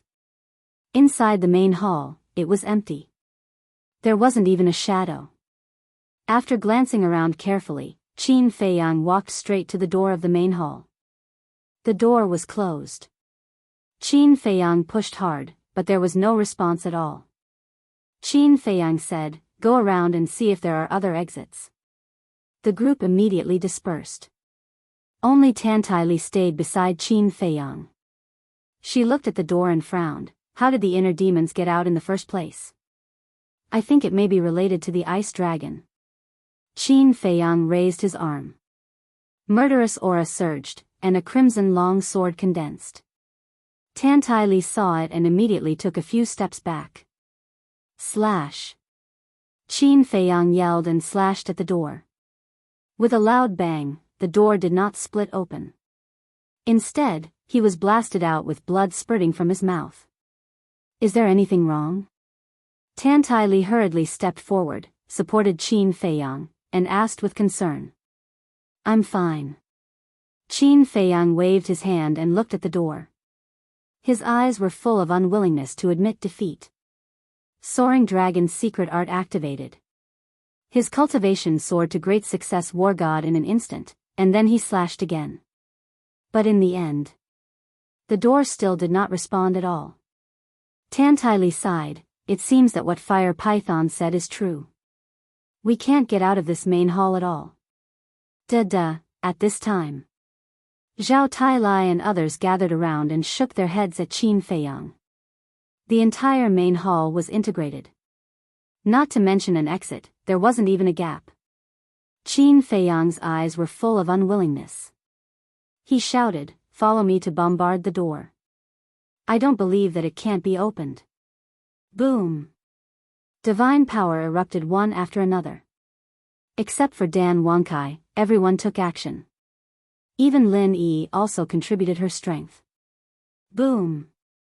Divine power, divine techniques, battle soul, everyone was unscrupulous. However, the door of the main hall never moved. How can it be opened? Qin Feiyang was seething with anger. Outside the door was the third floor. But this step was like a natural moat that couldn't be crossed. Chapter 1915. In the main hall. For a moment, there was dead silence. Everyone looked at the door with a dejected expression. Chui Li suddenly spoke, breaking the silence. Young master, try to sense here and see if you can sense the existence of the inner demons. Qin Feiyang closed his eyes. A moment later, he opened his eyes and shook his head. I can't sense it. Then what do we do now? Zhao Tailai asked. If they knew the coordinates outside, they could open the space-time gate and go out directly. But no one here had been to the third floor. Everyone fell silent again. Tan Li looked at Qin Feiyang and advised, Feiyang, forget it. Listen to the Fire Python and go to the ancient world first. With such a big commotion, Ice Dragon and Small Beast did not appear. This means that they are no longer on the third floor. It seems meaningless for us to continue to stay here. Tan Wu also said. Qin Feiyang looked at the door, his eyes gloomy. Boom! Suddenly, a terrifying aura descended in the main hall. In an instant, Qin Feiyang and the others felt as if they had fallen into a bottomless abyss, their bodies cold. This aura, it's Ice Dragon. Everyone's eyes trembled as they looked up. They immediately saw a 1-meter-long ice dragon floating in the air above the main hall. Ice Dragon glanced at the group of people and sneered, Fire Python's courage is really not small. You actually dare to disobey my orders. Qin Feiyang's heart sank. He hurriedly said, this has nothing to do with Fire Python. I crippled its cultivation and entered the third floor. Is that so? Ice Dragon was stunned and asked. Qin Feiyang shouted, don't talk nonsense. Return the inner demons and Lu Jiajin to me. Where did you find the courage to speak to me in such a tone? Ice Dragon's eyes turned cold. Divine power rolled out and pounced towards Qin Feiyang and the others. Bang bang bang. At that moment, the group of people flew out and smashed into the cold ground. Blood flowed all over their bodies and they looked extremely miserable. Bastard, Qin Feiyang roared. Feiyang, calm down. Tan Li hurriedly grabbed Qin Feiyang. Ice Dragon mocked, that's right. Calm down and be more polite. Otherwise, all of you will die here today. What are you trying to do? Qin Feiyang said angrily. What do you want to do? This is just a game. And you're just a pawn in this game. Ice Dragon said. Game, Qin Feiyang murmured. His hands were tightly clenched together. His fingertips sank into his flesh and blood dripped down through the gaps between his fingers. The inner demons and Lu Jiajin weren't very obedient, so I killed them. Not even their bones were left. So, even if I let you enter the 3rd level now, it's meaningless. Ice Dragon said calmly. You will pay the price. Qin Feiyang enunciated every word, his eyes bloodshot. Huh, Ice Dragon laughed and said, you're really overestimating yourself. Fine, just because of your words, I'll keep your little life first. Let's see what price you can make me pay. His expression was full of contempt. After saying that, Ice Dragon waved his claws. Qin Feiyang and the others immediately felt an invisible force shrouding them. Swish. Following closely. They only felt their bodies lighten, and then their eyes fell into darkness. Ancient realm. As usual. The dim sky, the tragic aura, and the broken earth made people involuntarily feel a sense of palpitations in their hearts. An ancient stone door stood in the middle of a dilapidated square, as if it would be blown down by a gust of wind. Swish. Suddenly, a group of people appeared on the square in front of the stone door. It was Qin Feiyang and the others. This is... Tan Wu scanned his surroundings in bewilderment. Zhao Tailai looked around, frowned slightly, and said, this is the ancient realm. What? This is the ancient realm? Tan Taili, Qin Rushwang, Mermaid Princess, Lei Bao, Lin Yi, Hellhound, and Tan Wu, all entered the ancient realm for the first time. Therefore, he was curious about everything here. I didn't expect this ice dragon to not kill us. Tang Hai exhaled a long breath. Shui Li said, we escaped a disaster, but I'm really worried about the fire python situation. Zhao Tailai said, young master just said that this has nothing to do with the fire python. I think ice dragon won't do anything to it. Shui Li pondered for a while, glanced at the stone door next to him, and said, why don't we go out and take a look? It's best not to go out now. Because once Ice Dragon knows that we ran out of the ancient realm to care about the fire python, it will be tantamount to confessing without being pressed. Tang Hai said. That's true. Shui Li nodded. Following closely. Several people looked at Qin Feiyang, their expressions full of worry. Because since coming to the ancient realm, Qin Feiyang lowered his head and did not say a word. Phew. A moment later. Qin Feiyang took a deep breath, suppressed the anger and killing intent in his heart, and said, Zhao Tailai, see if Guoda is still lurking nearby. The last time they entered the ancient realm, Guoda was squatting nearby, maybe this time too. Zhao Tailai nodded, released his divine sense, and searched the surroundings. A moment later, he withdrew his divine sense, looked at Qin Feiyang, and said, I didn't find Guoda's trace, and no one else. That's good. Qin Feiyang muttered. Although Guo Zixiong had given him soul stones twice, and had always been amiable, he always felt that things were not so simple. So before officially meeting, it was best to investigate the Guo family's background thoroughly. What are you talking about? What Guoda? The mermaid princess looked suspiciously at Qin Feiyang and the others. Zhao Tailai and the others' expressions suddenly became a little unnatural. One must know that in the ancient realm, Qin Feiyang still had a fiancé.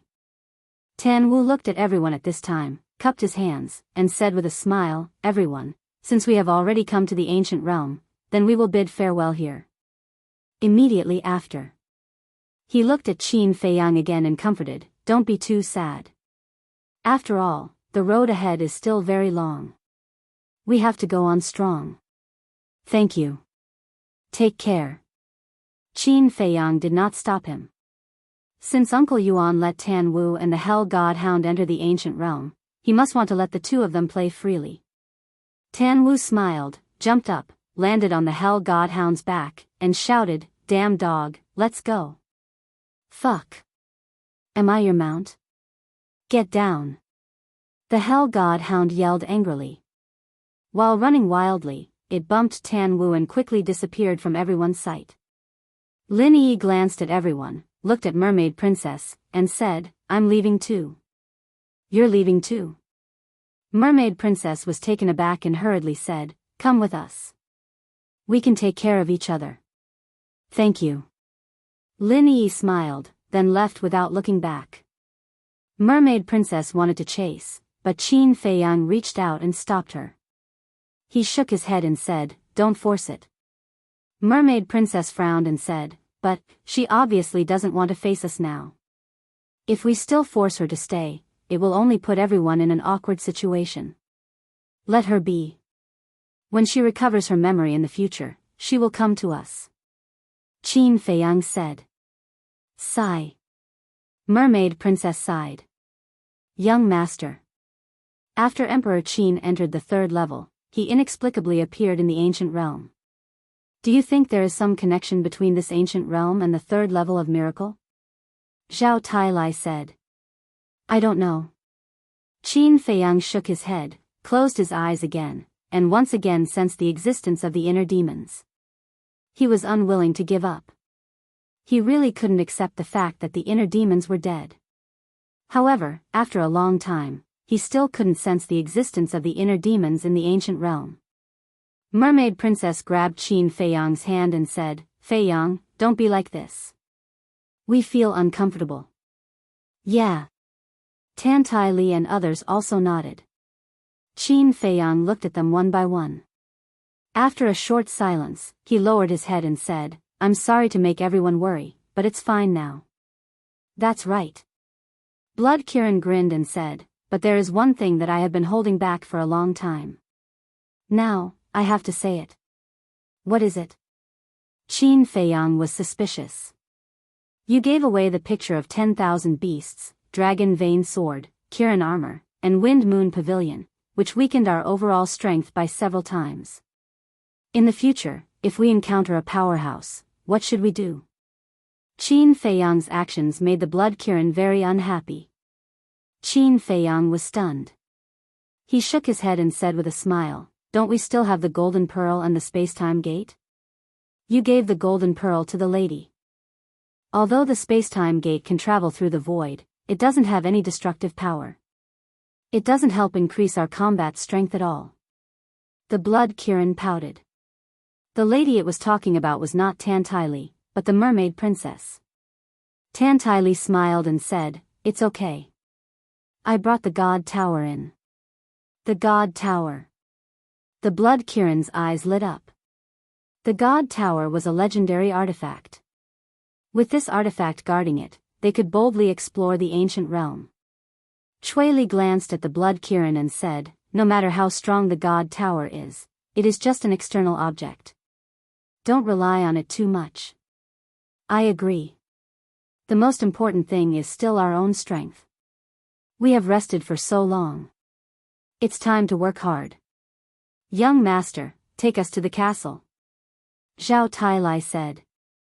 Tan Tai Li turned to Qin Rushwang and said with a smile, "Rushwang, you also go into seclusion to cultivate."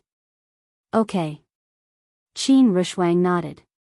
Qin Feiyang looked at Zhao Tailai and the others and said with a smile, "Then you all have to work harder. Don't be left behind by me." After saying that, he waved his hand and the group immediately disappeared. Only the Mermaid Princess and Tan Tai Li remained outside. Tan Tai Li glanced at Qin Feiyang and said lightly, "Kid, don't be careless. In the castle, one day is equivalent to 1 year. They are not mediocre people. If they are not careful, they may catch up with you or even surpass you. It would be best if they could surpass me. However, without the Soul Stone, even with the castle, it will not be easy for them to break through. After all, at the War God realm, every step forward is very difficult." Qin Feiyang said. So, the most important thing now is to find the Soul Stone? Tan Tai Li asked. Qin Feiyang said, "Not only do we need to find the Soul Stone, but we also need to find the God tactics. Other than Tang Hai and the Blood Kirin, the others lack powerful God tactics." Tan Tai Li sighed and said, "I don't care about the rest. I just hope that we can find clues about your ancestor as soon as possible." "We will." Qin Feiyang smiled. The reason why Tan Tai Li and Qin Rushwang had entered the ancient realm was to find the whereabouts of their ancestor. However, they had to be mentally prepared in advance. After all, their ancestor had disappeared for so many years. It would not be easy to find him. Literature Museum. Chapter 1916. I believe that you must still be alive. Because I can feel it. Tantai muttered to herself, turned her head to look at Qin Feiyang, and asked, which direction should we go? Which direction? Qin Feiyang glanced around and suddenly thought of a person. Wait for me. Qin Feiyang said to the two of them, and then appeared in the Black Tortoise realm. Then, he closed his eyes and extended his perception infinitely. Soon, he found the undead in the depths of the desert. But his expression was a little shocked. Whoosh! The next moment, he appeared above a sand dune. Below, a young woman was standing on a sand dune. Her figure was excellent, and her waist was small and slender. Her two slender jade-like legs were incomparably tall. Her facial features were also extremely exquisite, especially her eyes, which were like gemstones, ethereal with a trace of confusion. She stood quietly on the sand dune alone, without a single piece of clothing on her body. Everything was presented in front of Qin Feiyang at a glance. Her beautiful black hair danced in the wind. Even with Qin Feiyang's temperament, he couldn't help but feel restless when he saw this scene. Cough, cough. Qin Feiyang coughed dryly. The woman was startled and looked up at Qin Feiyang. Gusts of wind whistled, blowing the hair on her forehead. A fire lotus symbol appeared between her eyebrows. Qin Feiyang looked at the symbol with a trace of suspicion in his eyes. You're here. The woman spoke and smiled slightly, looking extremely charming. Her voice was also very pleasant, like an oriole coming out of the valley. Qin Feiyang nodded and said awkwardly, you'd better put on some clothes first. Clothes? The woman was stunned, and her face was slightly red. Divine power emerged and transformed into a pale yellow dress on her body. Qin Feiyang looked up and down at the woman. This was a woman who could be on par with the mermaid princess. Her every move, every frown, every smile, could affect a man's heart. Qin Feiyang asked, are you really that undead? The woman nodded. Qin Feiyang asked, what about your memories? A trace of disappointment appeared on the woman's face. She sighed and said, after I condensed my physical body, I have been here. I tried to recall the past, but many things are a blur. Qin Feiyang frowned. What's your name? I can't remember either. The woman shook her head. Qin Feiyang couldn't help but feel a little disappointed. He comforted her, take your time, don't worry. Yes. The woman nodded. Qin Feiyang asked, you don't have to devour undead anymore, do you? The woman replied, there are no more undead here. Ugh. Qin Feiyang was stunned. He shook his head helplessly and said, then let's go out. I have already entered the ancient realm and need your help. My pleasure. The woman nodded with a smile. Qin Feiyang waved his hand, and the two of them suddenly appeared outside. Seeing Qin Feiyang suddenly bring out a strange woman, Tantai and the mermaid princess looked a little stunned. After coming back to her senses, Tantai teased, boy, I didn't know that you have learned to keep a mistress in a golden house. Qin Feiyang shook his head with a wry smile and said, let me introduce you. This is my great-grandmother, and this is my wife. Hello.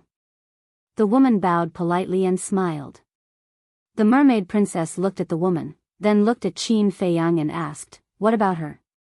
She is an undead. Qin Feiyang said. What? An undead? Tantai and the mermaid princess looked at each other. Tantai said in surprise, are you talking about the undead you brought out of the ancient realm? Qin Feiyang nodded. How is this possible? An undead can condense a physical body? Tantai found it hard to accept that it was a living woman. Qin Feiyang said, she devoured all the undead in the desert, so she slowly condensed a physical body. The woman said, I will continue in the future because I can't cultivate now. I can only devour undead to become stronger.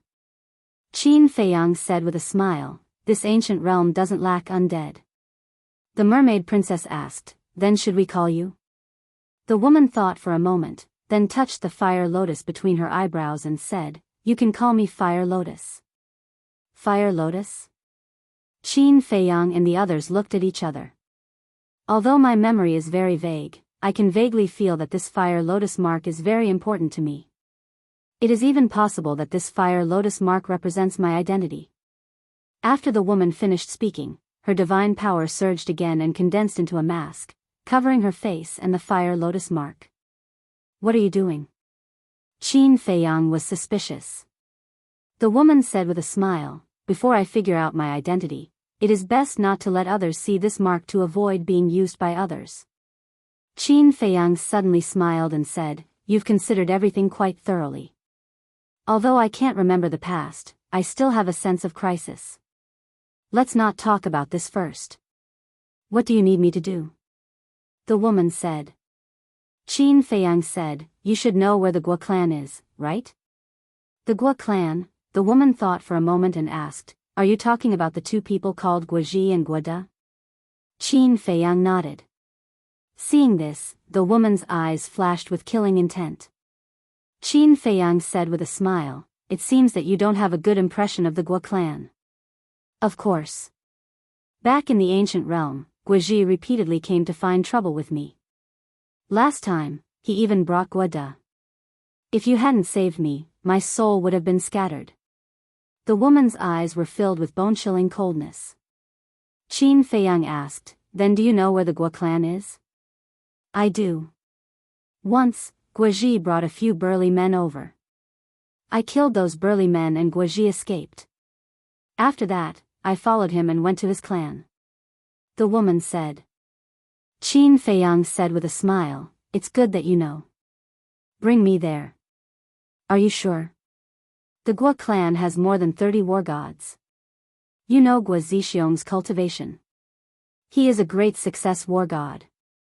Guo Zixiong's father is even stronger than Guo Zixiong. He is a perfect war god. The woman said. Perfect war god. Qin Feiyang's eyes trembled. Tan Tai Li and the mermaid princess were also extremely shocked. Just the Guo family alone had more than 30 war gods and even a perfected war god in charge. Heavens! What kind of world is this ancient realm? How many powerful warriors are there? Qin Feiyang calmed himself down and said, how much do you know? Like the Guo clan? I've only been there once and was almost discovered by Guo Zixiong. So, I didn't stay for long. I only know a little about their strength. The woman said. Qin Feiyang said, looks like I have to go there. Since you insist, I'll lead the way for you. After saying that, the woman headed west. Great-grandmother, follow me. Qin Feiyang called out to Tan Tai Li. Then, he pulled the mermaid princess and chased after the woman. The mermaid princess asked suspiciously, Feiyang, who is the Guo clan? Why do you care so much about them? Girl, you still don't know. Qin Feiyang is here and he has a fiancée. And this fiancée is Guo Zixiong's daughter. Tan Tai Li joked. What? The mermaid princess was stunned. Great-grandmother, do you want to see the world in chaos? Qin Feiyang was quite angry. Then, he suddenly frowned and said, wait, great-grandmother, how do you know about this? I don't remember telling you before, right? You think you can hide it from me? I already knew from Zhao Tai and the others. Tan Tai Li snorted. Those big mouths. Qin Feiyang cursed angrily. He turned to the mermaid princess and said, even I am a little confused about this, so don't think too much about it. Great-grandmother, are you telling the truth? The mermaid princess said. Qin Feiyang nodded with a wry smile. Humph, you're really something. You came to the divine site and got a fiancé. The mermaid princess snorted coldly. I swear to God, I don't even know what the woman looks like. It's purely something done by my ancestor. Qin Feiyang hurriedly told the mermaid princess the details of the marriage contract. I see. The mermaid princess nodded. So, I can't accept this fiancé at all. Moreover, although the handwriting on the marriage contract is indeed the same as my ancestors, it can't be ruled out that Guizixiong and the others imitated it. Qin Feiyang said. But one thing is certain. Your ancestor did appear in the ancient world. Tan Li said. Qin Feiyang nodded. On the way, Qin Feiyang and the female fire lotus didn't stay idle. They carefully searched the surrounding land with their divine sense. The undead creatures that they encountered were all devoured by the fire lotus. Qin Feiyang also found 3 ancient sites. These ancient sites were all left behind by the god of war. Unfortunately, there were no divine weapons or divine arts, but there were a dozen soul stones. The mermaid princess was very curious when she saw the soul stones for the first time. Especially when she learned that the soul stones had a great effect on condensing divine sense, she was even more surprised.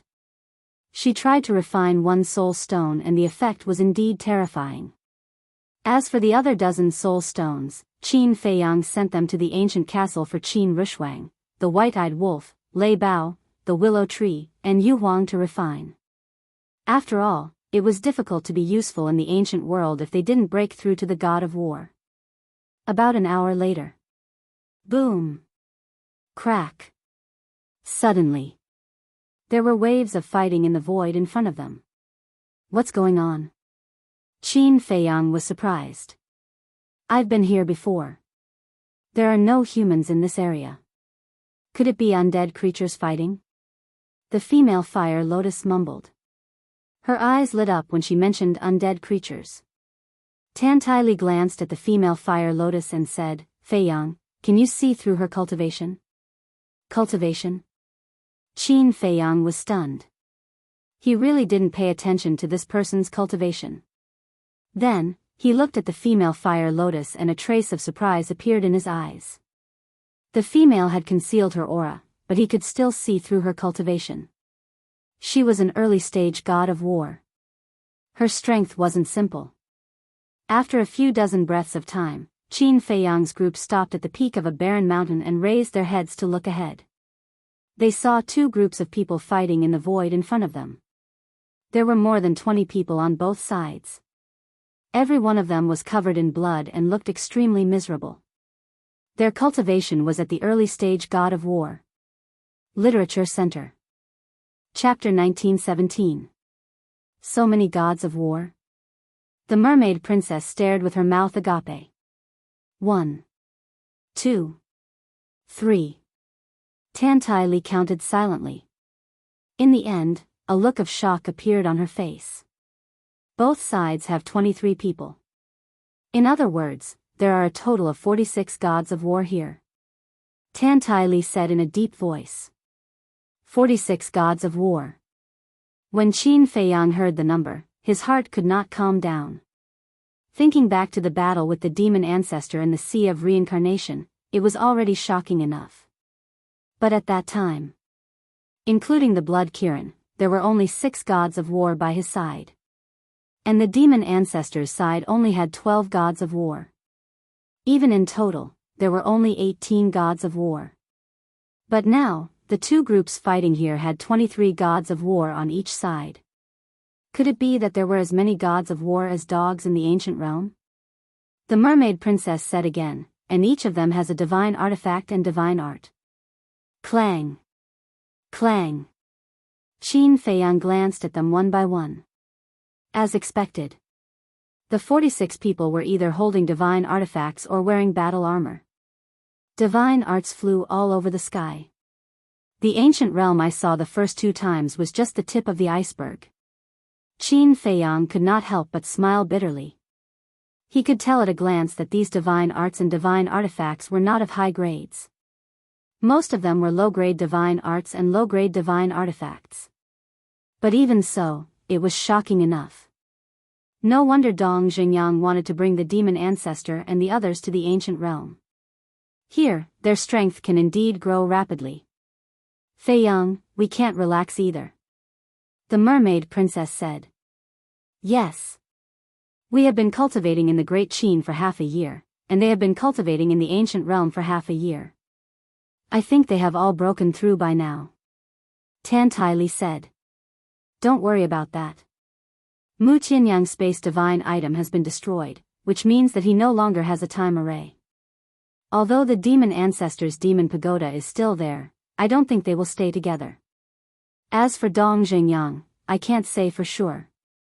Maybe the snow python also gave him a space divine item with a time array, or maybe not. But regardless, I don't care. Because I believe that their time formations can't compare to the ancient castle. Qin Feiyang said with a confident smile. We can't be careless either. Although the ancient castle's time array is heaven-defying, this is still the ancient world. We don't even know if there's any divine item that surpasses the ancient castle here. Tan Tai Li said. That's true. Qin Feiyang nodded. Rumble.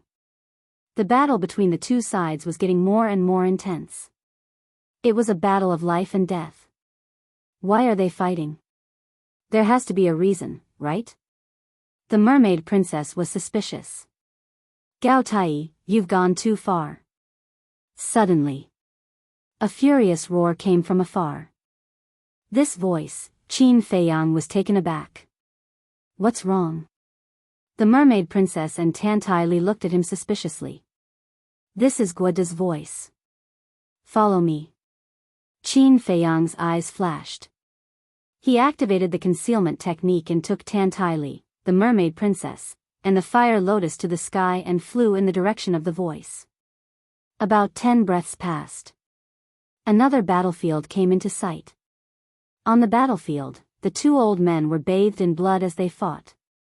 They fought until the sky turned dark. One of the old men was wearing a linen robe with white hair. It was Guoda. The other was a red-haired old man who was also wearing a linen robe. His whole body was covered in flames like a fire god. The aura he emitted was not weaker than Guoda. I was wondering why they weren't guarding the entrance of the ancient world. It turned out that a war had broken out. Qin Feiyang murmured. Even further away, there was another battlefield. The fluctuations and aura of the battle were more terrifying than here. Qin Feiyang took the three of them and flew over brazenly. Although they were brazen, they activated the concealment technique. Neither Guoda nor the red-haired old man noticed them. When they flew to the battlefield, Qin Feiyang could not help but frown. In the battlefield, there were two middle-aged men who were also engaged in a bloody battle. One of them was burly with a height of 2 meters. He was like a small giant. His upper body was bare and he only wore a pair of large underpants. His whole body emitted a valiant aura. The other man was wearing a black linen robe. His body was slightly thin and his eyes were deep.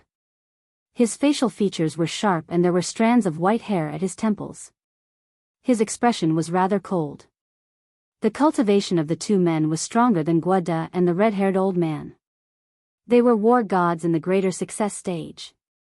Moreover, they each had a divine artifact in their hands. The burly man had a battle axe in his hand. It was about the size of a wash basin. It was completely black as if it was made of black iron. The middle-aged man in black had a divine artifact in his hand. It was a pure gold battle sword that was 5 fingers wide. Both of them emitted a sharp aura that could tear the sky and earth apart. What's wrong? Mermaid Princess saw Qin Feiyang frowning and was somewhat puzzled. Qin Feiyang sent a sound transmission. That black-clothed middle-aged man is Guozixiong. Tan Tai Li was startled. She looked at Guozixiong and secretly teased. So he is your future father-in-law. Great-grandmother, what nonsense are you talking about? Qin Feiyang was helpless. Huh, Tan Tai Li laughed secretly. Qin Feiyang shook his head, looked at Guozixiong and the burly man, and frowned. Such a large-scale battle, what exactly are they doing? Aren't you going to help them? After all, they gave you a lot of soul stones the previous 2 times. Mermaid Princess secretly said. When Qin Feiyang heard this, his eyes flickered. Indeed, Guozixiong had helped him a lot. Because, without the soul stone, he wouldn't have been able to break through to the war god so quickly. Without breaking through to the war god, he wouldn't be able to unleash the full power of the six-word divine arts. Without the six-word divine arts, he wouldn't have any chance of defeating the demon ancestor. Then the current Great Qin and Forgotten Continent would definitely be in a different situation. After pondering for a moment, Qin Feiyang took a deep breath and said, "Let's take a look at the situation first." At the moment, the Guo family doesn't show any signs of defeat. Time passed bit by bit. Both sides were heavily injured. But the flames of war had not stopped. And from the beginning to the end, the woman Fire Lotus's expression didn't change at all, as if she was watching a very ordinary battle. Tan Tai Li said, "From the looks of it, if we continue to fight, both sides will definitely suffer." Qin Feiyang's eyes flashed. He looked at the three of them and smiled. "You guys go into the castle first." Mermaid Princess said worriedly, "Then you have to be careful." "Girl, don't worry. Not to mention these small success, great success, even perfect war god is not a match for your sweetheart," Tan Tai Li said. Mermaid Princess's face flushed red. Qin Feiyang laughed, "Little girl, you have to learn from great-grandmother on this point. No matter what, you have to have full confidence in me." Mermaid Princess nodded. Qin Feiyang waved his hand and sent the three of them to the castle. Then, he looked at the burly man, his eyes flashing with a cold light. Shua. Following closely, he silently approached the burly man. The burly man and Guo Zixiong were fighting fiercely. But suddenly, an unprecedented sense of danger rose in his heart. However, the burly man didn't think that there were other people hiding in the dark. He only thought that this sense of danger was brought by Guo Zixiong. So, he didn't escape, but was wary of Guo Zixiong. Clang!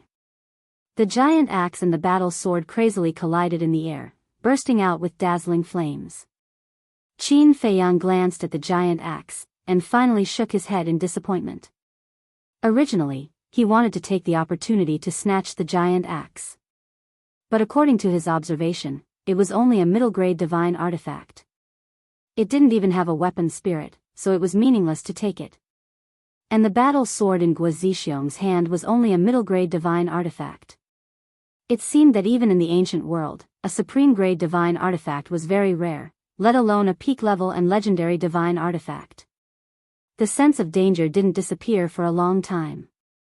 The burly man frowned and said angrily, "Guo Zixiong, what means do you have? Show them all, don't hide." "What do you mean?" Guo Zixiong didn't understand. "Humph. Don't hide it. I can already feel the threat, you must be hiding some trump card," the burly man said. "Threat?" Guo Zixiong was stunned. What was this and what? He didn't understand at all. But at this moment, a young man in white suddenly appeared behind the burly man. It was Qin Feiyang.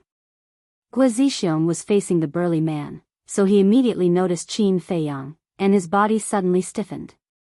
Just as Qin Feiyang appeared, the burly man also sensed Qin Feiyang's aura, and his face immediately changed. It was also at this moment that he realized that the sense of danger in his heart didn't come from Guo Zixiong. Who is it? But in just a moment, the burly man reacted, and without hesitation, he swung his axe at Qin Feiyang. The sharp edge covered the sky, shattering the sky. So fast. Qin Feiyang was surprised, but he didn't dodge at all. He directly raised his arm and reached for the giant axe with his bare hands. Seeing this, Guo Zixiong's face changed drastically, and he hurriedly shouted, "Get out of the way." Fighting against a divine artifact with bare hands? It was simply crazy. However, Qin Feiyang turned a deaf ear. Clang! In an instant, the big hand and the giant axe met, and there was a loud ear-piercing sound. Immediately after, an incredible scene appeared in front of Guo Zixiong's eyes. He saw that Qin Feiyang actually grabbed the giant axe with his bare hands, and he was even holding the blade of the giant axe. Moreover, there was no blood flowing out of his hand. In other words, the giant axe didn't even scratch his skin. How is it possible to fight against a middle-grade divine artifact with bare hands? Guo Zixiong's eyes widened in anger. This kind of thing was too ridiculous. The burly man turned around and his face suddenly changed, his face full of disbelief. In fact, this was nothing to Qin Feiyang. Back when he helped the inner demons to go through the tribulation, his physical body had been greatly strengthened after being tempered by the tribulation. Although later on, when he opened the door of rebirth and his divine body disintegrated, when the child used the heart of origin to help him reconstruct his physical body, he didn't make any changes. In other words, his physical body was still at the same level as before. A mere middle-grade divine artifact, let alone blocking it, he could even crush it with his bare hands. It can't be, it must be a smokescreen. It's impossible for a mere body of flesh and blood to block a divine artifact, the burly man murmured and wanted to withdraw the axe, but he found that Qin Feiyang's strength was beyond his imagination. No matter how hard he tried, he couldn't shake off Qin Feiyang's hand that was holding the giant axe. Chapter 1918. Who are you? The burly man stared at Qin Feiyang, his eyes filled with fear. Although Qin Feiyang was only a low-level war god and was weaker than the burly man and Guo Zixiong, the methods he displayed shocked the two of them. Qin Feiyang smiled but didn't say anything, his 5 fingers suddenly exerted force. Immediately, accompanied by a loud clang, the giant axe shattered into pieces under the horrified gazes of the two. What? The two of them trembled both physically and mentally, their eyeballs almost popping out.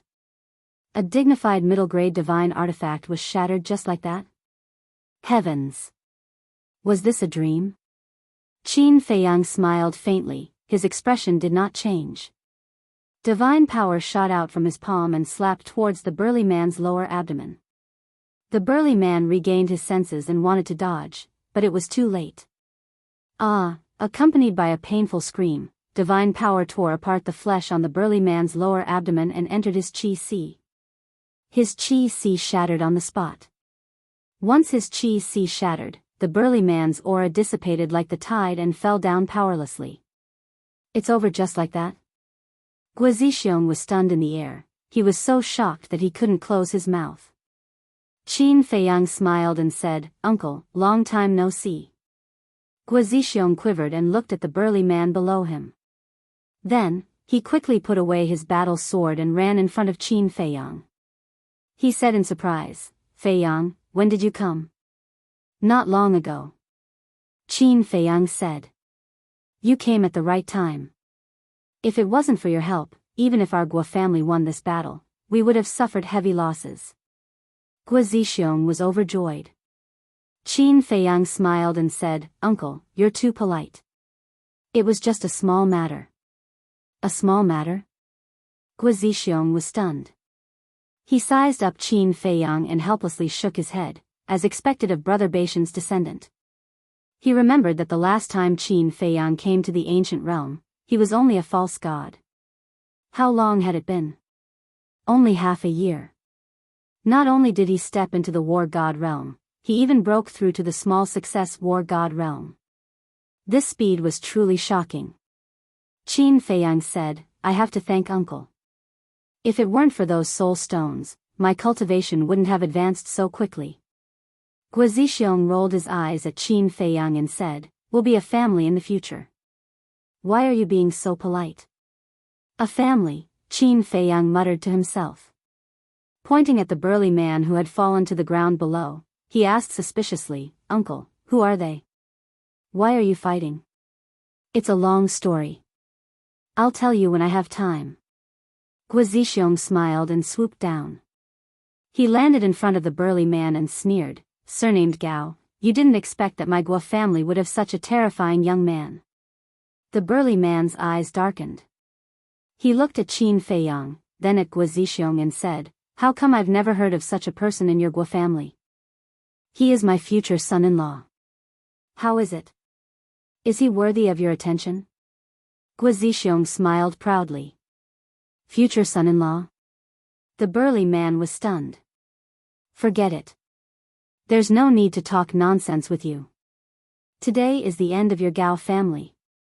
A cold light flashed in Guizhixiong's eyes.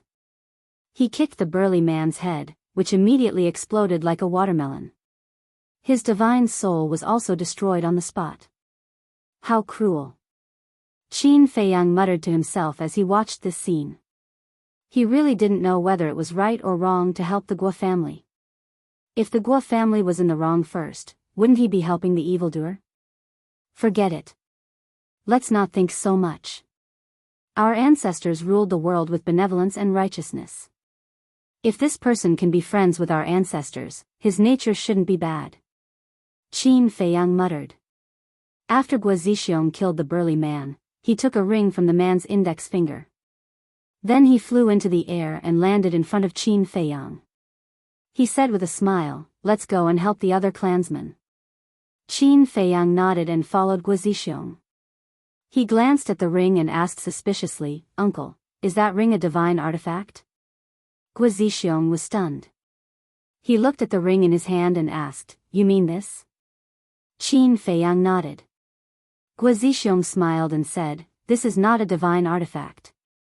It's an interspatial ring." An interspatial ring? Qin Feiyang was stunned. You don't know. In the ancient world, those who have some ability basically use interspatial rings. Like interspatial bags, interspatial rings are used to store things. But the difference is that the space inside an interspatial ring is hundreds of times larger than that of an interspatial bag. No matter how much wealth or how big an item is, it can hold it. But this interspatial ring is quite expensive. Most people still use interspatial bags. Guizhixiong explained. I see. Qin Feiyang nodded. It's very novel, isn't it? There are many things in the ancient world that are different from those in your world. For example, we don't have the teleportation gate in your world. And the currency. You use gold coins, but we use divine crystals. Guizhixiong smiled. Divine crystals? Qin Feiyang was stunned. Guizhixiong asked suspiciously, "You know about divine crystals?" Qin Feiyang said, "I don't know if the divine crystals I know are the same as the divine crystals you're talking about." The divine crystals he was talking about were naturally the divine crystals fused with the divine towers. Guizhixiong was stunned. He cut his finger and dripped his blood on the interspatial ring to claim ownership. Then, Guizhixiong took out a white oval crystal from the interspatial ring. It was half the size of a baby and emitted a white brilliance. This is the divine crystal. Guizhixiong handed the divine crystal to Qin Feiyang. Qin Feiyang looked at the divine crystal suspiciously and then grabbed it in his hand. A stream of pure energy suddenly flowed into his palm and flowed along his arm into his sea of qi and turned into divine power. Qin Feiyang was shocked. This divine crystal is not only the currency of the ancient world, but also can replenish or restore divine power. In short, the effect of the divine crystal is similar to that of the battle qi pill. Guizhixiong smiled. Qin Feiyang nodded and said with a smile, "This is different from the divine crystal I'm talking about. The divine crystal I'm talking about is a divine artifact." Then it's just the name. Feiyang, there's something I need to tell you in advance. In our ancient world, there are 3 things that are indispensable. Guizhixiong said. What are they? Qin Feiyang asked. The first is the divine crystal. The second is the soul stone. The third is the teleportation altar. Here, no matter where you go to trade, you'll need divine crystals. During battle, you'll also need divine crystals to replenish your divine power. As for the soul stone, I don't need to tell you. As for the teleportation altar, it's the same as the teleportation gate in your world. It's used to cross the void. Guizhixiong said. Using the teleportation altar to cross the void? That's too extravagant. Qin Feiyang was surprised. Of course, the teleportation altar here is a one-time use item. It can't teleport to other continents. However, the teleportation distance is a few hundred times that of the teleportation gate. Moreover, low-level items like the teleportation gate can't be activated here. Guizhixiong smiled. If the teleportation gate can't be activated, then there's definitely no teleportation gate here. Then, how did Uncle know about the teleportation gate? Qin Feiyang was suspicious. Of course, it's because of your ancestor. When he came to the ancient world, I saw the teleportation gate and heard him talk about it. I also know a little about the situation in your world. Guo Zixiong smiled. I see. Qin Feiyang suddenly realized and asked curiously, how big is the ancient world? The size of the ancient world is beyond your imagination. Even I, a native, only know the tip of the iceberg. As for the details of the ancient world, I'll tell you slowly when we return to the clan. Guo Zixiong said. Okay. Qin Feiyang nodded. While talking, the two had already approached the battlefield of Guoda and the red-haired old man. Guo Zixiong's aura was not concealed at all. When he saw Guo Zixiong and Qin Feiyang, Guoda's expression was immediately stunned. At the same time, the red-haired old man's expression suddenly changed. Guo Zixiong actually came? Then, wouldn't the patriarch of the Gao family be, old thing, the end of your Gao family has arrived? Guo Zixiong's eyes flashed fiercely. Before his voice faded, he took out the battle sword and attacked the red-haired old man. Damn it, what the hell happened? Is the patriarch dead or not? The red-haired old man pushed Guoda away with his palm and roared, "Everyone, retreat!" His voice was like a bell, resounding in all directions. Obviously, he was reminding the 23 gods of war on the other side of the battlefield. After saying that, the red-haired old man turned around and fled without looking back. Qin Feiyang looked at this scene and was a little puzzled. Guo Zixiong said before that although the ancient world could not open the portal, it could open the altar. Then, why didn't the red-haired old man activate the altar to escape? Guo Zixiong said, "Second uncle, leave this person to me. Quickly go over there to support. Don't let anyone escape." Okay. Guoda nodded and glanced at Qin Feiyang. He temporarily suppressed the doubts in his heart and teleported away. At this time, the red-haired old man had already activated the altar. He was about to escape, but at this time, Guo Zixiong attacked. Guo Zixiong's cultivation was higher than the red-haired old man's, so naturally, his speed was also faster than the red-haired old man. However, in the blink of an eye, he caught up with the battle sword in his hand. The sword light shattered the void and the earth as he furiously slashed with the sword. Ah! Following a scream, the red-haired old man's body was split into two by the battle sword. Blood splattered across the sky. The altar was also instantly shattered by the sword qi. It's finally over. Guo Zixiong murmured.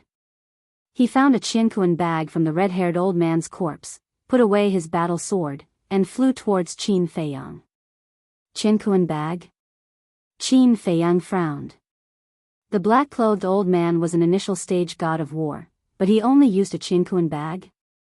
It seemed that what Guo Zixiong said was true. Qinkuan rings were extremely expensive in the ancient world. Ah! At this time, on the other side of the battlefield, there were also screams of despair. Qin Feiyang raised his head to take a look. Presumably, Guoda had already rushed over. The Gao clan's people would probably all be buried here. After all, Guoda was an initial stage god of war. It was too easy for an initial stage god of war to kill an initial stage god of war. Unless the other party had a very powerful technique. But obviously, the 23 gods of war of the Gao family did not have such a technique. Otherwise, they would not have fought with the Guo family until now. Chapter 1919. The battle gradually stopped.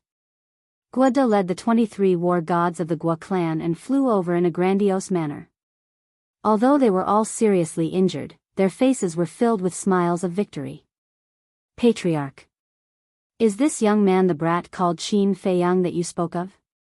The 23 war gods looked at Qin Feiyang curiously. Yes. We have to thank Feiyang this time. If he didn't cripple that Gao guy's cultivation, we wouldn't know how long we would have to fight. Guo Zixiong said with a smile. What? He crippled that Gao guy's cultivation? Patriarch, are you kidding?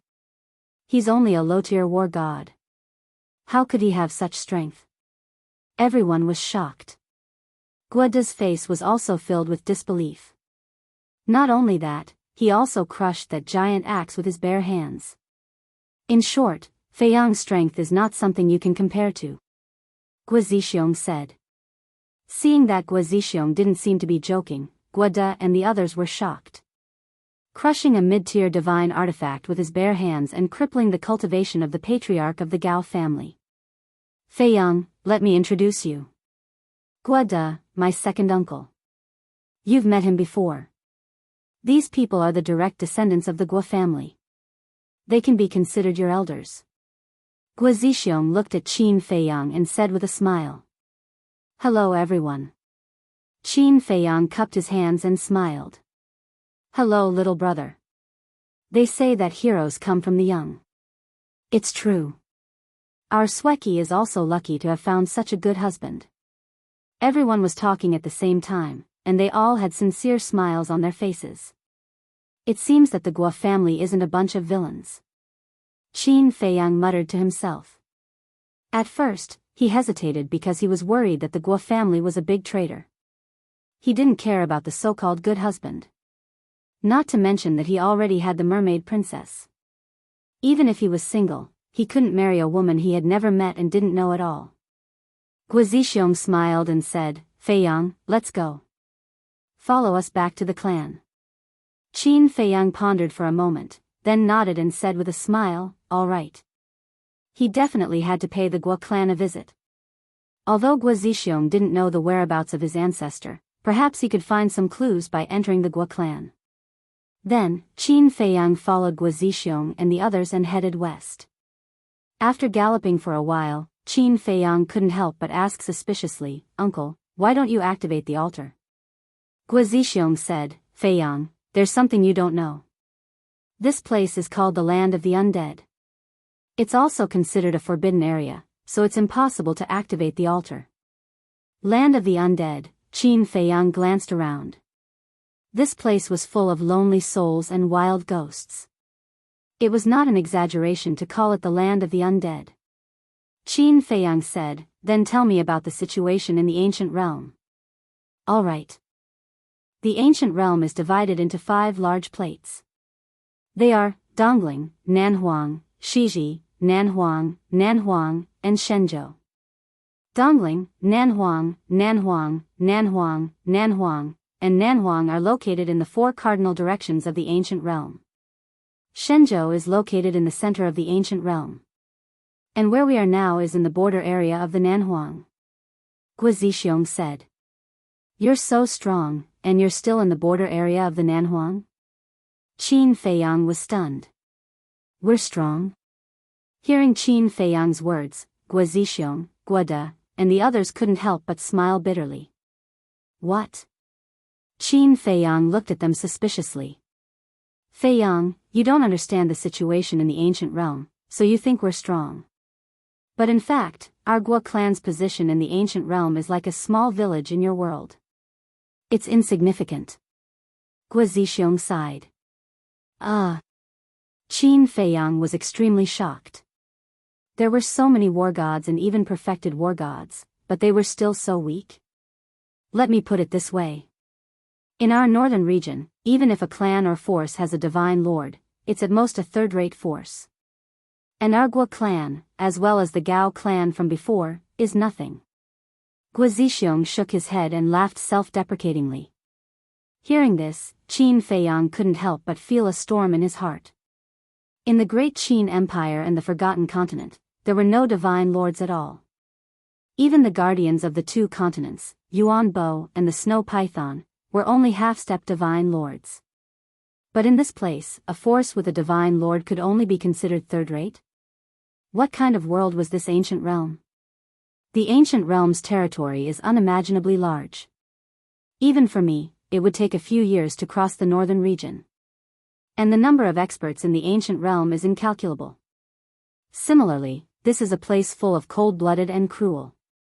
Fei Yang, in the future, you must be careful with every step because once you take a wrong step, you'll end up with your body crushed.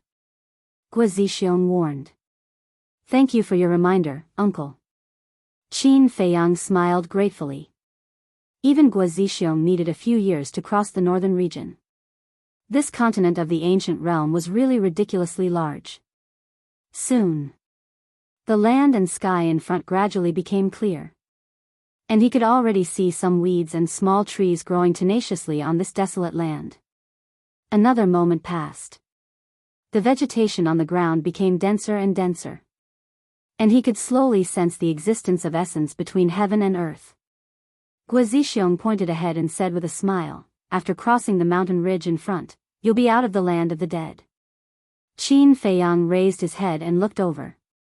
The mountain ridge was verdant and lush with vegetation. It was like a huge green dragon lying across the horizon.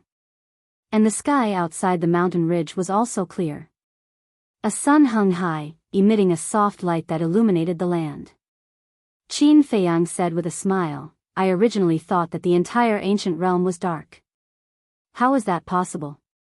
This kind of phenomenon only exists in the land of the dead. And the outside world is no different from your world. No. There are some differences. That's essence. Although the land of the dead is lacking in essence, the essence outside is extremely rich. Moreover, the thing that the ancient realm lacks the least is resources like medicinal herbs. Let me put it this way.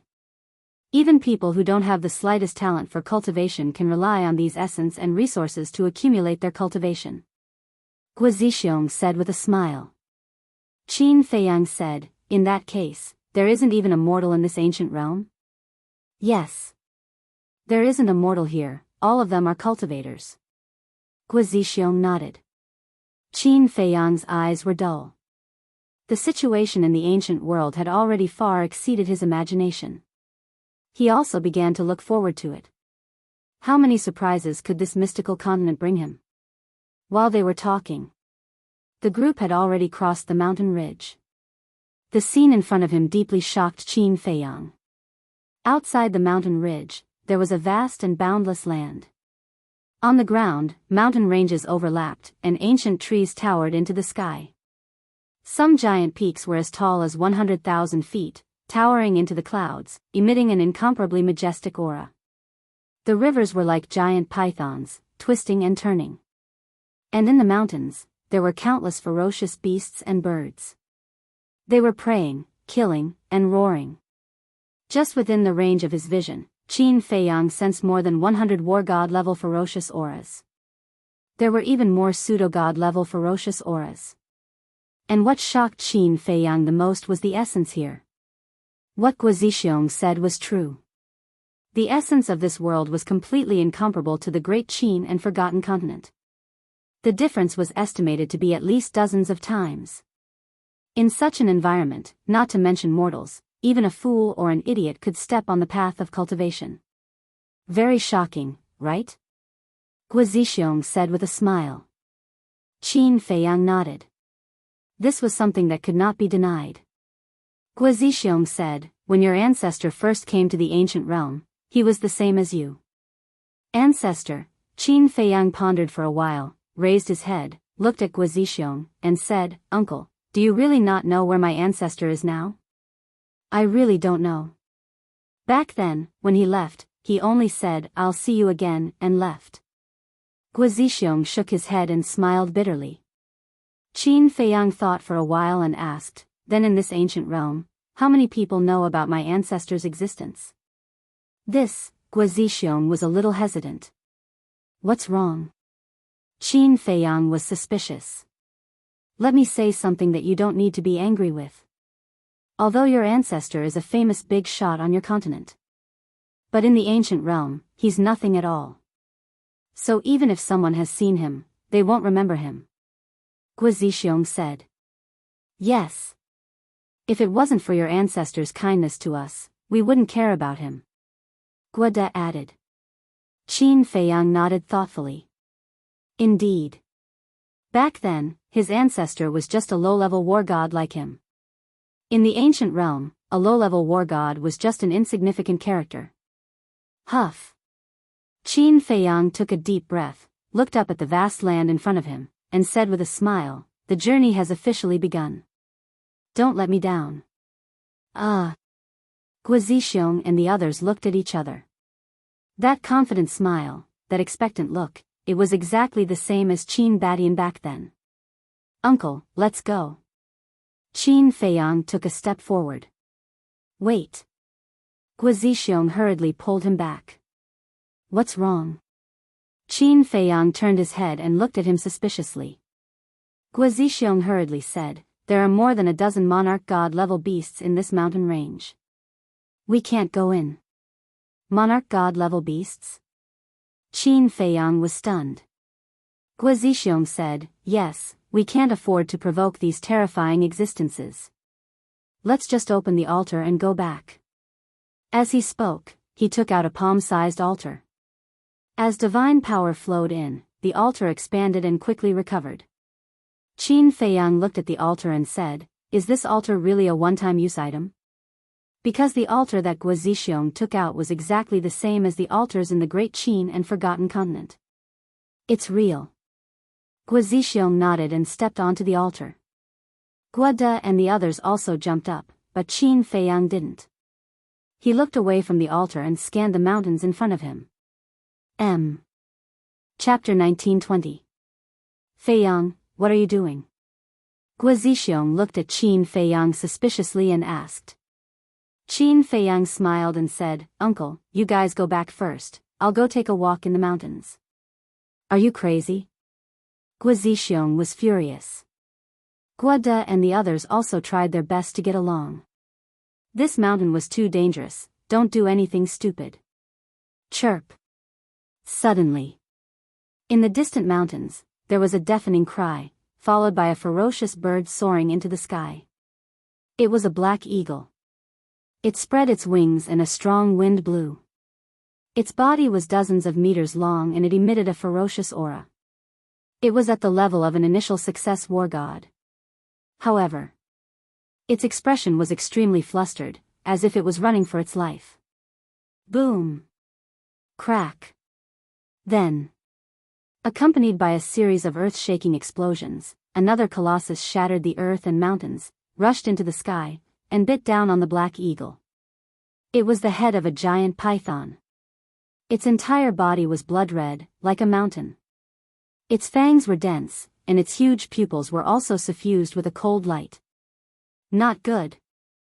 Guo Zixiong and the others suddenly changed their expressions and were filled with fear. Qin Feiyang was also dumbfounded. That black eagle was an initial success war god, but it was bitten by the giant python and couldn't move at all. Just how strong was the giant python? Next, an even more terrifying scene appeared. That giant python actually swallowed the black eagle alive. Seeing this scene, Qin Feiyang swallowed his saliva and cold sweat flowed down. Not only was the black eagle an initial success war god, its body was also dozens of meters long, but it actually swallowed it whole. How big was that giant python? Qin Feiyang looked down along the head of the giant python. However, other than the head, the body of the giant python was blocked by a few giant peaks in front of it, so he couldn't see the whole picture. However, it was obvious that it was definitely a terrifying existence. Guo Zixiong urged, "Feiyang, hurry up, it is one of the overlords of this mountain range. If it discovers us, none of us will be able to escape." "One of the overlords? You mean, it has the cultivation of a monarch god?" Qin Feiyang said. "Yes. Over 2,000 years ago, it stepped into the realm of an initial divine lord. Such an existence is definitely not someone you and I can provoke." Guo Zixiong said anxiously. "An initial divine lord." Qin Feiyang looked up at the giant head, his eyes flickering. Suddenly, the python looked over and saw Qin Feiyang, Guo Zixiong, and the others. "Damn it, hurry." Guo Zixiong's body trembled as he hastily shouted. But Qin Feiyang turned a deaf ear. Roar! The giant python roared fiercely, and waves of terrifying power surged over like a tide. Qin Feiyang trembled both physically and mentally. Facing this ferocious might, he felt as if he was facing the might of the heavens. A sense of insignificance arose spontaneously. Guada urged, Patriarch, don't worry about him. Let's go. Gua Zixiong stomped his foot angrily and shouted, My Gua family's base is just outside this mountain range. When you go out, you can ask around and find out. Be careful. After saying that, the group of phantoms quickly dissipated. At the same time, Qin Feiyang also withdrew his aura and rushed into the forest below like lightning. Human, you're quite bold. You didn't run away. The giant python looked at the place where Qin Feiyang disappeared. Its huge body rose into the air, and its ferocious aura enveloped all directions. Qin Feiyang stood in the forest and looked up at the giant python with a shocked expression. It was a crimson python. Its body was tens of thousands of feet long. Its entire body was covered with blood-red scales. From afar, it looked like a majestic mountain range roaring toward them. It's so big. No wonder it could swallow that black eagle. No. That black eagle is probably not enough to fill the gaps between its teeth. Qin Feiyang murmured. He decisively activated the movement formula and flew into the sky like lightning. The crimson python did not give up. Its divine sense covered tens of thousands of miles as it chased after Qin Feiyang. Roar. Chirp. Boom. The arrival of the crimson python also caused the area to become extremely chaotic. Countless ferocious beasts and birds fled in fear. Some beasts rose into the sky, but before they could escape, they were swallowed by the crimson python. It was a ruthless predator. None of the prey that it had locked onto could escape. Qin Feiyang looked back at the crimson python as he ran. He was not afraid at all. Instead, he had an impulse to try. An early-stage divine lord, he wondered if he could compete with the crimson python with the six-word formula. How can this human be so fast? High in the sky. The crimson python's eyes were filled with surprise. All of a sudden, the crimson python raised its huge tail and smashed toward Qin Feiyang with a deafening sound of wind and thunder. Boom! A few giant peaks were directly shattered. Qin Feiyang's eyes darkened. With a wave of his hand, a blood-red bolt of lightning streaked across the sky and hit the giant tail. Clang! Sparks flew and a snake's scale was immediately shattered. Then, the blood-red bolt of lightning penetrated into the snake's flesh and penetrated through the other side of the giant tail. A fist-sized bloody hole suddenly appeared. Ah! The crimson python lowered its head and looked at the bloody hole in its tail. Its eyes were filled with astonishment. Qin Feiyang was also a little stunned. In fact, he was just trying it out. He did not want to cause any harm to the crimson python. But he did not expect the blood-red bolt of lightning to be so powerful that it could easily tear apart the crimson python's defense. The formula was divided into low, middle, high, perfect, peak and legendary levels. The six-word formula was above the legendary level. But Qin Feiyang could not tell what level the six-word formula belonged to. But he had figured out one thing.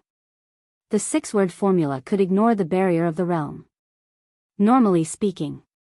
For example, the war emperor would not be able to break through the barrier of the realm when facing the false god or war god, no matter how strong the formula was. The so-called barrier was the barrier between the two realms. Similarly, it was the same for the war god and the divine lord. If in the past, the war god was the ruler of this world and everyone below the war emperor was an ant, then now, in front of the divine lord, the war god was an ant. In short, if any divine lord wanted to kill a war god, even a perfect war god, it would only take a flick of his finger. Unless he had an extremely heaven-defying formula or a divine artifact in his hands. And now, the fact that the blood-red bolt of lightning could injure the crimson python was enough to show that the six-word formula could ignore the gap between realms. The crimson python came back to its senses, lowered its head and looked at Qin Feiyang, and asked curiously, "Human brat, what was that thing you used just now?" Qin Feiyang was stunned. What was going on with this crimson python? Shouldn't it be angry after hurting it? Why was it communicating with him in a pleasant manner? Wait. Suddenly, Qin Feiyang noticed that the bloody hole on the crimson python's tail had already healed, and there wasn't even a single scar left. So that's how it is. Realizing this, Qin Feiyang couldn't help but laugh bitterly. It seemed to be very serious, but to the crimson python, this kind of injury was nothing at all. At most, it was just a mosquito bite, so naturally, it wouldn't make the crimson python angry. Seeing that Qin Feiyang didn't speak for a long time, the crimson python began to lose its patience and said angrily, "Human brat, I'm asking you a question." Qin Feiyang came back to his senses and said indifferently, "How could I tell you such a thing? You're quite smart, knowing that you'll get into trouble because of your wealth. But don't be nervous, tell me and I'll let you go. I'll even give you a few hundred soul stones." The crimson python's eyes flickered as it grinned. Qin Feiyang was stunned. He looked at the crimson python suspiciously and asked, "Do you have so many soul stones?" Seeing that Qin Feiyang had taken the bait, the crimson python nodded and said, "Of course, not to mention soul stones, I even have soul vein." Soul vein? Qin Feiyang was stunned. Soul stones come from soul vein. Soul vein can automatically absorb the essence of heaven and earth and continuously produce soul stones. The voice of the female fire lotus sounded in Qin Feiyang's mind. So that's how it is. Qin Feiyang suddenly understood and said secretly, "Then how many soul stones can this soul vein produce in a day?" "You shouldn't ask that. You should ask, how many can it produce in a year?" "As far as I know, soul vein is divided into 3, 6, and 9. Level 1 soul vein is the lowest, and it can produce 10 soul stones a year." The female fire lotus said. "Ah." Qin Feiyang was stunned. Only 10 soul stones were produced in a year. That was way too low. Could it be that Guo Zixiong and Guo De both had pained expressions when they gave him soul stones back then? That's why soul stones are very rare in the ancient world. If a soul vein appears, even if it's only a level 1, it will cause all forces to fight for it. The female fire lotus said. "Kid, what's with that expression? Don't you even know what a soul vein is?" The crimson python looked at Qin Feiyang suspiciously. "You can't let it know that you're from another world, or there'll be big trouble.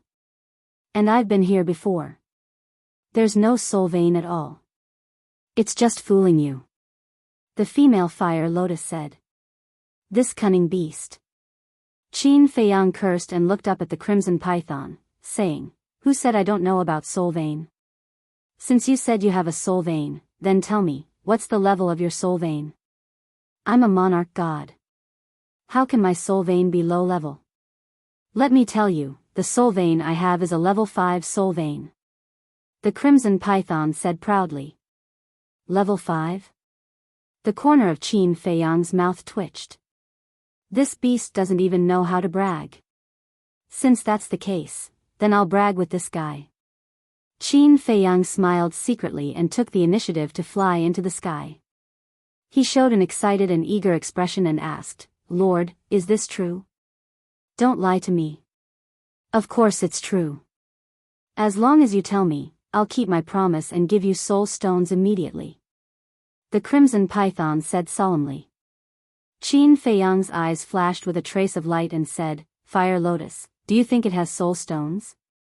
"Although it doesn't have a soul vein, as a monarch god divine beast, it definitely has soul stones. And I guess it's more soul stones than the Guo family gave you," the female Fire Lotus said. Hearing this, Qin Feiyang's heart suddenly became lively. Chapter 1921. The blood python raised its eyebrows and said, "Kid, there is a limit to my patience." "Yes, yes, yes." Qin Feiyang nodded and said, "To be honest, I used a divine artifact just now." "Divine artifact?" The blood python was stunned and cursed inwardly. What kind of divine artifact could actually injure it despite the difference in cultivation level? "Let me take a look," the blood python urged. "No, what if you snatch it away? Qin Feiyang shook his head. Kid, I'm already giving you face by talking to you calmly, so don't be so shameless. The blood python's eyes flashed coldly. Qin Feiyang took a few steps back and looked at the blood python warily. You want to snatch it? The blood python said, if you don't hand it over, I might really snatch it away. I'm afraid you don't have the ability. Qin Feiyang sneered. The blood python was stunned. How dare he show such a contemptuous look in front of it? It seems that you won't cry until you're in the coffin. Boom! A terrifying pressure rushed toward Qin Feiyang like a volcanic eruption. Qin Feiyang was immediately imprisoned in the void. I'll kill you sooner or later anyway, so I don't want to waste my breath. Once I swallow you alive, the divine artifact will naturally be mine. The blood python smiled coldly and opened its bloody mouth, revealing its sharp fangs and biting toward Qin Feiyang. Your Majesty can't imprison me. Qin Feiyang grinned and his aura exploded, instantly breaking the Majesty's imprisonment. What? The blood python's eyes widened. A mere god of war could break the majesty of a divine lord? How was that possible? However, so what if he broke free from the Majesty's imprisonment? How could a mere god of war fly away in front of its eyes? However, the next moment, Qin Feiyang disappeared without a trace in front of its eyes. It was as if he had evaporated into thin air. The blood python immediately released its divine sense. A divine lord's psyche was enough to cover hundreds of thousands of kilometers. However, within the range of his spiritual sense, he could not find any trace of Qin Feiyang. Could it be that he had a spatial divine item?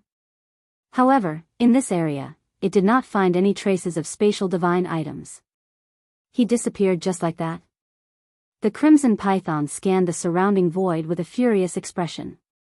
However, most of them were still confused. How did he leave? The Black Tortoise world. Above the medicine field in the Devil's Land. Qin Feiyang stood against the wind and looked at the blood python in front of him. His eyes flickered. Suddenly, Qin Feiyang waved his hand and the female fire lotus appeared beside him. Huolian, since you're here, do you know where the blood python hid its soul stone? Qin Feiyang asked. I don't know. Fire Lotus shook her head and said, but the soul stone is such an important thing. Generally speaking, it would carry it with it. Qin Feiyang rubbed his head and said helplessly, if it carries it with it, it will be a bit troublesome to make it hand it over willingly. Then we'll snatch it. Fire Lotus smiled. Snatch it? To be honest, I'm not very confident. It's because I've never fought with an expert at the level of a Sir God before. Moreover, there are more than a dozen divine beasts as strong as the blood python in this mountain range. If they are alarmed, then we will really be in trouble. So snatching it by force is really a bad idea. Qin Feiyang smiled bitterly. However, he was unwilling to give up on the fat meat in front of him. Fire Lotus thought for a while and said with a smile, you can think about it yourself. I can't help you. Qin Feiyang lowered his head and pondered. Suddenly, he seemed to have thought of something and his eyes lit up. Then, Qin Feiyang raised his arm and killing intent surged out continuously. A blood-red sword condensed. Looking at the blood-red sword, Fire Lotus's eyes couldn't help but emit a strange light. This is what it wants. I might as well give it to it. Qin Feiyang laughed mischievously.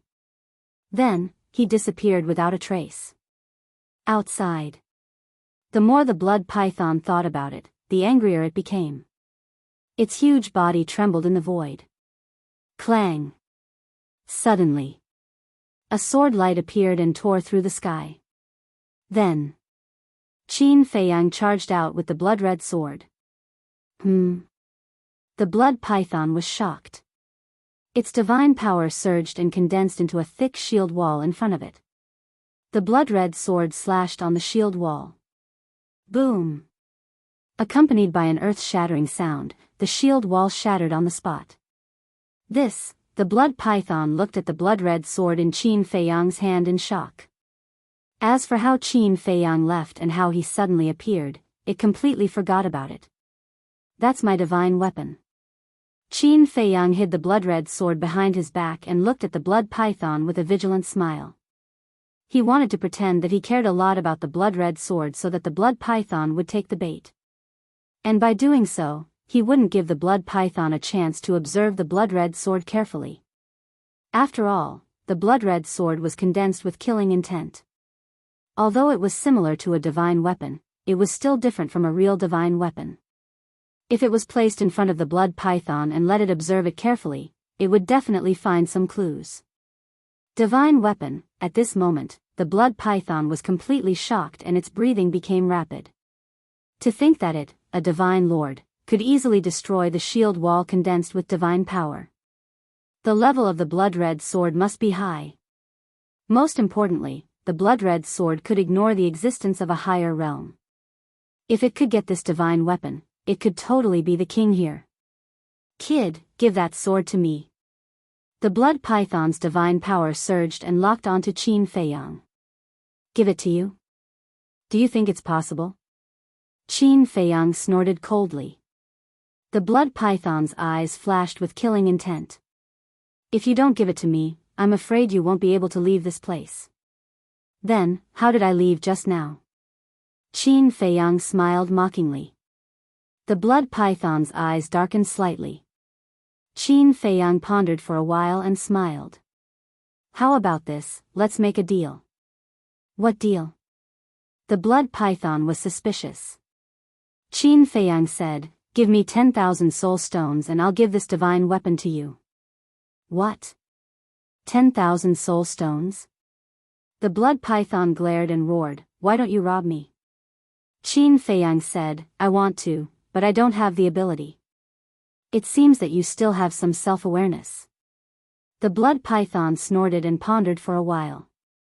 You're asking for too much. I don't have it. Qin Feiyang frowned. You even have a level 5 soul line.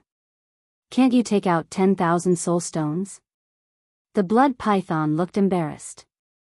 Qin Feiyang pursed his lips. I knew it. What soul line? It's all nonsense. The blood python smiled embarrassedly. All of a sudden, without any warning, it raised its gigantic tail and smashed it towards Qin Feiyang with lightning speed. Its eyes were filled with killing intent.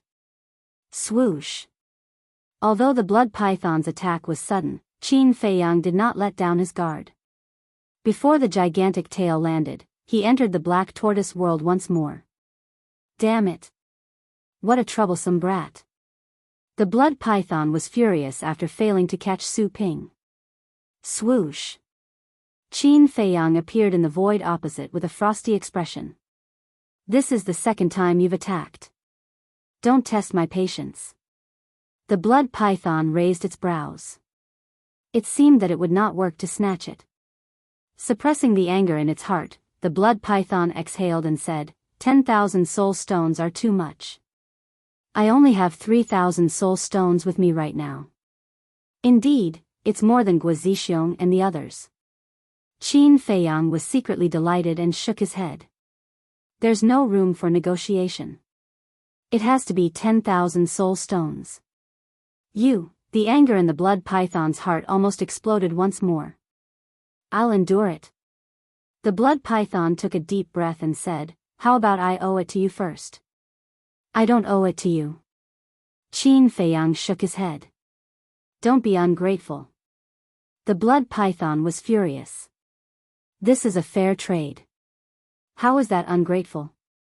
Furthermore, you're the one who profited from exchanging such a powerful god weapon for 10,000 soul stones, alright? Qin Feiyang said. The blood python's eyes flickered. Suddenly, it was stunned as it sized up Qin Feiyang. That's not right. You're willing to give me such a powerful god weapon? Is there a problem with this? Of course I'm unwilling. But I have no choice.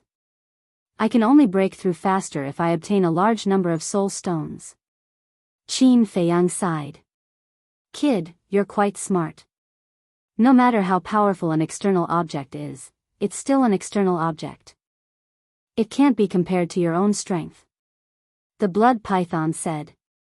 That's right. Qin Feiyang nodded.